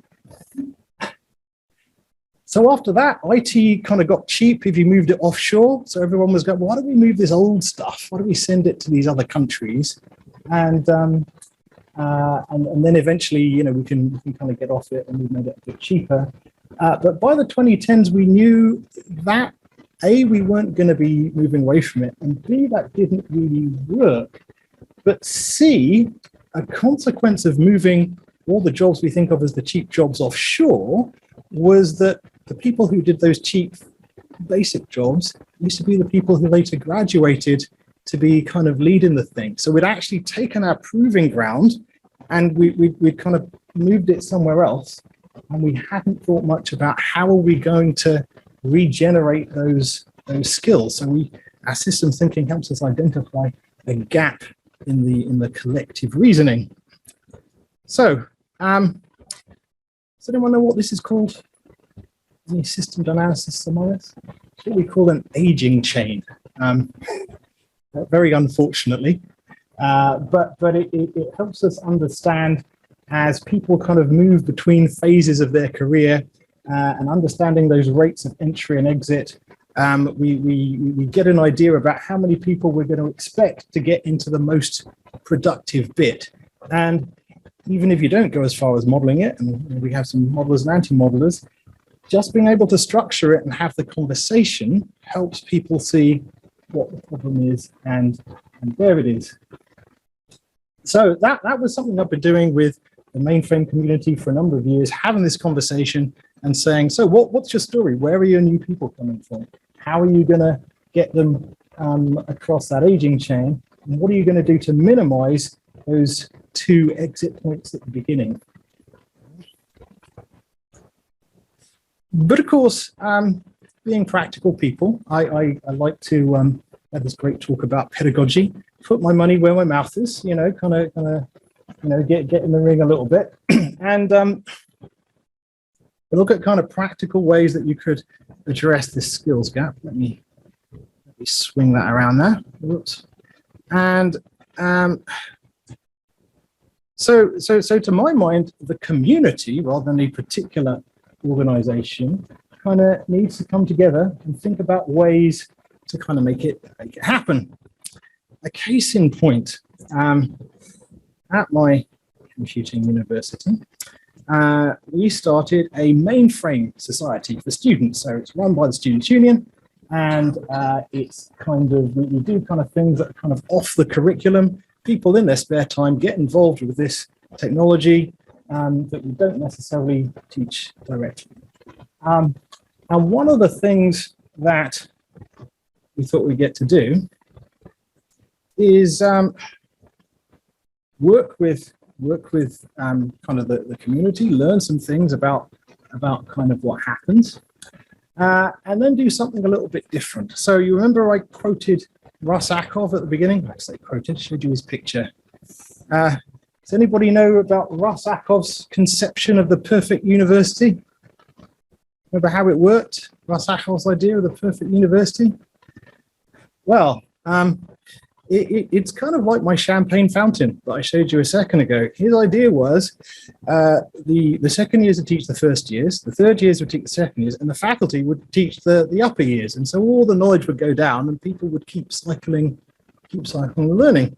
So one of the things we did with our mainframe society, once we topped them up from the community, is we made them all into little teams that we're going to do some teaching and paired them up with kind of industry mentors.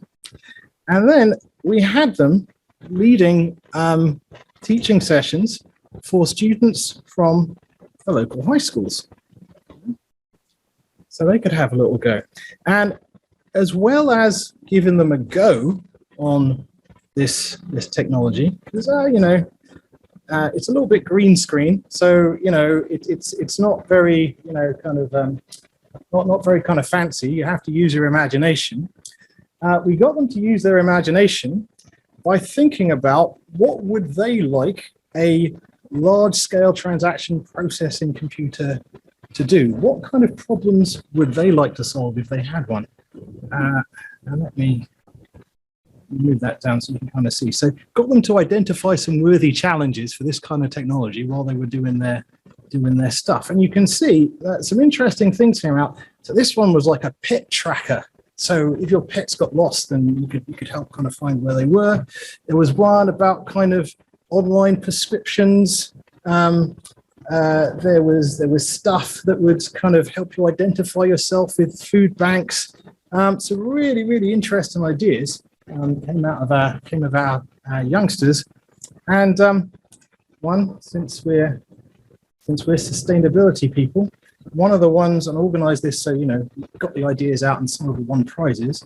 We had this one about, people had this idea of kind of techno-environmentalism, that what we could do, we could set up these sensors around the world so they could tell when there was too much CO2, and so it would plant some trees for us. So they were definitely thinking about it, And in a way, invoking the desire, getting people started, is half the battle. So,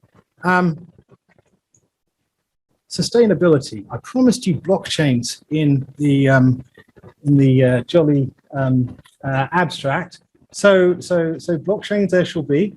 Does everybody know what a blockchain is? More or less. Everyone should be bored as anything on blockchains. They've been the subject of much discussion lately. So basically, they are a distributed ledger that we manage using cryptography. So we have multiple parties. They all have a different view of a value, and we share that value between all the parties.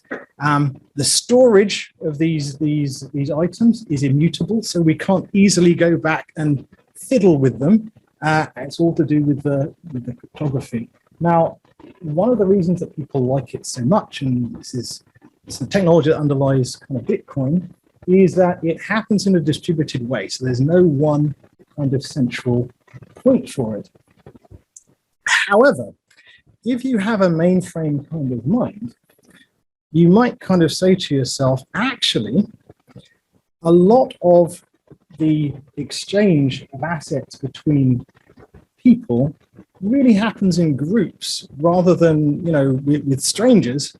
And if you had a large-scale transaction processing kind of system, it could provide these services to a big group of partners rather than just to kind of anyone in the world. One of the things that potentially makes blockchains useful is they have what are called smart contracts. Now, technically speaking, they're neither smart nor contracts, but they are basically code that kind of fires on some rules. So there's a condition, something happens, a transaction happens, and we do that thing. So potentially we have ways to not just record values, but to make things happen automatically. And we also have this high level of processing that goes on. What kind of things could you do with that? Well, remember this.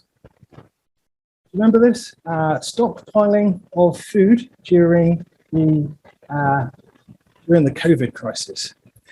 Now, system thinkers, I hope none of you were satisfied with the explanation that went there. I mean, we have some very good models of hoarding and how it works.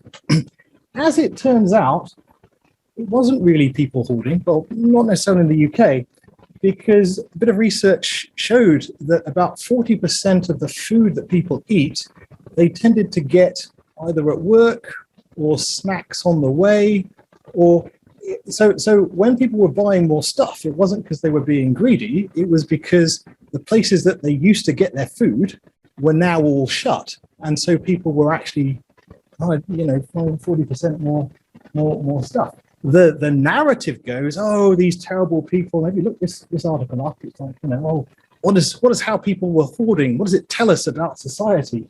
Well, actually, it tells us we don't get our food from where we think we do. So one way of tackling this, a couple of my students got together and they entered a competition. And what they did is they created an app with a mainframe around the back of it that would allow people to trade food or anything else independently. So you had food businesses that were shut, like restaurants, and all the food was in their fridges. You had food businesses that were open, like kind of takeaways, and they couldn't get stuff from suppliers. And you had people who were actually trying to kind of get a meal, and maybe they couldn't work. So what they did, they created this app where people who had food businesses that were open could put their food business was closed, could put their stock for sale to people for whom it was open, and using smart contracts based on the date, if you didn't sell it, it could automatically be dispatched to a food bank. So you had consumer, you had the food business, and you had the third sector. So we managed to close ourselves a loop kind of there. Now, actually, when we said loop, when we came up with the name loop, it was partly because it's a homophone for the French for wolf, and we're Wolverhampton. So it was closing a loop, but maybe not same business. One more, because I'm so aware of how many slides I have and how much time we have. Have a look at this one. This is the problems of plastic in the ocean. So there's this whole scene called kind of Tech for Good, where we kind of take problems. And the first step is, okay, we see the problem, but how is that an information problem? Where's our boundary, we were saying this morning? So one group who were based on that self-same platform founded something called Plastic Bank. And basically what they did is they created a way to put a value on plastic waste. So if people collected it, they could basically store the value in a bank transparently. They could ID themselves with their thumbprint, and it just created an incentive for people to gather it up.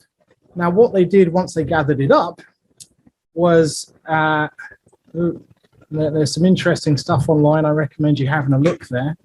Was that they took it to these recycling centers. The recycling centers kind of ground it up and they resold it as recycled plastic. There were also kind of ways that people could use the funds that they had in that bank to buy some stuff back and to generate their own products. So they found a way to take what was waste, turn that waste into value, store that value on a blockchain, and potentially recycle it and move it back around the system. So what couldn't you do? Put your mind to it. So that was really most of what I wanted to talk about. 15 minutes is somewhat unforgiving, but I can tell you are quite a forgiving audience, so thank you very much. And I'd welcome questions at the break. Never let the performers loose in front of the microphone. never let them loose. But it's okay because Fatima was emailing, so she couldn't make it in. I think, let's see, I think our next speaker is, if you got any questions for her, in the meantime, when I find our next speaker, is, I believe, Mr. Gamlat.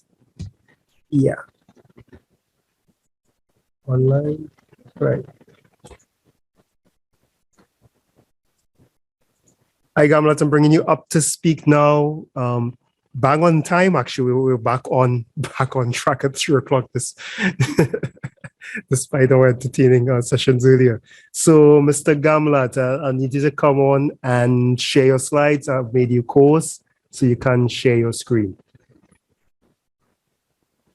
Hopefully, Mr. Gamlat is there and paying attention, because I've got Michelle waiting patiently to take his spot.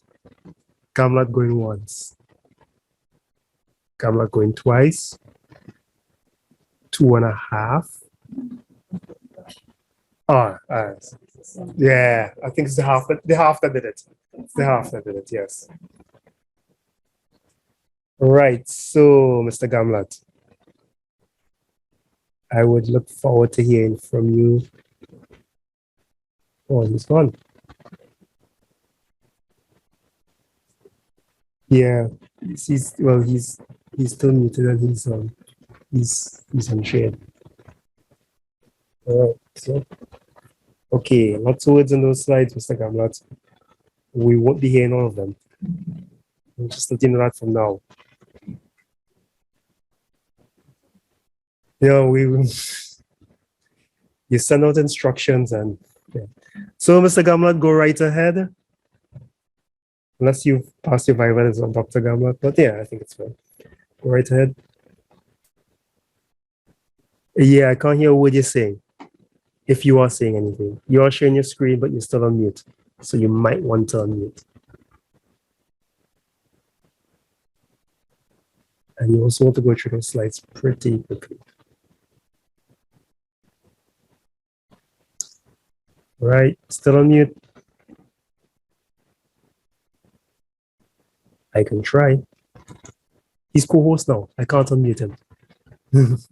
I can ask him to unmute. All right, I'm hearing a noise. Yep. I'm hearing some. Right, good. So go ahead. And we're not reading all those words, right? Yeah, that sounds like a request. It isn't. In the global society, there are many systems are available. Many systems are available. That is the people. People are living within the systems, because we need systems, because for the survival of the lifestyles, then we need system. So in the project management also, we need the systems. Many systems are available for management and engineering and any other disciplines. So we need the systems. So it basically in the project management also, the systems are there. So we need to implement the systems, and then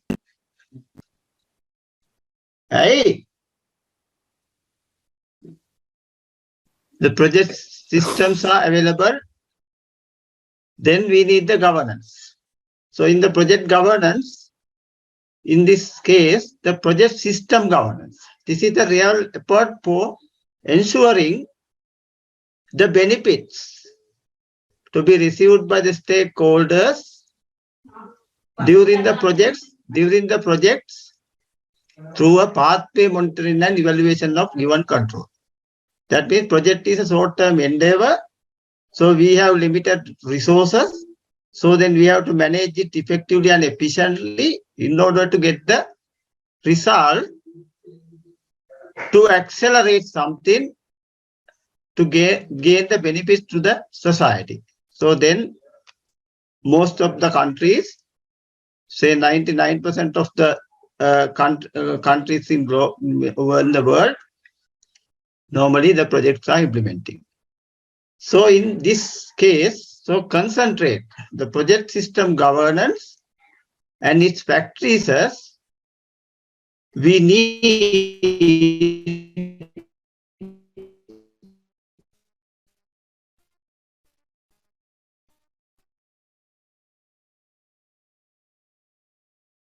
Your audio's gone, Mr. Gama, and it's coming back. Utilization of in order to develop the systems. So then ultimately the sustainability, that means long-term existence, we need to get to survive the people's lifestyle as well as the country's development. So then we can achieve the sustainable development goals efficiently and effectively. The sustainability means the strategy, that is strategy as an accelerating effort for the development of the country. Any country, we need the strategies to accelerate the development process in the country by focusing the linkages, different linkages. In this case, the project governance also, we need to link it with the sustainability of the project, because project has to be within the framework of sustainability by achieving the short-term, medium-term and long-term goals. So therefore, sustainability, we need to transform in the societal development to meet the people's need without compromising the ability of the generations of the people to meet their own needs. So therefore, that effort of project success, because we have to implement the project successfully through project system governance, and then the sustainability that is in the today's world is very important to sustaining the value addition to the country's strategy 3 minutes for long-term development existence. This is the research rational on project system governance and this thing. Then the objective to explore the ways of project system governance and strategies beyond its traditions. Then this is the methodology. Methodology means I use the inductive approach. That means the data collected and through the discussions from the project governance experts. So that this is the actually results. I identified 3 practices: structuring, normalizing, and facilitating practices on project system governance, and I added the post-conflict sensitive approach for the project system governance. These are the exploration of project system governance and performance elements. I have identified 177 construct, that means project system governance practices, and again I have purified into 57 and 10 altogether 67 items. From 67 items, I have identified 25 constructs, 25 for PG practices on system governance, and 10 for the performance. So these are the summary of that item. So these are the practices: normally structuring, normalizing, and facilitating. Last minute. And these are the things.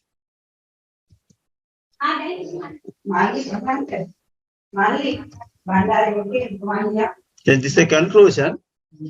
Actually, the project system governance is the processual pathway. This is that means the path for the control of our limited resources as a disciplinary controlling the whole projects to confirm its real delivery to the society, and ultimately we have to link with its project sustainability, ultimately in line with sustainable development goals formulated by the UN.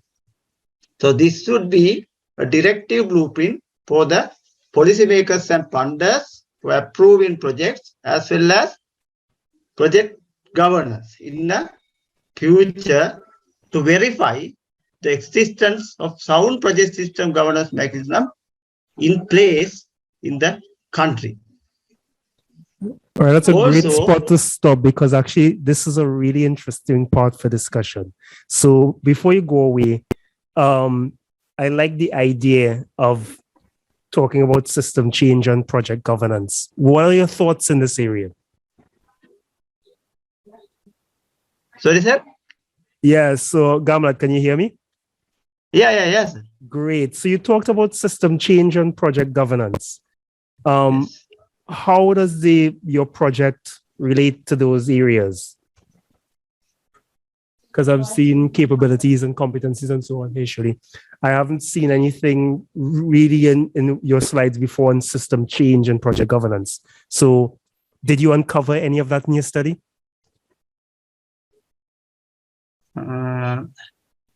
That means as the third paragraph. No. Back to the last slide. Let's go back to the last slide. Right back to the last slide. Come on. Right. Stop in conclusion. Go back to conclusion. Right. Back to conclusion. Stay there. Don't move. Right. The third paragraph. Space to explore how the system change and project governance affect the performance. Your words. Yeah, that means the systems, maybe if the system is changed by the particular the policymakers or the government or the project expert. So then we have to see how the system change affects for the whole performance and sustainability. But ultimately, it is affected for the sustainability. That's why, sir, I have understood that system change on project governance affect its performance. Excellent. Thank you very much. It might be an interesting area for you to explore as you continue PhD, because you have access to policymakers. So it would be a really interesting area other than the typical quantitative count the number of competencies things that people tend to do. Are there any questions for Mr. Gamlat? Or is it Dr. Gamlat? Did you vive us yet? No. So it's still Mr. In the future, sir, we will try to put the big study. That means a large study, extensive study on system change on project governance. Okay. Yes. We look forward to hearing an update next year. Yeah. Very near future, sir, we will start. Excellent. That's good. Yeah.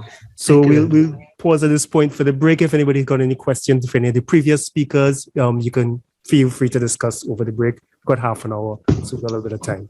So thank you very much. And thank you, Mr. Gamlat. And they are clapping.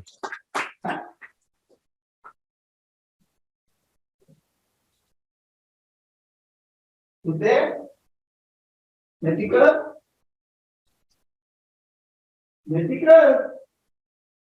Bukan ada. Apa nggak ada sama bukan apa.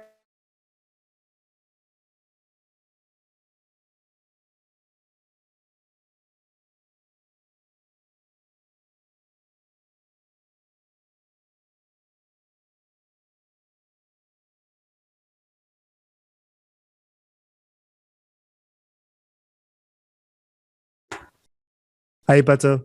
Question?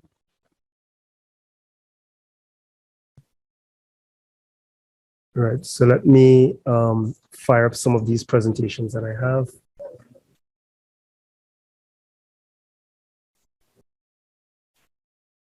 Right, so Michelle's here.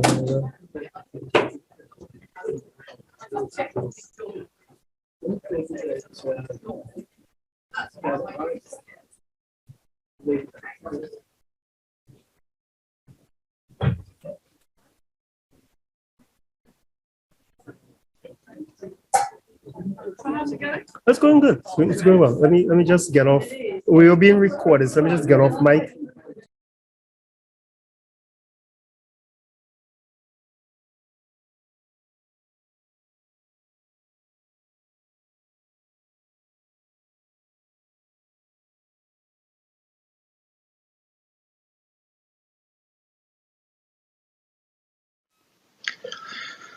A well-established provider of accommodation in houses of multiple occupation, commonly abbreviated to HMOs, recognized that the changing economic situation threatened the sustainability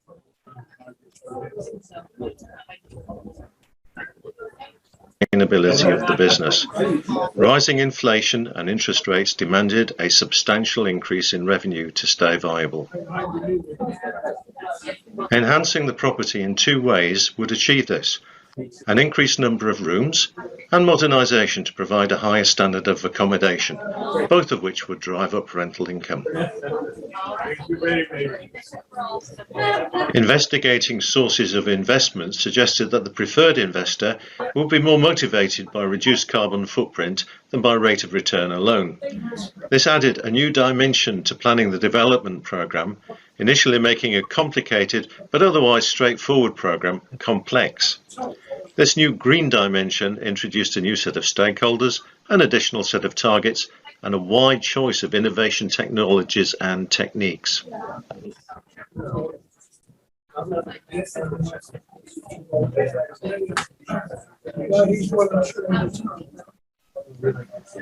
Scoping the challenge.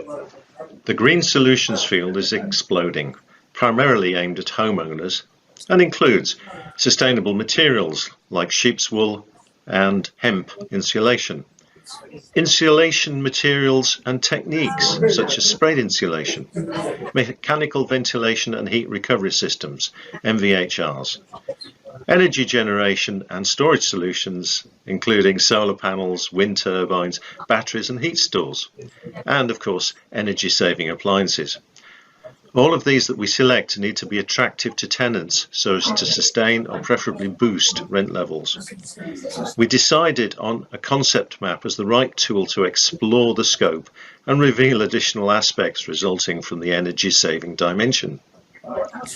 This showed a number of additional stakeholders and impacts, like suppliers of the myriad solutions for reducing energy use, other property owners, especially commercial, who might be inspired or have valuable lessons and experience to share, the general public, who might be reassured by this progress and ultimately benefit through slowed climate change, local and national government, who might be encouraged to target financial support more effectively, and impacts on existing tenants, changing ways of using energy in the refurbished properties, because, for instance, heat pump tumble dryers take longer. It also helps clarify additional work, and the most significant of these include selecting the most appropriate green solutions, which we need to do on a property by property basis, architectural redesign of the premises to incorporate these green solutions, installing the appropriate draft proofing and insulation, and draft proofing must be matched by ventilation as well, and installing the additional green technology, MVHRs, solar panels, heat and energy storage, and heat pumps, etc.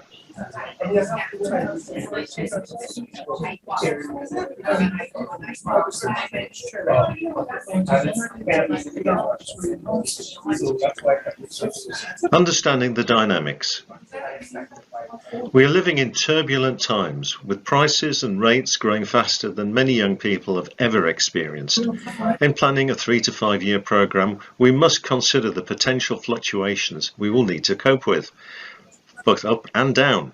So we developed a causal loop diagram to investigate dynamics. This helps us understand the additional factors and with linking them into the rest of the programme.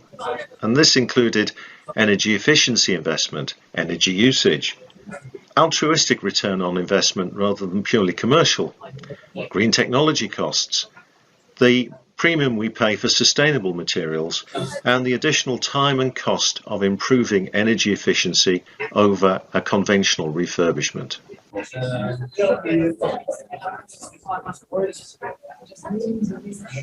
The client has made some key assumptions in shaping the programme. These are, firstly, capital for speed. The faster we do the work, the greater the return, despite the bigger short-term loss of revenue. Secondly, that the private investor will accept lower interest rate pro bono publico. Green is good, not greed.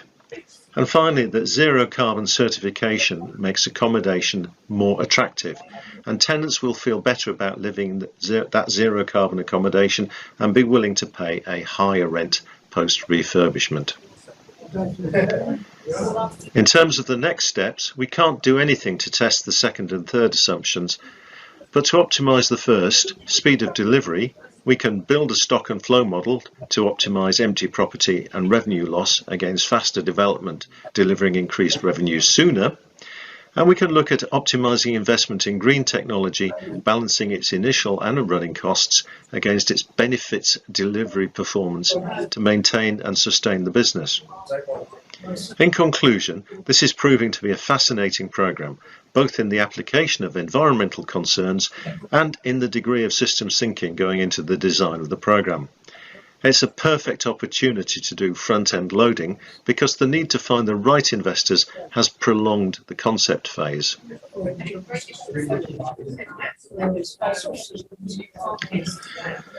A well-established provider of accommodation in houses of multiple occupation, commonly abbreviated to HMOs, recognised that the changing economic situation threatened the sustainability of the business. Rising inflation and interest rates demanded a substantial increase in revenue to stay viable.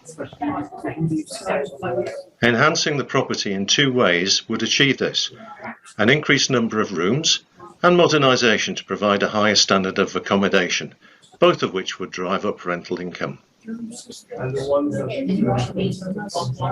Investigating sources of investment suggested that the preferred investor would be more motivated by reduced carbon footprint than by rate of return alone. This added a new dimension to planning the development programme, initially making a complicated but otherwise straightforward programme complex. This new green dimension introduced a new set of stakeholders, an additional set of targets, and a wide choice of innovation technologies and techniques.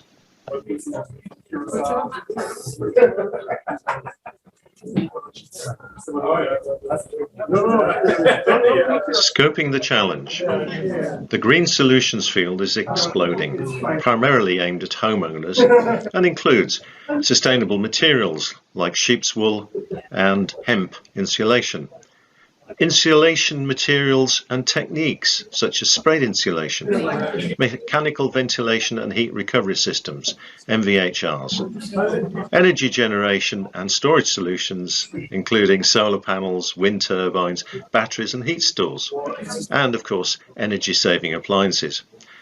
All of these that we select need to be attractive to tenants so as to sustain or preferably boost rent levels.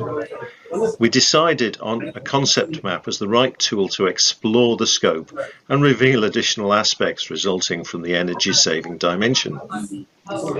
This showed a number of additional stakeholders and impacts, like suppliers of the myriad solutions for reducing energy use, other property owners, especially commercial, who might be inspired or have valuable lessons and experience to share, the general public, who might be reassured by this progress and ultimately benefit through slowed climate change, local and national government, who might be encouraged to target financial support more effectively, and impacts on existing tenants, changing ways of using energy in the refurbished properties, because, for instance, heat pump tumble dryers take longer.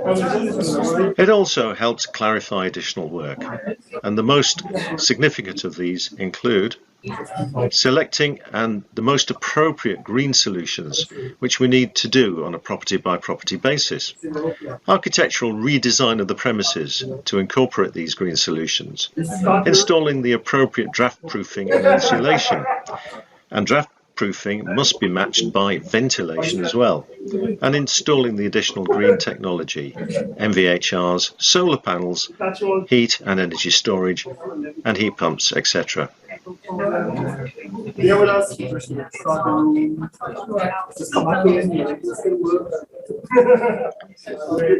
Understanding the dynamics.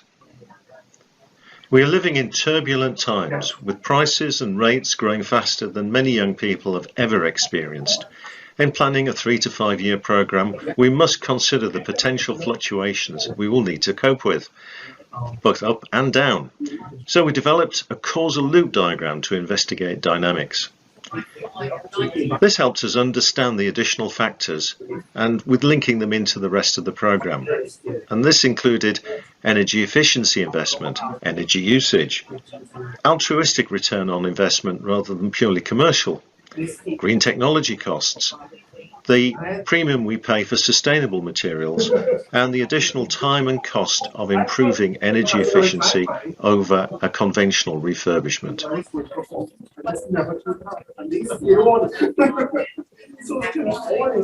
The client has made some key assumptions in shaping the programme. These are, firstly, capital for speed. The faster we do the work, the greater the return, despite the bigger short-term loss of revenue. Secondly, that the private investor will accept lower interest rate pro bono publico. Green is good, not greed. And finally, that zero carbon certification makes accommodation more attractive, and tenants will feel better about living that zero carbon accommodation and be willing to pay a higher rent post refurbishment. In terms of the next steps, we can't do anything to test the second and third assumptions, but to optimize the first, speed of delivery, we can build a stock and flow model to optimize empty property and revenue loss against faster development, delivering increased revenues sooner. And we can look at optimizing investment in green technology, balancing its initial and running costs against its benefits delivery performance to maintain and sustain the business. In conclusion, this is proving to be a fascinating programme, both in the application of environmental concerns and in the degree of systems thinking going into the design of the programme. It's a perfect opportunity to do front-end loading because the need to find the right investors has prolonged the concept phase.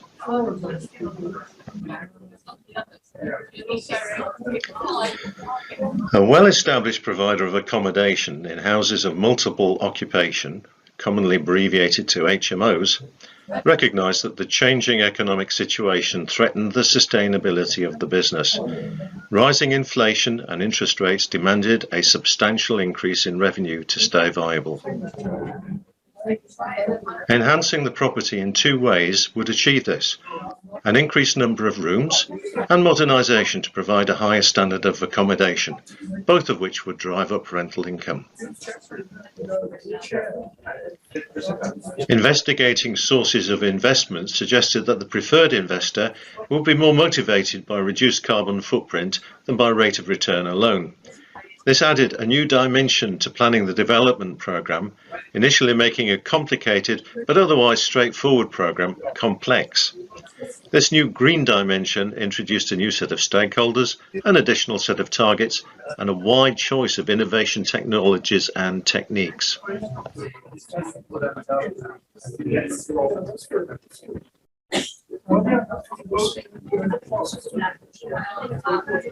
Scoping the challenge.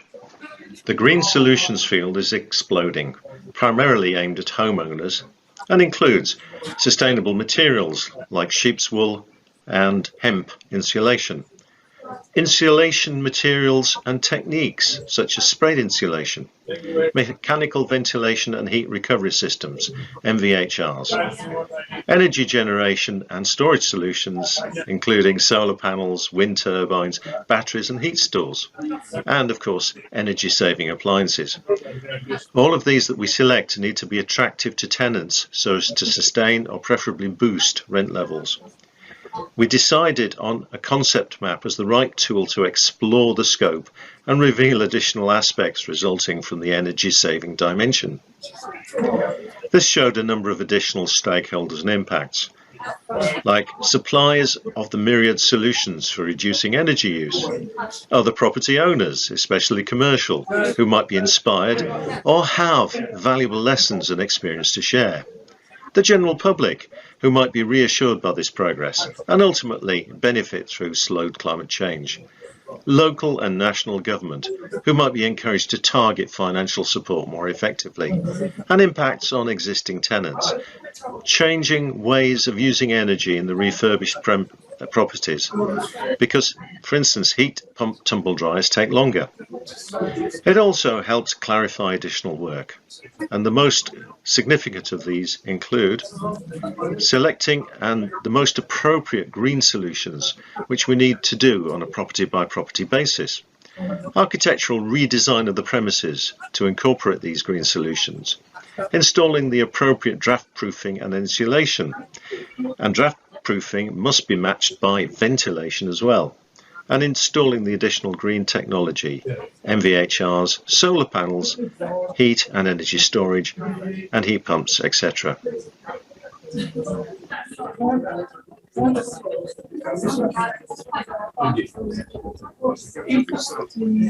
Understanding the dynamics. We are living in turbulent times, with prices and rates growing faster than many young people have ever experienced. In planning a 3 to 5 year programme, we must consider the potential fluctuations we will need to cope with, both up and down. So we developed a causal loop diagram to investigate dynamics. This helps us understand the additional factors and with linking them into the rest of the programme.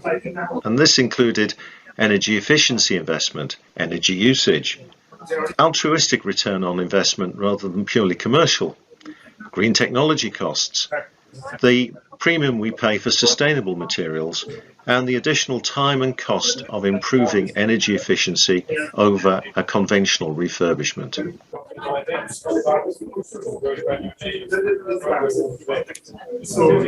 The client has made some key assumptions in shaping the programme. These are, firstly, capital for speed. The faster we do the work, the greater the return, despite the bigger short-term loss of revenue. Secondly, that the private investor will accept lower interest rate pro bono publico. Green is good, not greed.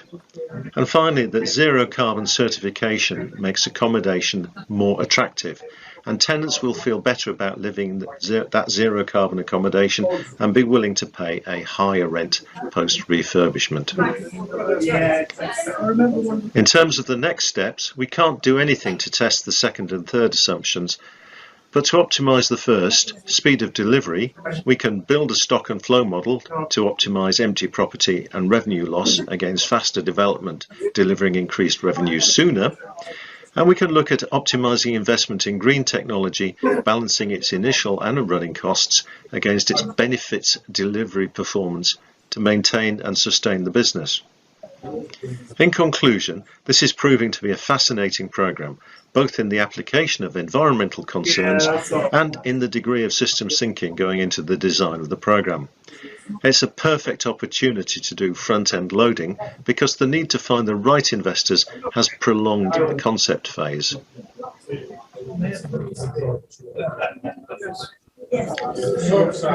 A well-established provider of accommodation in houses of multiple occupation, commonly abbreviated to HMOs, recognised that the changing economic situation threatened the sustainability of the business. Rising inflation and interest rates demanded a substantial increase in revenue to stay viable.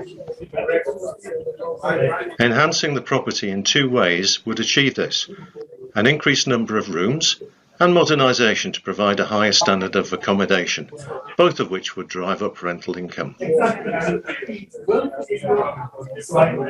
Investigating sources of investment suggested that the preferred investor would be more motivated by reduced carbon footprint than by rate of return alone. This added a new dimension to planning the development programme, initially making a complicated but otherwise straightforward programme complex. This new green dimension introduced a new set of stakeholders, an additional set of targets, and a wide choice of innovation technologies and techniques.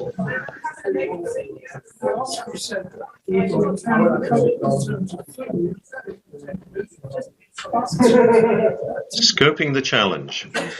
The green solutions field is exploding, primarily aimed at homeowners, and includes sustainable materials like sheep's wool and hemp insulation, insulation materials and techniques such as sprayed insulation, mechanical ventilation and heat recovery systems, MVHRs, energy generation and storage solutions, including solar panels, wind turbines, batteries and heat stores, and of course, energy saving appliances. All of these that we select need to be attractive to tenants so as to sustain or preferably boost rent levels. We decided on a concept map as the right tool to explore the scope and reveal additional aspects resulting from the energy saving dimension. This showed a number of additional stakeholders and impacts, like suppliers of the myriad solutions for reducing energy use, other property owners, especially commercial, who might be inspired or have valuable lessons and experience to share, the general public, who might be reassured by this progress and ultimately benefit through slowed climate change, local and national government, who might be encouraged to target financial support more effectively, and impacts on existing tenants, changing ways of using energy in the refurbished properties, because, for instance, heat pump tumble dryers take longer. It also helps clarify additional work, and the most significant of these include selecting the most appropriate green solutions, which we need to do on a property-by-property basis, architectural redesign of the premises to incorporate these green solutions, installing the appropriate draft proofing and insulation, and draft proofing must be matched by ventilation as well, and installing the additional green technology, MVHRs, solar panels, heat and energy storage, and heat pumps, etc. That's how I want to do it. So you are online chair or face-to-face chair? Understanding the dynamics.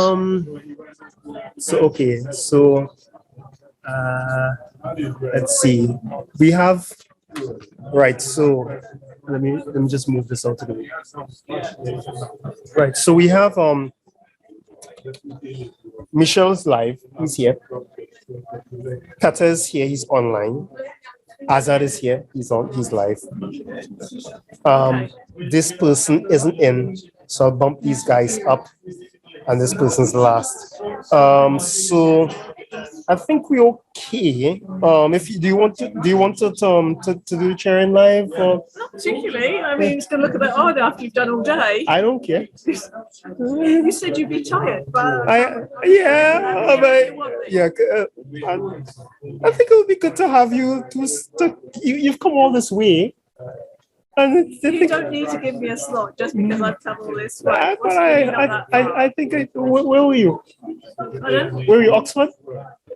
This morning, Yeah. but I was at Dorset and Ferndale. Oh, okay, it's not too bad, but still, you've come some way. So, yeah, I think it's also good for you to meet your people. These are your people too, surely. Oh, they're my people. They're your people. Practitioners and academics. Exactly. Well, I'm not allowed to use them for academics. No, you can't. That's a word I hate. Right. All right, so let me.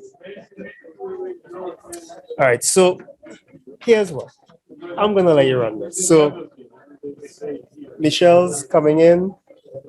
Petter is online. So yeah. So I'll do this slide sharing stuff online on the side there. That's fine. Azad is here. And then we'll bump to these guys who are online, and I'll have them. So we'll take that over. Right. So welcome back, guys. This has been great. I see some wonderful discussions, networking, people getting together, which is great. Love it. So we are now heading into the final session of the day. Let me stop sharing what's on. Right. Oh, you're actually chairing? Oh yeah, okay. Nick, so you're the online chair. Right. So yeah, so we do have an entertainer with us. So Nick is going to handle the face-to-face chairing, and Shirley will handle the online Zoom management. Don't look so enthusiastic, Shirley. You're on camera. So it's just making people co-host and share. Don't worry, you Yeah, I relax. can do that. Yeah, you're a Zoom mistress. So, or is it Zoom person? I shouldn't use a gender term. I think Zoom person is the person, one person. So, Karen might call you out. I won't. I'll do anything. let me put Michelle's presentation up. So, Nick, I'll leave them in your capable hands to, start. And let you share your screen and take over. Okay.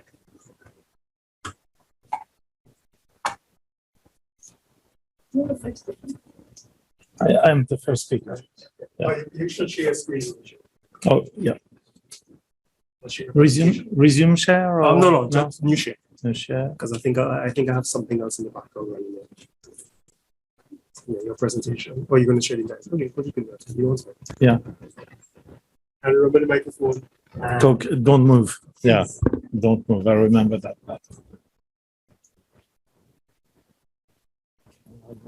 I'll move that there. All right. Good afternoon, everybody. My name is Michel Lusser from the School of Mechanical and Design Engineering here at the University of Portsmouth. Before I start presenting, I'm going to give you a little bit of background about how that presentation came to be. I'm from the field of operations and supply chain management. So I tend to attend annual conferences from the European Operations Management Associations. And typically when you go to the sustainability track in sustainable operations management, over the years, I've seen all the same presentations. Somebody's coming. Typically, it's a very applied project. They've managed to reduce the CO2 emissions of the companies. They've basically maintained performance and managed to decrease environmental impact. And when it comes to question time, there is always somebody who says, "Oh, you've talked about sustainability, but you only talk about environmental impact. What about social sustainability?" That was presentation about 1 of the day. By the time you get to 5 p.m., you've listened to 25 presentations, and that question has come systematically. And if somebody happened to present something about social sustainability, at the end, you would have the question, well, you talked about the social impact, but you didn't talk about the environment. So how is it about sustainability? So I realized there was something that in my area, in operations and supply chain management, we were struggling a little bit with, having a tangible definition of social sustainability and what exactly are we talking about. So I started to look at what we write in my field about social sustainability. So that's all the papers that I've quoted there. I took the one that in my field were the most popular in terms of talking about social sustainability. And I've mapped them again. Let me move a few things here. I've mapped them again, either against the original United Nations definition in the Brundtland report of social sustainability. So if you go back to that document, they talk about peace, security, and social justice, and the general notion of equity. It's an equitable society. They talk about quality of life. And especially what they mean by this is quality of growth. So this is the ability of growing, but maintaining quality of life, not deteriorating quality. And they have a third chapter that we very rarely talk about, which is that question of the human settlement. As growth is mostly happening in very larger urban areas, they're concerned especially about how do we manage these very large urban centers that will grow. Now, you will notice in my table that I've put an extra column for corporate social responsibility, which is what we've been teaching for the last 40 years, a well-known topic, nothing new there. And my single tick, no tick, or double tick is trying to score what in my field we write about when we talk about social sustainability. And does it match the original definition from the United Nations? And you can see I managed to get a perfect match with corporate social responsibility, but I don't think that in my field, we're really looking at what the United Nations was intended when they provided a definition of sustainability. So I'm a bit concerned that when we talk about social sustainability, quite often it's basically old wine in a new bottle. We've replaced corporate social responsibility with sustainability, and here we go. And so that committee asked the question, is that really what we want to do? And one of the papers that I read was insisting that we really need to understand that it's important that the three dimensions of sustainability are equally important. So I thought about this, and my problem with that statement is I don't see any reason why any of us should believe that they're not equally important. I compare this to talking to a mathematician about space in three dimensions. You have your X, your Y, and your Z. I don't think any of us wants to have a debate about talking about is X more important than Y. They're just dimensions. You know, that's the space where we define our problem. But that doesn't mean either that if I am going to solve a 2D geometry problem in X and Y, a planar problem, it doesn't mean I'm doing something bad. You know, it just happened to be that the scope of the problem that I'm looking at is something which is in two dimensions, and I don't need, for that problem only, I don't need to worry about the third dimension. So I'm a bit nervous when I see a presentation which, for example, is going to be about health and safety or working conditions, which in operations management is something we can easily do, and labeling it as sustainability. And by that, I don't mean to criticize research about health and safety. It's very important research. What I'm concerned about is saying because I'm talking about health and safety or because I'm talking about work condition, I am researching sustainability. You're certainly researching corporate social responsibility. You are researching work conditions. I'm not convinced this is what we meant by sustainability. So my take on it is that if you do research about sustainability, what you're going to be interested in is a fundamental conflict between two of the objectives. There's going to be a tension there, and it's going to be impossible to reconcile the two. So that's going to be that idea of a sustainability trade-off. Okay. So for me, when we say that we research, if you tell me you do research about social sustainability, what I would like to know is which trade-off are you researching? Which conflict between two objectives are you going to do? This is why my presentation is going a bit wild, because I've started to try to build my own taxonomy of a trade-off in sustainability. So if you look at the United Nations definition, we've got potentially three different time trade-offs. This is referring to the intergenerational equity dimension. So the most famous one would be number one, the eco plus minus.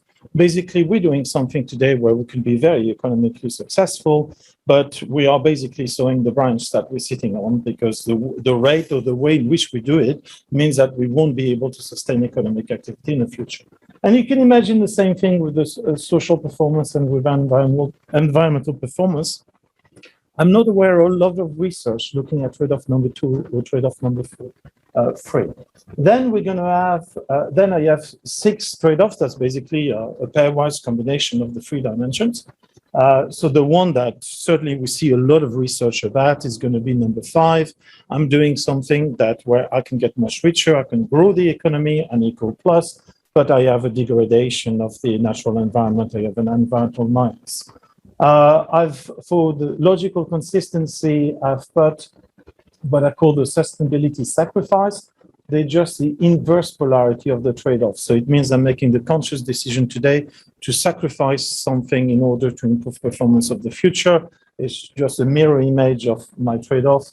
And when I started to work with these, I realized that sometimes I have to look at traditional trade-offs. So it's like an eco plus, eco minus, as in, we can't be good at everything at the same time. They are the traditional trade-off here that we would study every time we study operations management. I've excluded from that list my attempt to do all the potential moderation of a trade-off, because then it was going to be a very busy slide. Okay, so I try to keep to my elementary trade-off. So my idea, okay, is can I try to look at very famous case studies, things that are often talked about in the conferences I go to, and use that diagramming convention to talk about social sustainability. So my first case study is a warm-up case study. I decided to use the oil industry simply because everything is controversial about it. So I was pretty sure I was going to find some trade-offs there. So bear in mind, going back to your point about naming the system, when I first drew this graph, I never called that oil specialization, okay? So initially I called it oil industry, and that was my system. Now, the first trade-off is natural resource depletion. That I'm sure you're aware. The official reserve of oil today are 50 years. So in 50 years from now, there's nothing left, and unless we discover new technology or reserves that we don't know about, that's the length of that trade-off. If we use a lot of oil, we all know that it causes a lot of pollution, and it is the major contributor to climate change at the moment. Now, the other problem with the amount of oil that we need is that it creates a great geopolitical resource unevenness with a lot of bargaining power on the part of the country you have oil by opposition to those who don't. And this has led in the past, we know that it has led to armed conflict. Now, remember, I started this as saying oil case study. So if I'm talking about the oil industry and I'm talking about a sovereign government decision to go to war with another state, you're going to say I'm slightly outside of my system boundary. So I realized, okay, maybe calling it oil case study is not a good idea. And then I started to think about it, and I said the best name I could come up with, oil specialization. When you look at the modern economies, we are incredibly specialized on oil as a raw material of most of our supply chain. Most of the laptops that are there, probably half of the clothes that I'm wearing are some sort of petrochemical, the food packaging, and I haven't mentioned energy and transportation, which is the obvious elephant in the room there. And then you realize it is incredible to think of somebody that would design an entire economical system that relies so much on a single raw material as a source of all of these supply chain. Yeah. And then it gives you an idea about what we should do. If we reduce oil specialization in any way, then we could start solving a problem. On to my second case study, now this was when I had to teach social sustainability, and I was looking at a really good example of social sustainability that I could give to my students.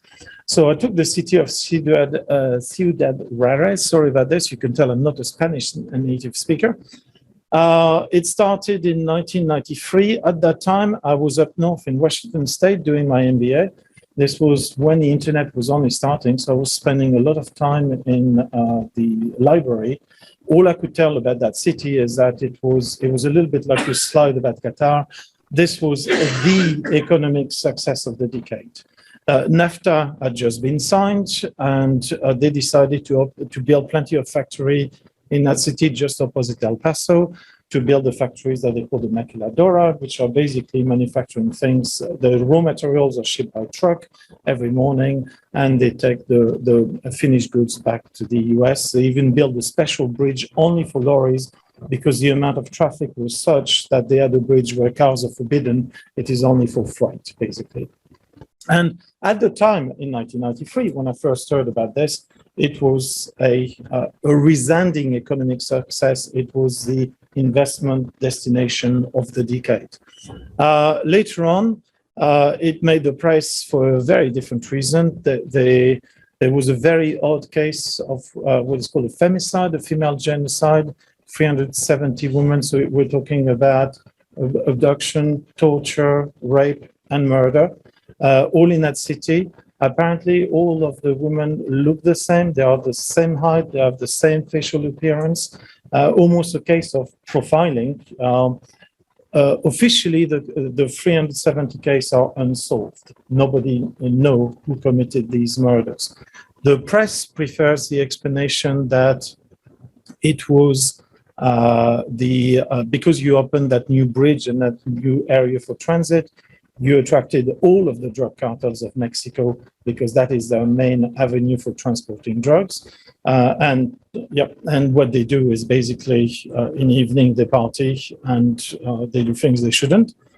Another theory, more from the business press, is that they build factories faster than they could build them. They couldn't build street lighting, they couldn't build roads, they couldn't have bus services. So they were opportunistic crime, basically.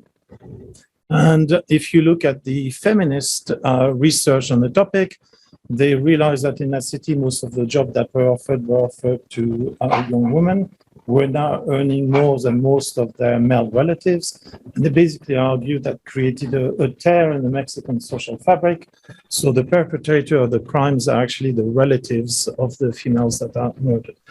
I cannot think of a more sinister and sad example of unmanaged growth, where you have something that was once celebrated as an economic success that has become a social disaster. You know, it's a horrible story. Finally, my third case study, and then I'll wrap it up.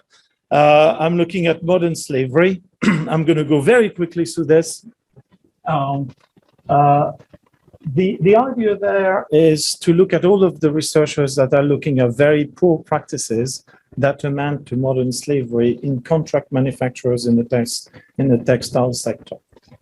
When I listen to their presentation, I am sometimes concerned that they are creating an association between the decision to outsource and the fact that modern slavery is being practiced. Because, of course, all of these economic activity there comes from the fact that we outsource. Now, what I'm asking myself is, what is the real root cause of modern slavery here? Is it the fact that we've decided to outsource activity there? Or is it the fact that we've been to a country where there are very weak local institutions and that there is extreme poverty? Because if you live in a place with extreme poverty, a job is better than no job, and you're not going to be very regarding about it. And the fact that maybe the local entrepreneurs are not so concerned about social sustainability. And then it becomes very interesting to think about what is the root cause of this practice that we don't want to see taking place. We're doing a lot of audits to try to solve it, but I would argue that if we do not know what is the root cause, how are we sure that we can actually solve the problem? So my conclusion is that it is actually useful to draw these causal networks, and I'm using the terminology very broadly, to try to better understand when we talk about social sustainability, what is the real problem that we're trying to solve. I find it useful for me to better understand the research that I'm trying to do. You know, it helps me to clarify what I think the root cause of the problem. Now, the other thing that I found interesting is that when you compare environmental sustainability, where I can do an LCA analysis and obtain the impact data that is objective. Now, bear in mind, if you've been involved with LCA analysis, there's no such thing as 100% objective impact data. You know, it's a very complicated process, and it's an estimation process. But when we talk about social sustainability, then I've realized that the main problem, typically, if we're going to call something socially unsustainable, we're calling it that because of the own definition that we have created about what we want society to be. And then it becomes a much more difficult issue to resolve. I think I'm out of time, so I will open it for questions now. One quick question, Chair. So you mentioned causality, which is quite interesting. I don't talk about the causality. And you mentioned the directive ascendant graphs. Is that your last diagram looks kind of like this? Yeah. Every time I do that presentation in front of people who do systems theory, they're very interested in it, and they're trying to relate it either to, you know, system dynamics or something like that. I didn't attach myself to any school. I just, to be honest, when I started to do this, I was thinking I was to have a case study with just one elementary trade-off. But then I realized to tell the story properly, I needed to tell something with a bit more context and a bit more close to effect. I would equate them to belief network. Okay. Yeah, in sort of what I'm trying to achieve there. But I'm interested in causality in the context of trade-offs. Yeah. You have to realize in operations management, if you ask somebody in operations management what is the big theory, everybody in operations management will tell you that the family tree starts with systems theory. But I'm afraid we're a bit the low-brow part of the family. You know, we're very diluted genes of systems theory. You know, operations management is a very hands-on field. You know.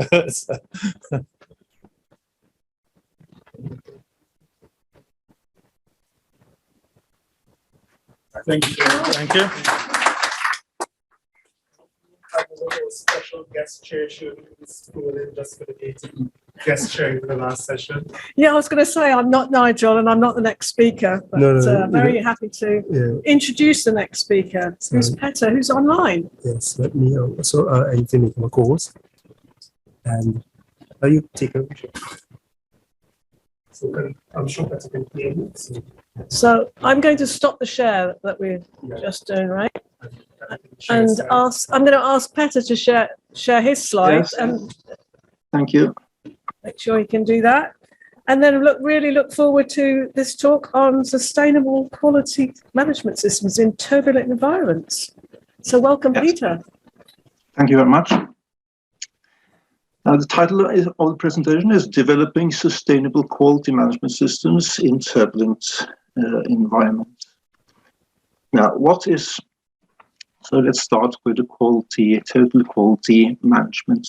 One way of thinking about this is through this the European Quality Award, the EFQM model. We see on the left side we have leadership, in the middle the processes, and on the right side key performance results. And this is a sort of holistic way of managing, and it also creates a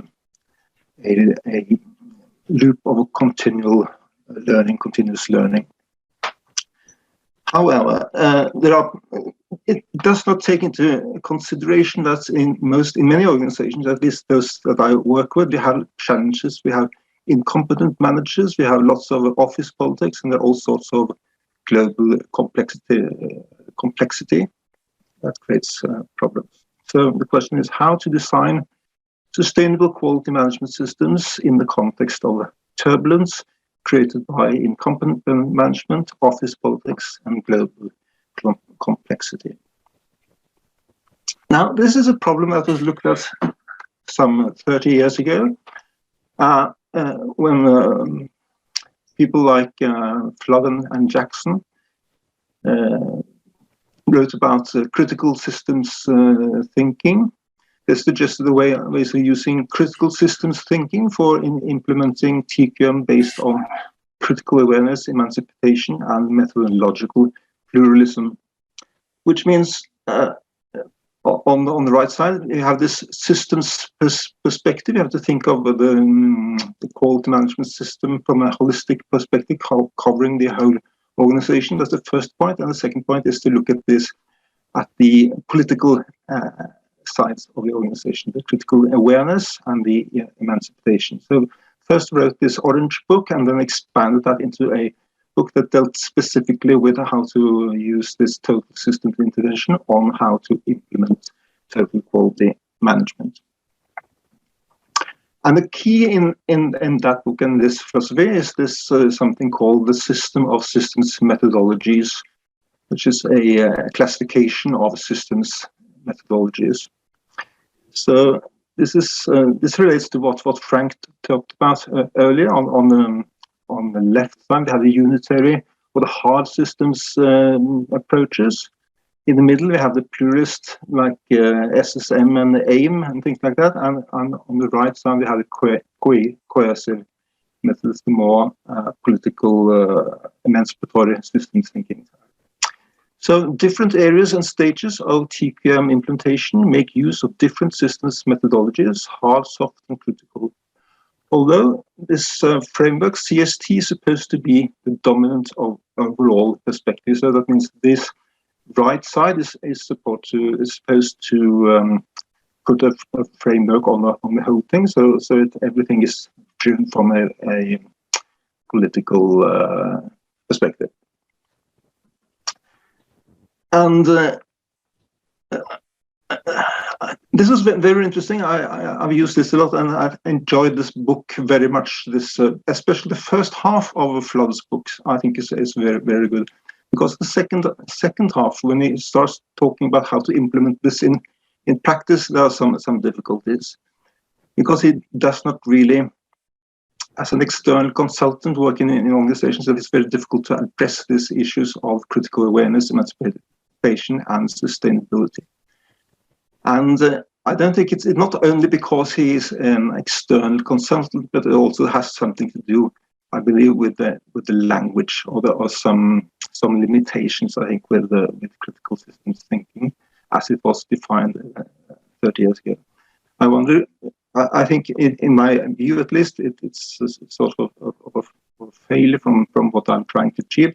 So I wonder, could this failure have been avoided by looking at critical systems thinking in a manner that allows for a more direct integration between politics and systems thinking?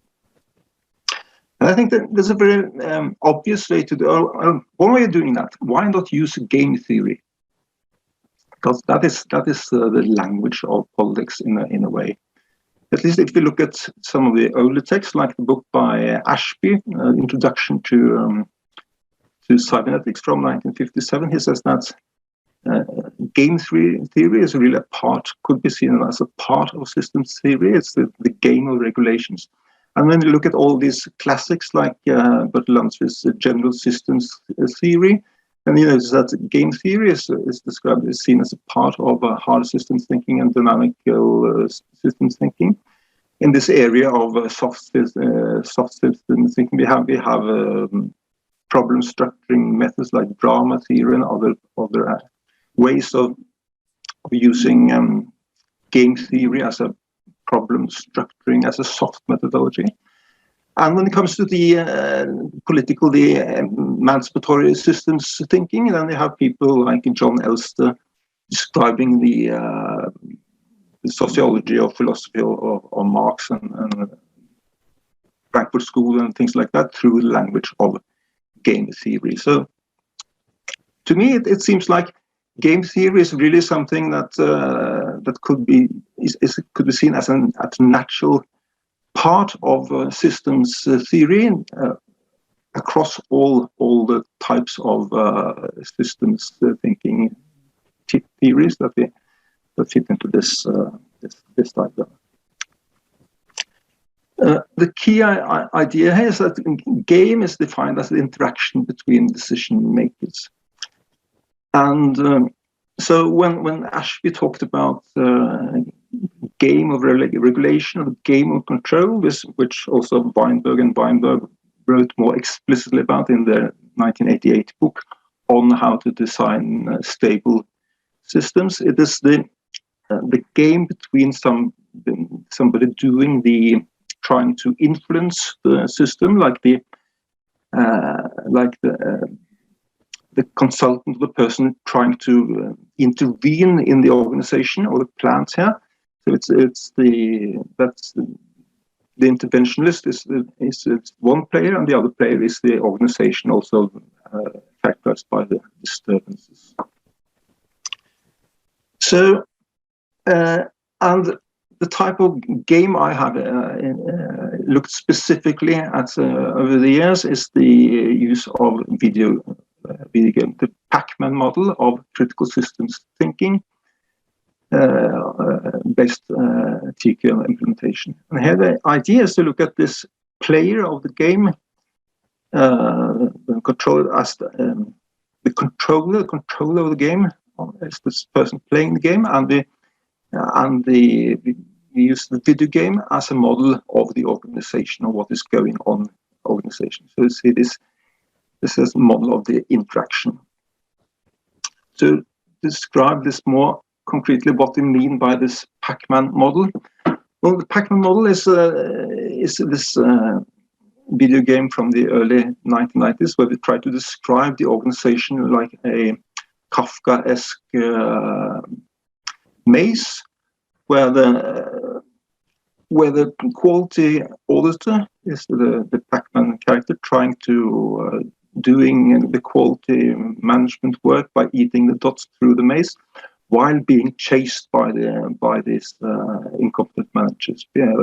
But sort of the dynamics here is that in this organization I look at, it's they are very afraid of being seen doing incompetent work because of how they are being measured. So they try to chase down and terminate the quality manager. But there are also some especially if the quality consultant managed to get it, there are these 4 points. That's will change the dynamics. If you find something that's really, really important, then the dynamics will change. The managers will turn blue with fear, and you can try to chase them down and try to make them sign off quality improvement projects, start continuous improvement efforts, improve the quality management systems and things like that. So that's the way of basically how to deal with the office politics. And finally have this bonus fruit that appears every now and then, and that's increasingly more important as the game develops, and that because the score gets higher and higher, because those are the global complexity issues, or the issues that really matter within the organization but are not really under control by the managers. So this is a way I worked with organizations for many years, applying the method of action research, following the classical Sussman-Everett cycle, although adopted by a version adopted by Whitehead that makes it more phenomenological. I focus mostly on myself and on my own experience in order to make this to make sure that the organization is kept anonymous. Sorry? That's about 10 minutes. Okay. So here we have this is the image. Here you see, if you see at the bottom there, I have this simulation of the work where I have doing now I'm chasing the managers. Now they are turning back into the aggressive mode and they are chasing the quality. And they're going back and forth like that. So I've done 3 studies like that, producing different books, looking at different organizations and how this works. So the key idea here that I wanted to present was this idea of using, or how game theory, I say, is naturally integrated into the way of thinking about the systems. And if you want to succeed, I believe, with the critical systems thinking, you have to be very specific about the politics. The politics can be naturally integrated into the systems diagram by looking at this regulation game. And that here is the final slide. So I'm a great fan of Robert Flood's book Beyond TQM. I think it's absolutely excellent, but it needs to address this office politics on the right side. So designing sustainable quality management systems is a political process, making it relevant to apply the lens of CST, critical systems thinking, which becomes practical when using game theory for describing how oppressive turbulence is matched by emancipatory actions. So that was the presentation. Thank you very much. Any questions? Any questions from anyone? Well, a round of applause. That's very, very good. Thank you. For reminding me. I thought it was a really fun way of presenting quality, which can make people yawn and be quite bored. So, but I did have a question about how it might relate to modeling with more modern systems, maybe virtual reality, and do some constellation work and doing things for real, modeling things for real, and how it actually compared with that. Yes. Well, this is a very broad model, very so in the latest book I talked about here, I looked at different game models at different levels. So this is at the sort of tactical level. Also other games that are used at the strategic level, and this is at the tactical level, and then others at the lower levels. Okay. Thanks. There's a few questions at the back. There's a lady first. Can we go back one slide, Petter? Yes. Please. Thank you. So you just want to look, or was there a question? Okay. Oh, can we go back one more slide, Petter? One more, okay. Right, question coming.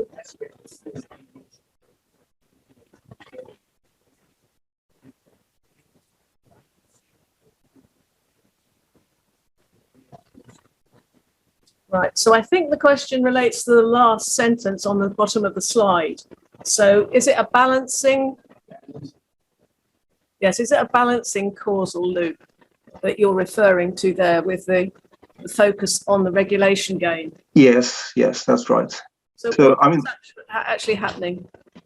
What I'm trying to achieve here is how to survive in this problematic environment as long as possible. So that is the sustainability or the stability issue. Why we need this feedback and why we have to understand the political game that is trying to drive I'm trying to look at how to implement total quality management in organizations that are not very suited for implementing total quality management. So that is why we're trying to make it to balance it right. That makes sense.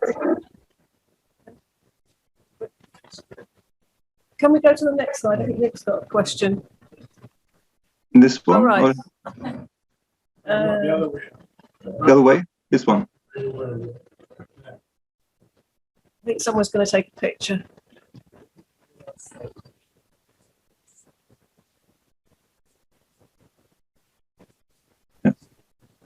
Right, Petter. Well, thank you very much for your presentation. I think we're going to move on now. So, well done. Thank you. And we're going to hand over to Andrea, right? Do you want to introduce me? Andreas after us. Okay. Azad Kanya, who's in the room. Okay. All right. So you've been introducing. And Azad session 5. Oh, I don't have Azad slides. I can see from you. Let me just get them back.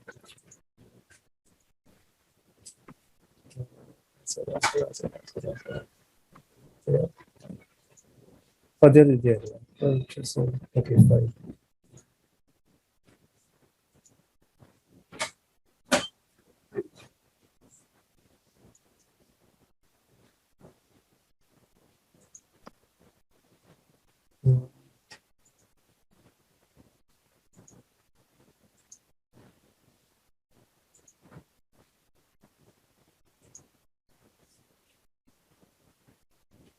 Right. So as I will take it from here, shade slides, when you actually get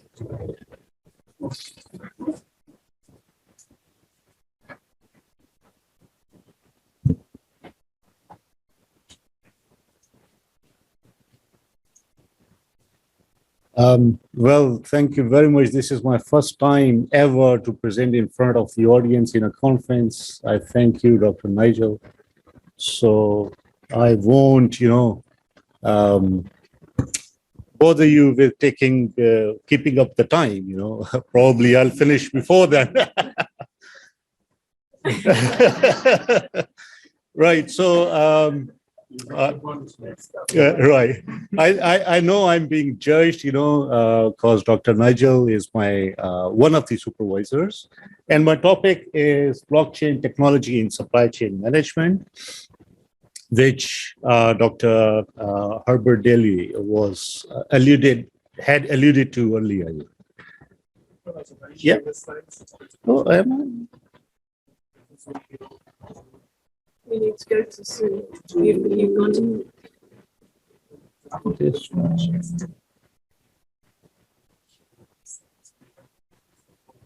This one. Okay. So yeah, that's the quick topic, and my name is Azad Khan. I'm a PhD student, and if you don't know, today is 7th December. Brief agenda, I'll be talking about blockchain. I think some of us already know what blockchain is, blockchain technology in supply chain management. What are some of the top authors, some of the top countries? Those are conducting research, in the areas of blockchain, whether that be cryptocurrencies or other areas. Some of the top keywords, bibliographic, coupling with documents, references, and Q&A. And I have used WAS Viewer, for to do the bibliographic analysis or systematic review. Here is a brief about blockchain. So these are immutable ledgers, distributed ledgers to keep the record.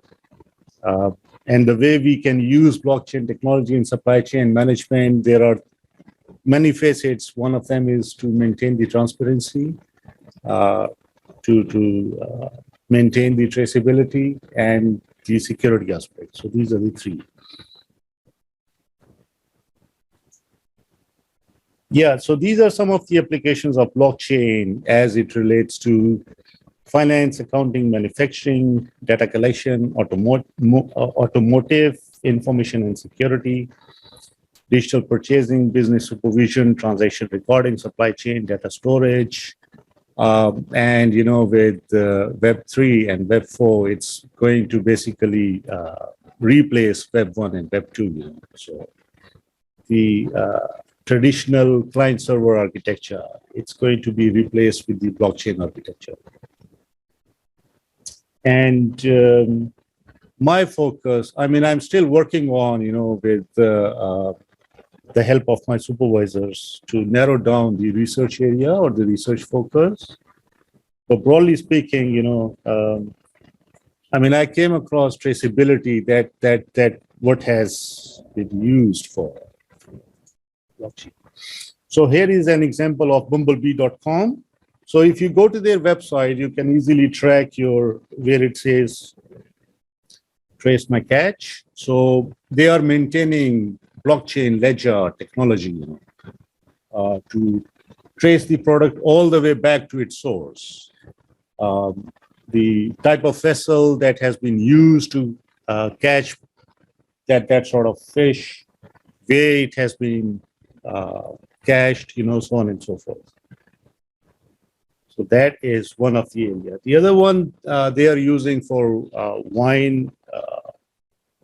They are using Walmart, for instance, is using it with IBM, to track the mangoes. Where are they coming from?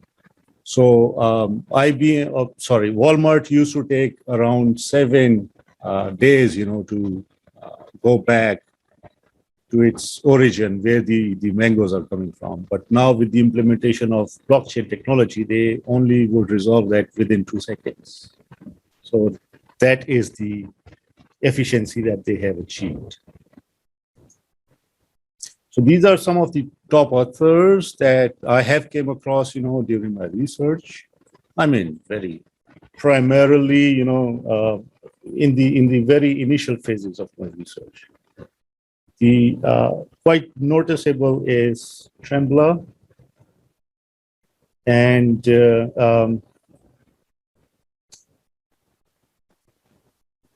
there is another one, Saber et al.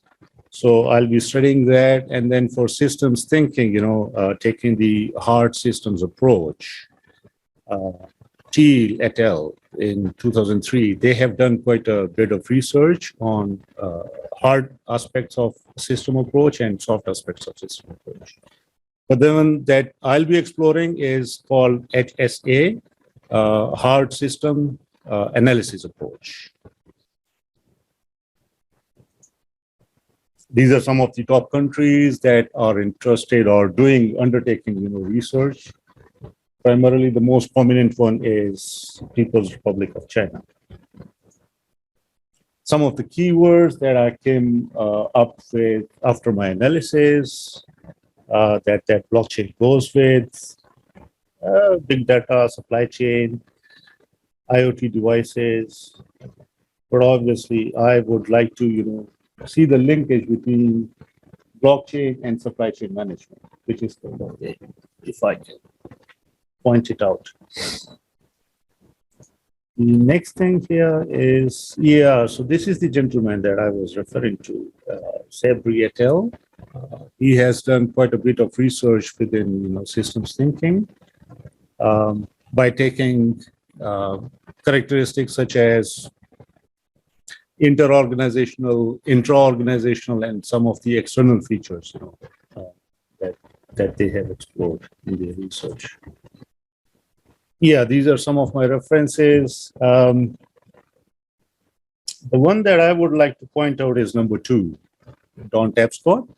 He has written a book back in 2015 and 2016 then, along with his son. He's in Canada. So the book is titled by the name The Digital Economy, in which Tapscott talks about the value of the exchange of value rather than just the exchange of information, within the internet age. So with blockchain or with Web3, it's going to be the exchange of value per se. And that's it. Thank you. How did I do? Yeah. Any questions? Yeah, I have a question. Yeah, sure. Dr. Lee described the idea. Yeah. So last week was a rough week for blockchain because Maersk canceled their project one for Africa. And the Australian stock market playing on blockchain spent by So why do you think Walmart has persisted in using their blockchain and these other companies decided to exit from Walmart? Yeah, number one reason, it's the 4th industrial revolution. So blockchain is part of that. Number 2, there are many projects which would fail. Some of them would succeed. So I think Maersk was an example of a failed project.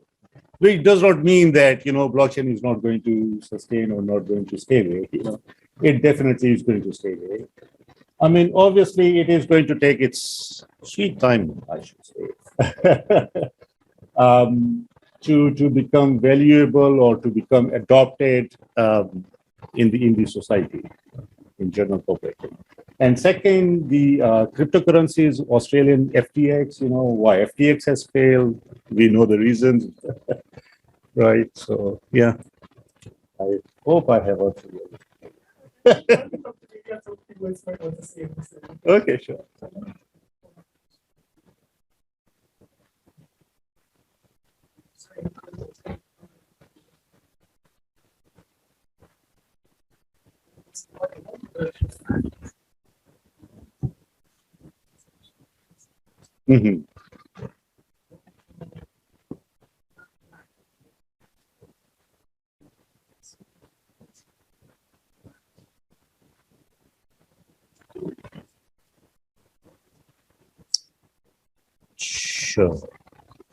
Sure. So number 1. Sorry. Okay. So first question was about, why?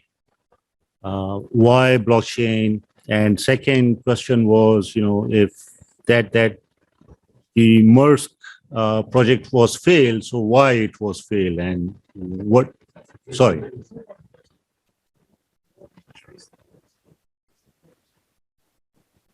What beyond traceability does blockchain bring to the table? Right. Okay.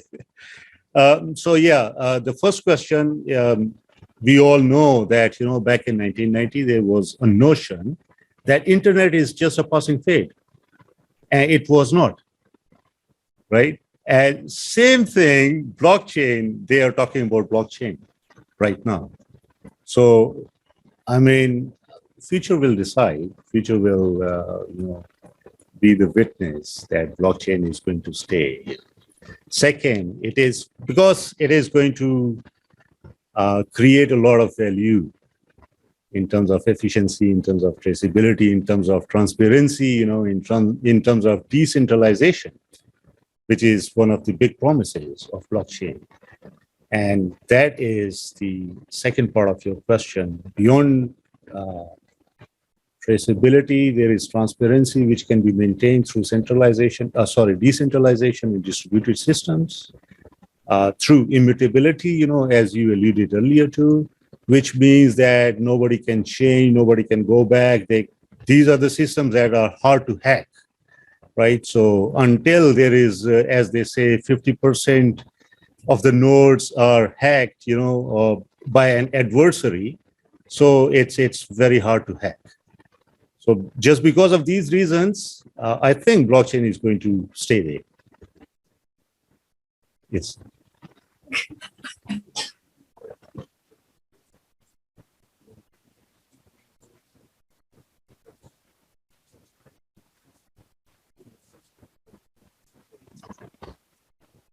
Right. So the question is that blockchain's gift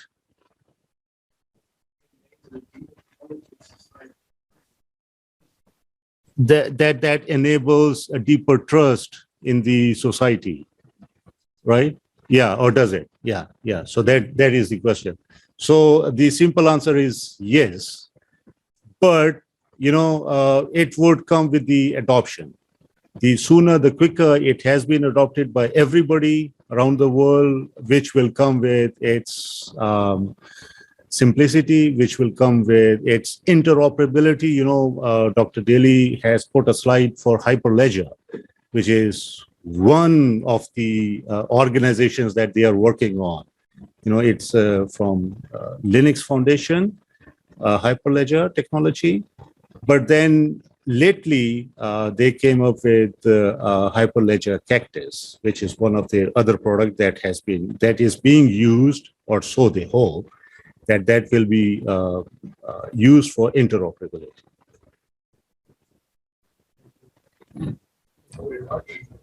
Thank you.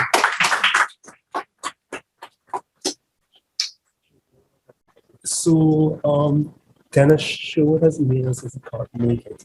So, Carlo, I'll let Carlo present it at this point.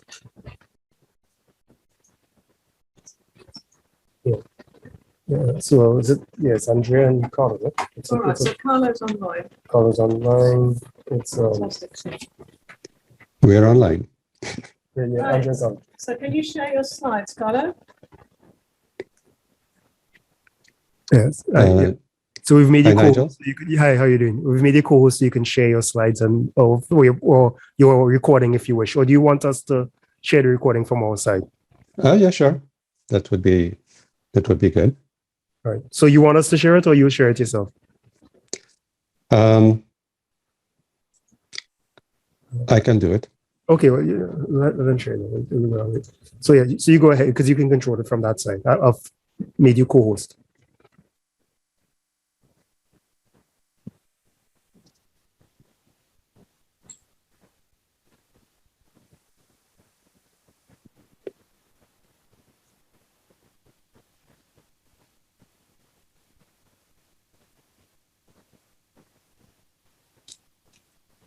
Here we go.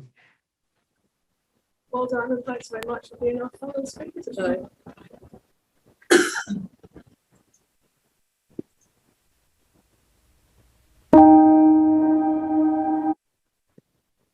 Over to you, Carlo. Thank you very much.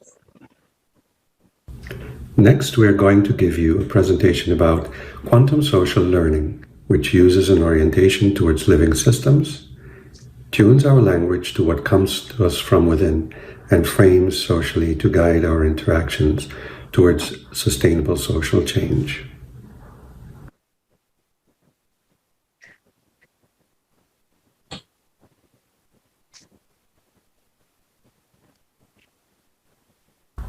The purpose of quantum social learning, or QSL, is to uplift humanity through the dissemination of a novel, conscious, and actionable ethos. Let's have a look at our human social dynamics.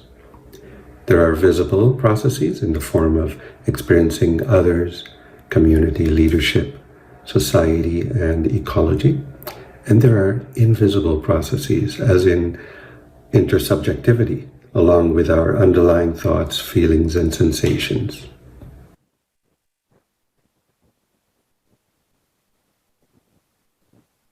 When waves of water are trapped because they have little space for their natural expansive movement, it creates a lot of turbulence and can even result in flooding. When we release these waves into the ocean, giving them all the space they need, their movement and tides generate direction and flow. The same principle is true in our social interactions and our interactions with nature.